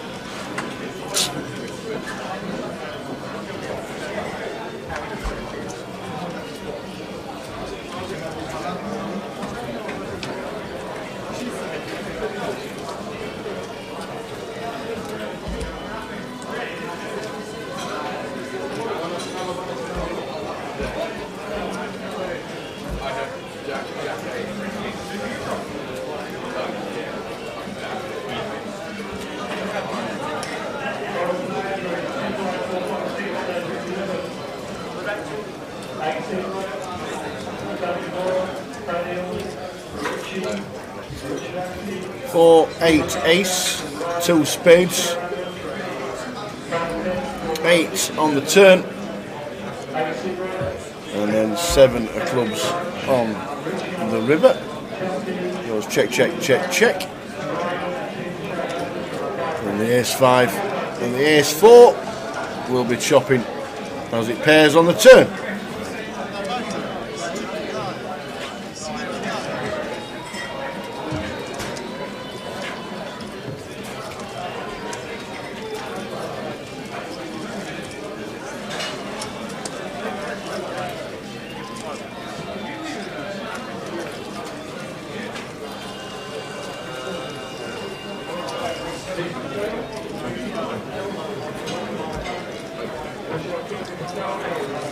LML, biggest pot so far was a 10k pot of went the way of Ewan McNicholas, all in pre, ace king versus queens. It went in such an unorthodox fashion though. It was a really strange pre-flop coup, and then eventually it went in. And Jack ten of spades was trying to get involved, just causing carnage. Just Jack ten of spades 4-bet and just caused absolute carnage, and it all got in pre eventually between the ace king and the queens. Ace high flop, no help for the ladies, and Ewan scooped the pot. It was Alex that was sat in seat 3 where Terry sat now, who was unfortunately on the wrong end of that. Yeah, I think the 1 and 9 as well was very close, wasn't it, with Satch, when we pulled up the 3 biscuits that were a little bit out for Adam in seat number 1. Adam Miller. 2 very close 10k pots. Here we can see there Satch sat with about 10k now. Lawrence looks down at the boots.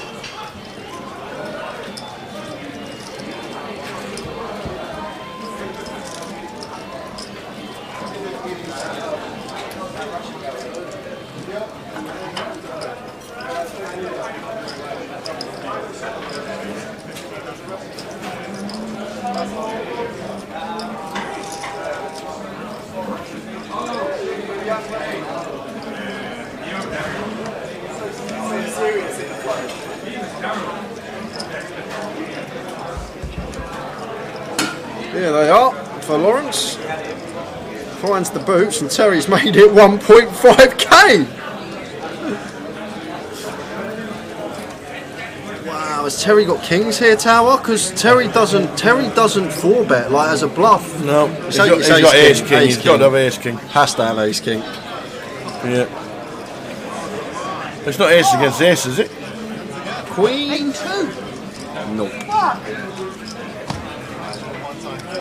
It is. It is. It's aces against aces. You get it in versus Terry for a 10-bag pot. And he's got boots as well. Terry's had aces, kings, jacks, ace, king. He's had the lot. Oh my days. Aces v aces. Terry just jammed the lot in. Lawrence must have been absolutely creaming when he sees Terry jamming 5 large in.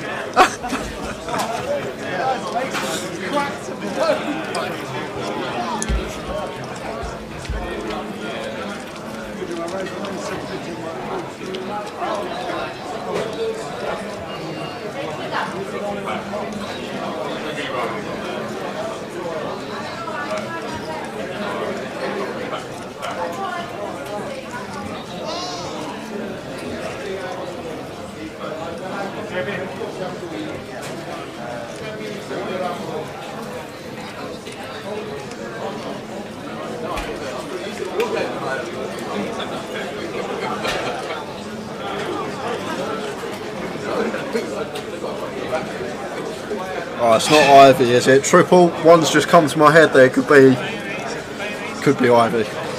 I'm still playing this game because I'm just bewildered who this person could be, Tower. I've been for everyone. I think it could just be one of my mates on a wind-up. So ace king for Michael raises to a 1er. Terry's going to call, so he's got an ace in his hand.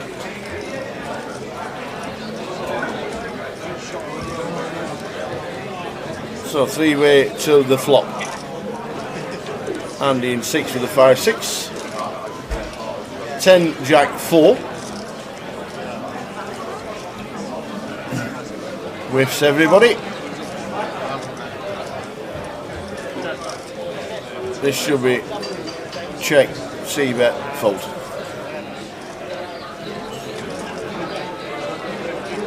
Literally 150. And that should be the end of the hand. But, so we know Andy can 3-bet. We know he can get involved and mix it up. But he is going to... I don't think he's going to get out of line here. No. Instead he's going to get out of the way as well. And that's the end of the hand.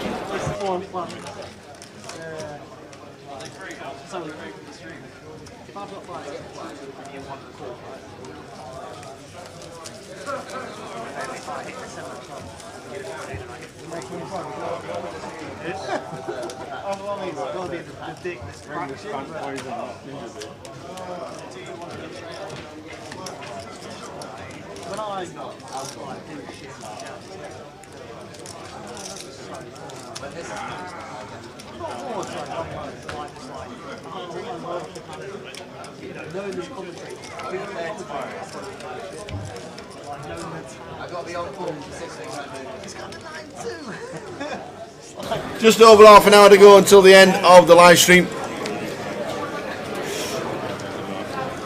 The clue is F. Yeah, I'm still thinking of Frankenfurter. Freddie.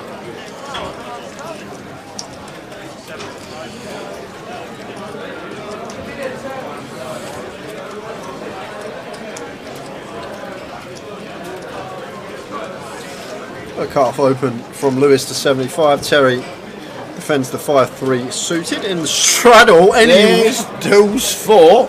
Any flops about? That is what we call a really good flop. Flopping the wheel and going to get some action as well because Lewis has flopped top pair here. I like Lewis's decision to check this one behind on this particular board.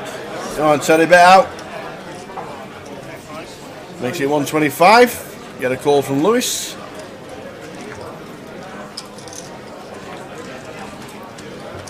Yeah, and once we check back flop, unless this is a heart on the river tower, we're just going to have to pay it off.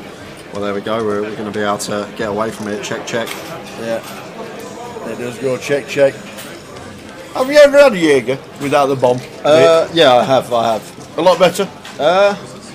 Yes. I'm usually, by the time I've had a Jaeger on a night out tower, I do not care. You've probably got a yeah, I do not care. How are we doing, Adam? Reynolds in the chat. Jaeger on the rocks is a nice drink.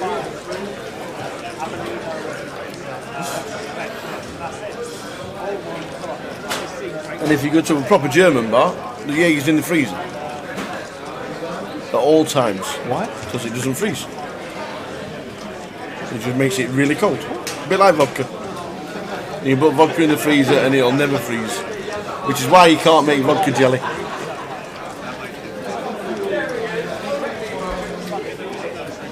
You come with all the drinking facts, Sal. Absolutely. Absolutely. We'll start with water.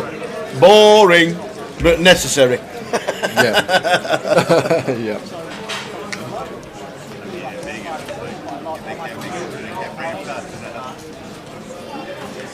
You can't put rum and black in a hip flask.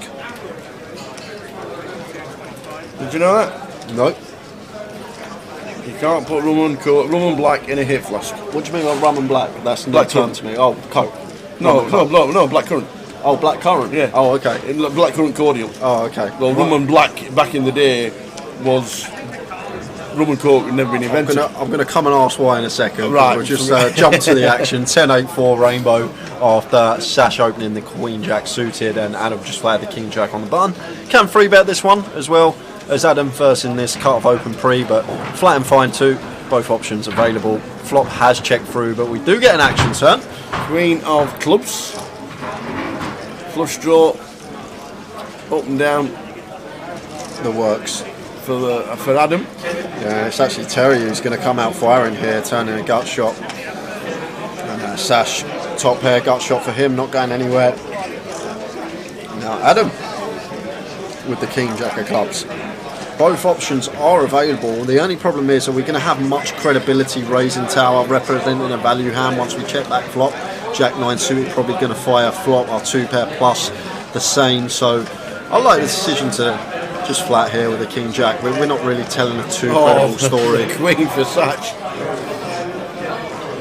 And is Terry going to bluff this one? Well, if he is, he's going to lose chips. Because Satch is never folded. And it looks like he has.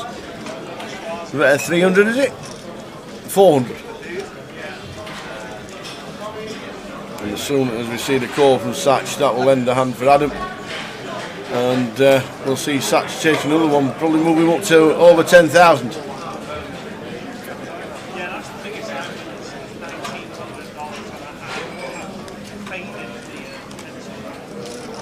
So can't put rum and black in a hip flask because the acid in the blackcurrant cordial will corrode in the inside of the hip flask. Nice drink as well, if you like a really small drink. So you can't put blackcurrant in a hip flask? Basically, yeah.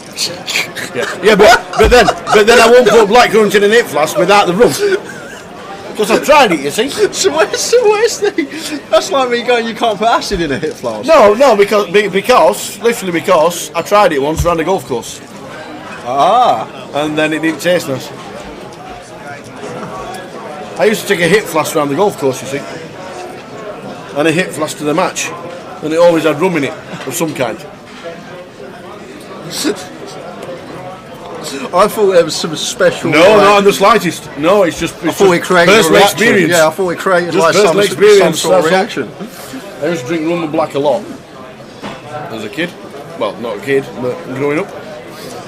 So 30 minutes to go until the end of this fantastic 5, 10, 25 no limit cash stream. And then we'll be back tomorrow at 1:30. Coming back in for the high roller day 2. Do we know how many is still in the high roller? We'll have a quick check on the app. Don't forget Poker Live app, you can check all the details. There's still 14 in the PLO. The high roller is down to 29. So there'll be 29 coming back tomorrow as it stands right now. And as this hand's over, do you want me to go have a little look, see if there's any notables left in? Yes, 29? please. We'll have a little quick run. See if we can find the overall chip leader as well. Good lad. Good lad.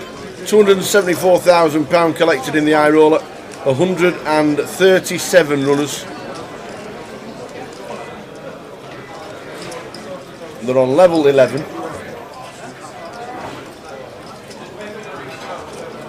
They play 13 levels. And then back tomorrow with however many are left. And we will be live streaming it. If by any strange happenings around the high roller table and it finishes really early, which I don't think it will, we will shoot over to the main event if it is an early finish, but we don't think it will be. There'll be 25 or something like that coming back for tomorrow, so we'll be concentrating on the high roller tomorrow, but we'll always keep you updated with the main event. That was quick. Yeah, I had a quick glance. There's 4 tables. Lots of faces I knew. Chris De Silva, still in. Chris Maguire, Jamie Nixon, Rich Kellett, Slash, Mauricio Paez. Not again. Who's the other one? Kenny Hallett. Wow. Jack Hardcastle. Chip leader, Chris De Silva, looks like he's got about 350k. Second in chips, Jack Hardcastle, looks like he's got about 300k. Jeez. So there's some little updates. Looking like it should be a cracker. It's always the same. Make sure you come and join us tomorrow from 1:30. Why don't they let other people get in the money some of the time? It's always the same faces. I had a quick chat with Chris De Silva earlier. Before we started. He's already mapped out until summer on what he's doing. If you can tell me the first place he's going, I'd have to think of something that you'd be able to, because you'd never guess. What country? Yeah, no, well, not country. He's going to Texas to play in the home berth of Texas Hold'em. Yes. In the place, and he's going to do a tour around the casinos around Texas. Okay. As a bit of a holiday stroke, playing poker. He's then going to Malta, then he's going to the Irish Open, and then he's going to Vegas. Not a bad little jaunty all the way through. It's nice. He's already planned it out till Vegas, but he's going to Texas, and he's going to play in the casinos around there where the birth of the game was. Not any time soon, how easy. When are we getting Albert on the stream the game? Albert doesn't play too much cash. It's like if he plays, tournament only. If he sits down it's for playing an hour cash, it's because he's bored. Yeah, until the tournament starts. It's because he's bored and he's just waiting for a tournament to start, or he's bust out and he can't buy in for 10 minutes or something like that. Very, very rarely plays cash. Loves his tournaments, flicks it in, plays every hand. Loses, buys in again. But he has won a few tournaments in his time, as Albert. But he's not going to be on this stream. Whether we see him in the main event or not, we will have to keep his eye out. But he very rarely plays cash, as Albert.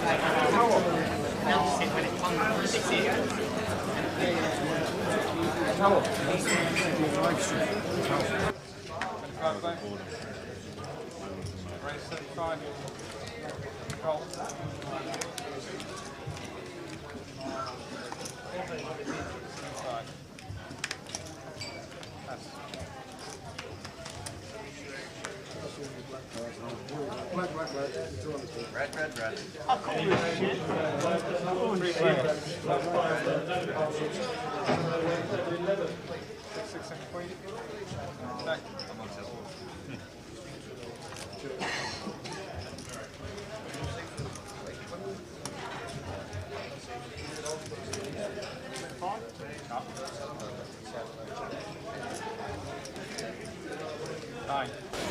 Ace King for Andy, are you alright? People only see us when they want our electric. Absolutely, can we plug his phone in? Unbelievable. Fine. Yeah, sure. Unbelievable. Can I plug another phone? 669 Queen is the board. We have around about 20 minutes to go until the end of this live stream. This table will go on for 6 hours maybe, but the live stream has been entertaining. Maybe 5-10, 25. Would you have a 10, 25, 50 next time? Yeah. I think I would. I think I'd be pushing for that if it's a no limit table. PLO, unfortunately for us, can only be 4 card because of the graphics for the action tracker. Can only be 4 card on our thing. If we can ever get to 4, 5 or 6, that's something we could do. We could think about a round of each the next time we're in London. Maybe that could entice a few people in, but then you need people who want to play both. So there's plenty of variations to choose from, but I think if we're doing it in Coventry for the cash table, I think maybe a 10-25 for the cash would be a lot better. And if it's a 10-25-50, then so be it. But that's my thinkings on it. But it has been another good stream, good addition to the stream. Jay's analysis yet again, because he plays all these games 7 days a week. And he's already mapped himself out for the year. There's RJ, well up to. Might never see him again after July. He might have got 10 mil in the bracelet. You know what? At the 1,000,000,000 to 1 shot there happens, if I'd still come back, I'd still be here. I'd be wearing it. I'd still be here. I want somebody to wear one. Even if it scooped 10 mil, I'd still be back. I want somebody to wear. You're a gem. I think you're right. Yeah. You might be here for half an hour. No, it's a dream. That's why you're going to play it, because that dream is real. It can happen. It can. If It you run can well happen. and run very, very well. We've seen and the play people well. on the final table in the last 5 years, and there's so many rec players do get there. It's It's a big ask. It is a we're big talking ask. about bracelets. That's what happens when you don't bring it. Somebody pumps your arm. What happened, young man? Football? Skiing. Uh-oh. I've seen Matt Dale as well. Do you know Matt? You don't know Matt Dale from Bristol? He's moved over to France to do a jet skiing company. And he was trying wakeboarding or something like that. And he said it's a lot harder than snowboarding. And his elbow's in 14 bits and he's got his arm stuck up like that. And he's like, yeah. We're just at the bar saying, are we going to get this 2-card nonsense off the stream and we'll play a real game? That'll be definitely for the next one. Definitely. But for the next one, you have to bring your bracelet. When did it happen? 2 weeks ago. Oh. Ouch. Swift recovery, young man. Don't ski. I've got 6 cards, so. We're on it. Nice one, Rob. Rob Cowan in the background. Unfortunately, his arm's in a pot. Skiing. Don't do it. Never been any good on skis myself. I'm not good enough to. My point of balance is in my neck. Ice skating's hard enough for me. My centre of balance in my body is in my neck. It means the rest of my body just wobbles about everywhere. Nice one, Fletch. Thanks for tuning in. The Fruit Shoot 4 has been entertaining us all day. It's up to 11,000, is it? Yep. 11k. And you'll be entertaining the guys in the White Lion for the fun and fruity Thursday game in the club. Hope you have the live stream on while you're watching, while you're playing in the White Lion. Make sure it's on somewhere in the pub, and I'm sure we will see you over the weekend.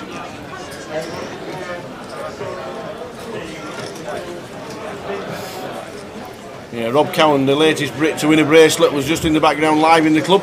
Unfortunately, his arm is in a sling and a pot. Skiing. Ouch. 20 minutes to go until the end of the day. The high roller will start at 1 o'clock in the club, 1:30 here on the live stream. Come and join us. We'll be sending out the tweets and making sure that everybody knows where we are. But we'll be on Twitch and YouTube and on Facebook as well.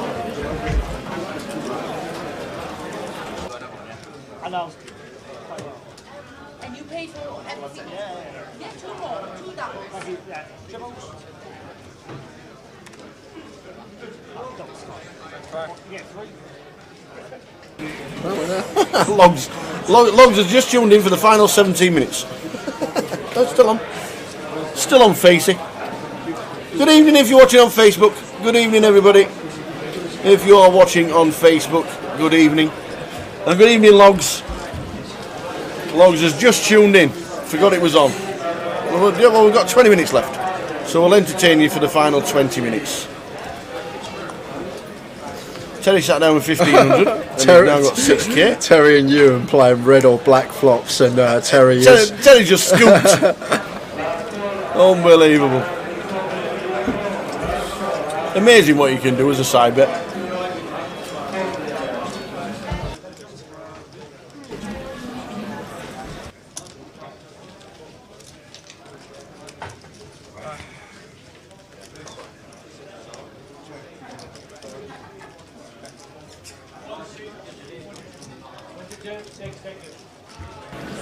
What do you think of the new Premier League darts format, says Logs? I don't actually know it. I'm not up on the Premier League darts, to be fair.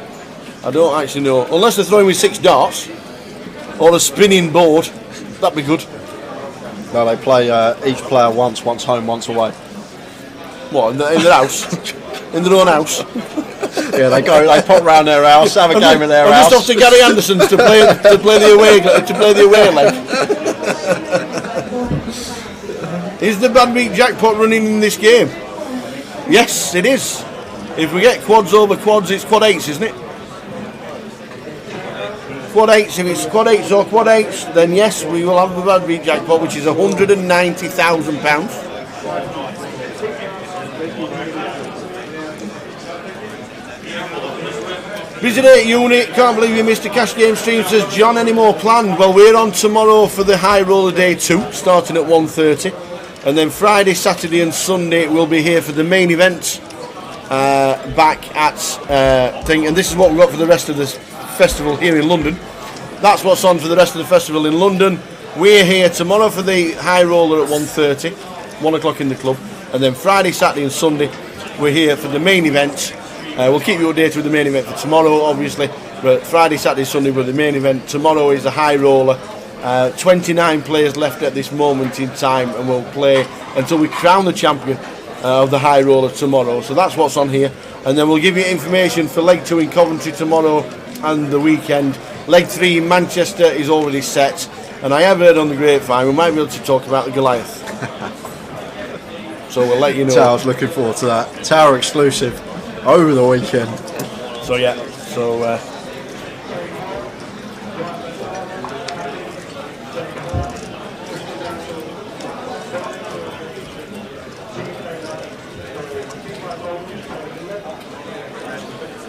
Terry, 3 deuce, raises it up into Michael Straddle. Michael gonna call. Ace, Jack, Ace. guess this is just a give up from Terry. And not choosing to continue. If you are just tuning in, we understand that the flop camera's been a little bit blurred and a little bit out of focus. We apologise about that. Not a lot we can do about it because the game hasn't stopped. It's not like a tournament where every 2 hours they all leave the table and we can jump on ladders and fix it. That'll be done overnight and tomorrow morning when we come back for the high roller. So apologies about the flop, but we can see the cards in the bottom right hand corner and see the cards if you squint. So the darts is going to be like a mini tournament every week. Oh, okay. How many do you think will play the main? At least 400. At Yes. least, very least. Always like to set the bar low because it always gets smashed. Yeah. Oh, 10k for winning each night. Interesting. How many players are in the Premier League? 8? 10? 12? Is it just 8? I think it's just 8, isn't it?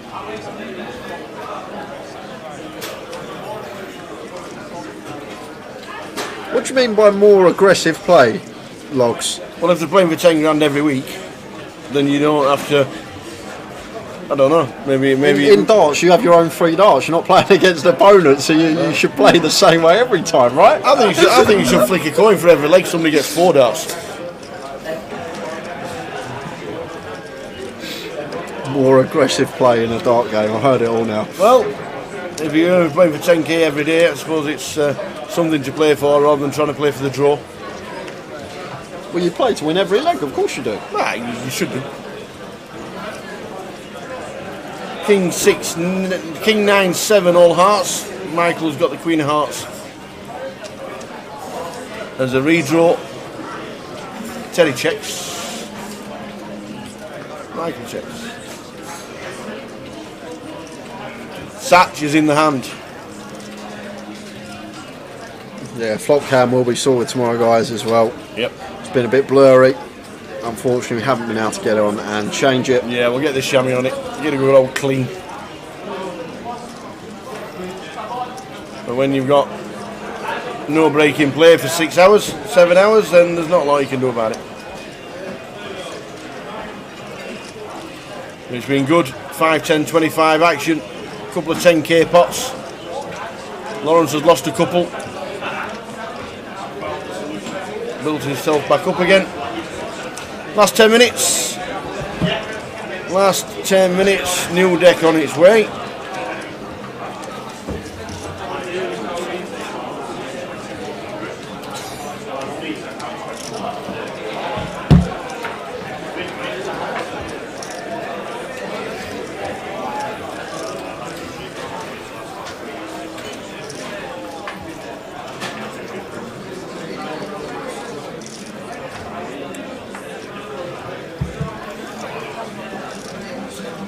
Evening, Porritt.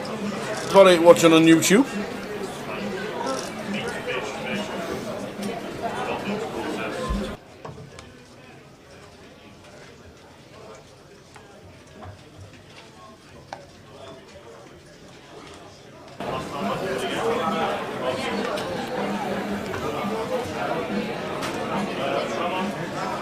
Ace 4 for Lewis. Being pretty steady as Lewis.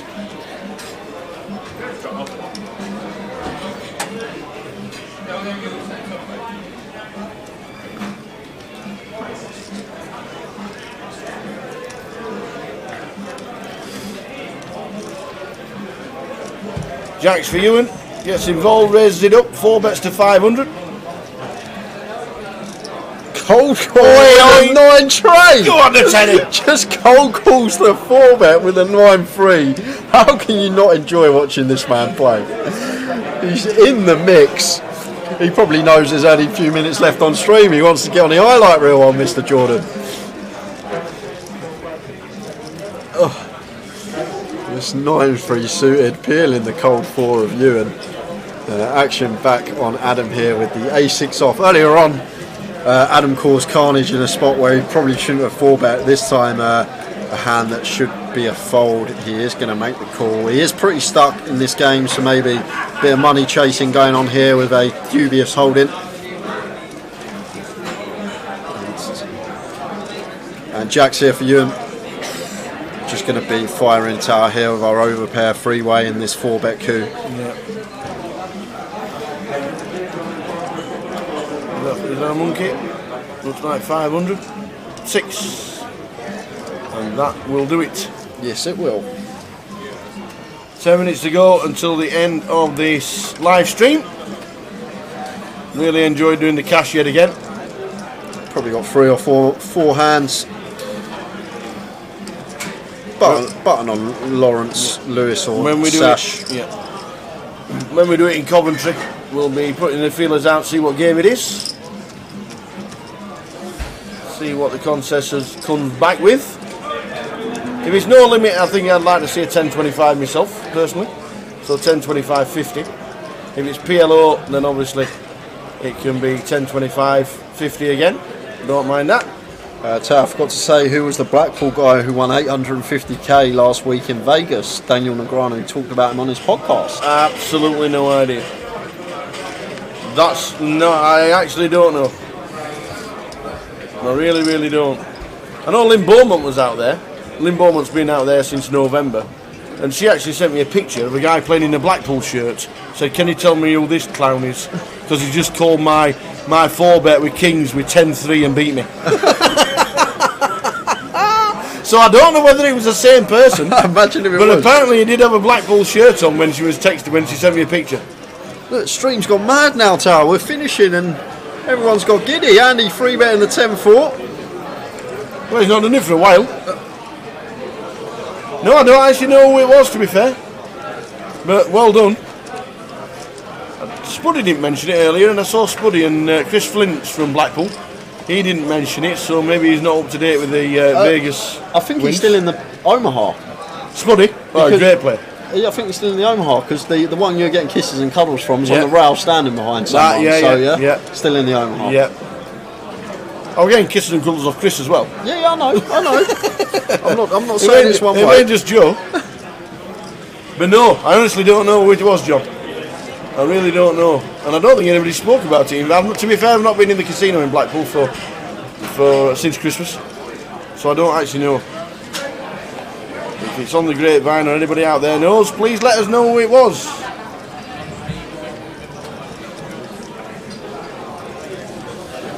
Terry flopping best here on the King Jack 3 board. Checks this one behind, like it, and then try and get our value on the turn. If we get the green light when it's checked over to us, and Sash just letting the 5s go.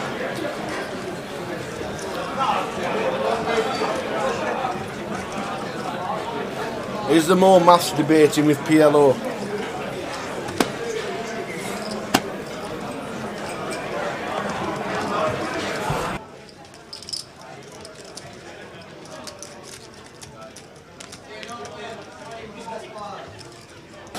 No.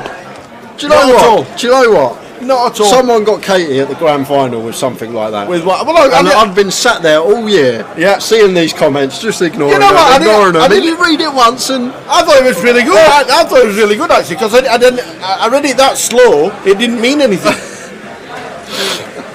I like it, Dave. Well done. But it still didn't make me laugh. So we're all right. You got Katie as well. Yeah, you got Katie. Good, very good. But there's certainly more maths in PLO. Jay will tell you that.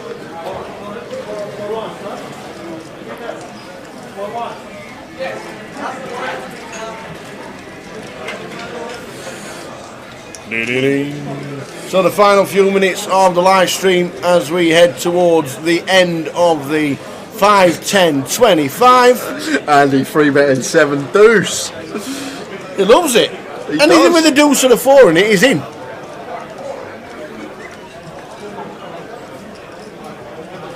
Yeah, they've been playing 6.5 hours now. These lads, Andy's been sat there. They have. And there's only a couple of them that had something to eat. Yeah.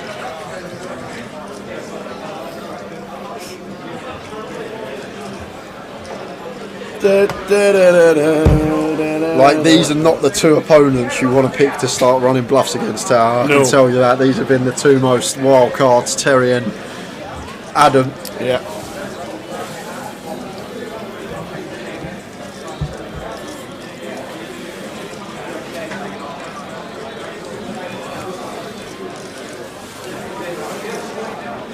No, Terry's just sitting down. He's not going anywhere. Just because the stream's finishing, Terry's not. Yeah.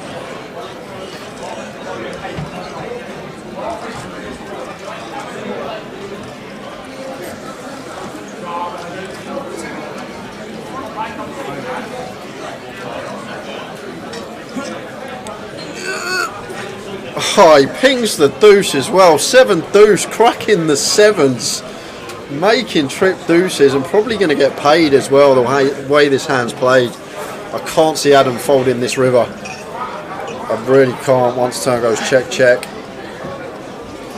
Clubs miss, hearts miss.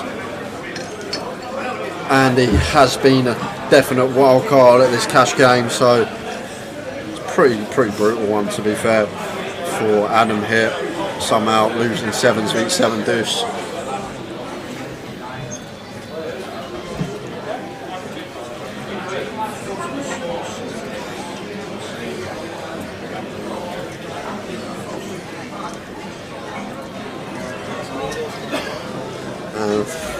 Looks like it's gone fairly large here. 1.6 into 1.7. So near pot size bet here, and really going to put Adam in a growth spot here with the pocket sevens, especially after turn goes check, check. I guess good competent players will check some overpairs on this particular turn. They will have some checks in there. But from Adam's perspective, he may think this line just looks a little bit too bluffy on a fairly draw-heavy board, and this deuce looks like a complete brick. We never expect Andy to have any deuce X being the free better. However, I've seen Andy free bet 6 or 7 deuce X combos the last 6 hours or so. So maybe he's got more deuce X than most, and does eventually make a really good laydown with the sevens there. And we are going to go on to our last hand guys. What we'll do, we'll chuck the comms cam on. 23 left. 23 left in the high roller as it stands right now, with one more level to go. Coming back tomorrow at 1 o'clock in the club. Live stream for the high roller starting at 1:30. So come and join us for that. It looks like 23. Obviously we'll get the full chip counts on the screen and who is left. But Jay threw out some names about 20 minutes ago. Rich Kelly, Jamie Nixon, Jack Harcastle, Chris De Silva, Wendy Watson was still in as well. Really? Yeah, she was in. She was still in. Come on, the Watson. Yeah, Chris De Silva. There was a few others that gone now. STM playing up. Harry Young was the Blackpool man, local millionaire businessman. Don't think he plays a £20 game in the G. Harry Young won $850,000. That's brilliant. Well done to Harry. Nice one, John. He went through the podcast and found out his name. Harry Young. Fantastic. No, unfortunately, don't know him. Not heard of him. Might have seen him, but well done to him. But this is the final hand of the 5, 10, 25 cash game. Hope you've enjoyed it. Cash game has been a great addition for us. Jay, phenomenal again, because he knows his clack. He doesn't know who that guy is in the chat box, but he knows the rest of the stuff. True. He really does. Someone's stalking me. When we come to Coventry for the next leg, it'll be out on social media. What do you want to watch? What do you want to see? What game do you want? How big do you want it? The consensus will go out. The list will go out. And if you want to play on it, get your name on it and be in the club for about 5 p.m. because that's when it will start. So that will come up for Coventry next month or later on this month when we head down to the CBS Arena, which is what we're looking forward to. But we've still got 4 days left here in London. But this is the final hand of the day. Lawrence with the 8s. Terry's going to be firing out because he's got a deuce. Lawrence flicks in the call, and that will be it. So we'll leave these guys to it. Yes, it's not the end of the night because these will be playing all night long. Terry's just ordered food, There's going to be drinks at the table. This is going to be enjoyable. Enjoyed it? Yeah, I've enjoyed it. It's been nice. Nice to do a bit of Hold'em cash action, a bit different from what we're used to, and I'm really looking forward to a high roller tomorrow. No doubt. I've just seen the field, and going to be a good day. You won't want to miss that. 1:30 we start the high roller on stream. 1 o'clock in the club. And come and join us. Yeah, we're playing that one down to a winner, so it could be a long day. We will see you at 1:30 in the club for the high roller, crowning a champion of that. Come and join us. Hope you enjoyed the cash. We'll see you tomorrow from 1:30. Catch you then.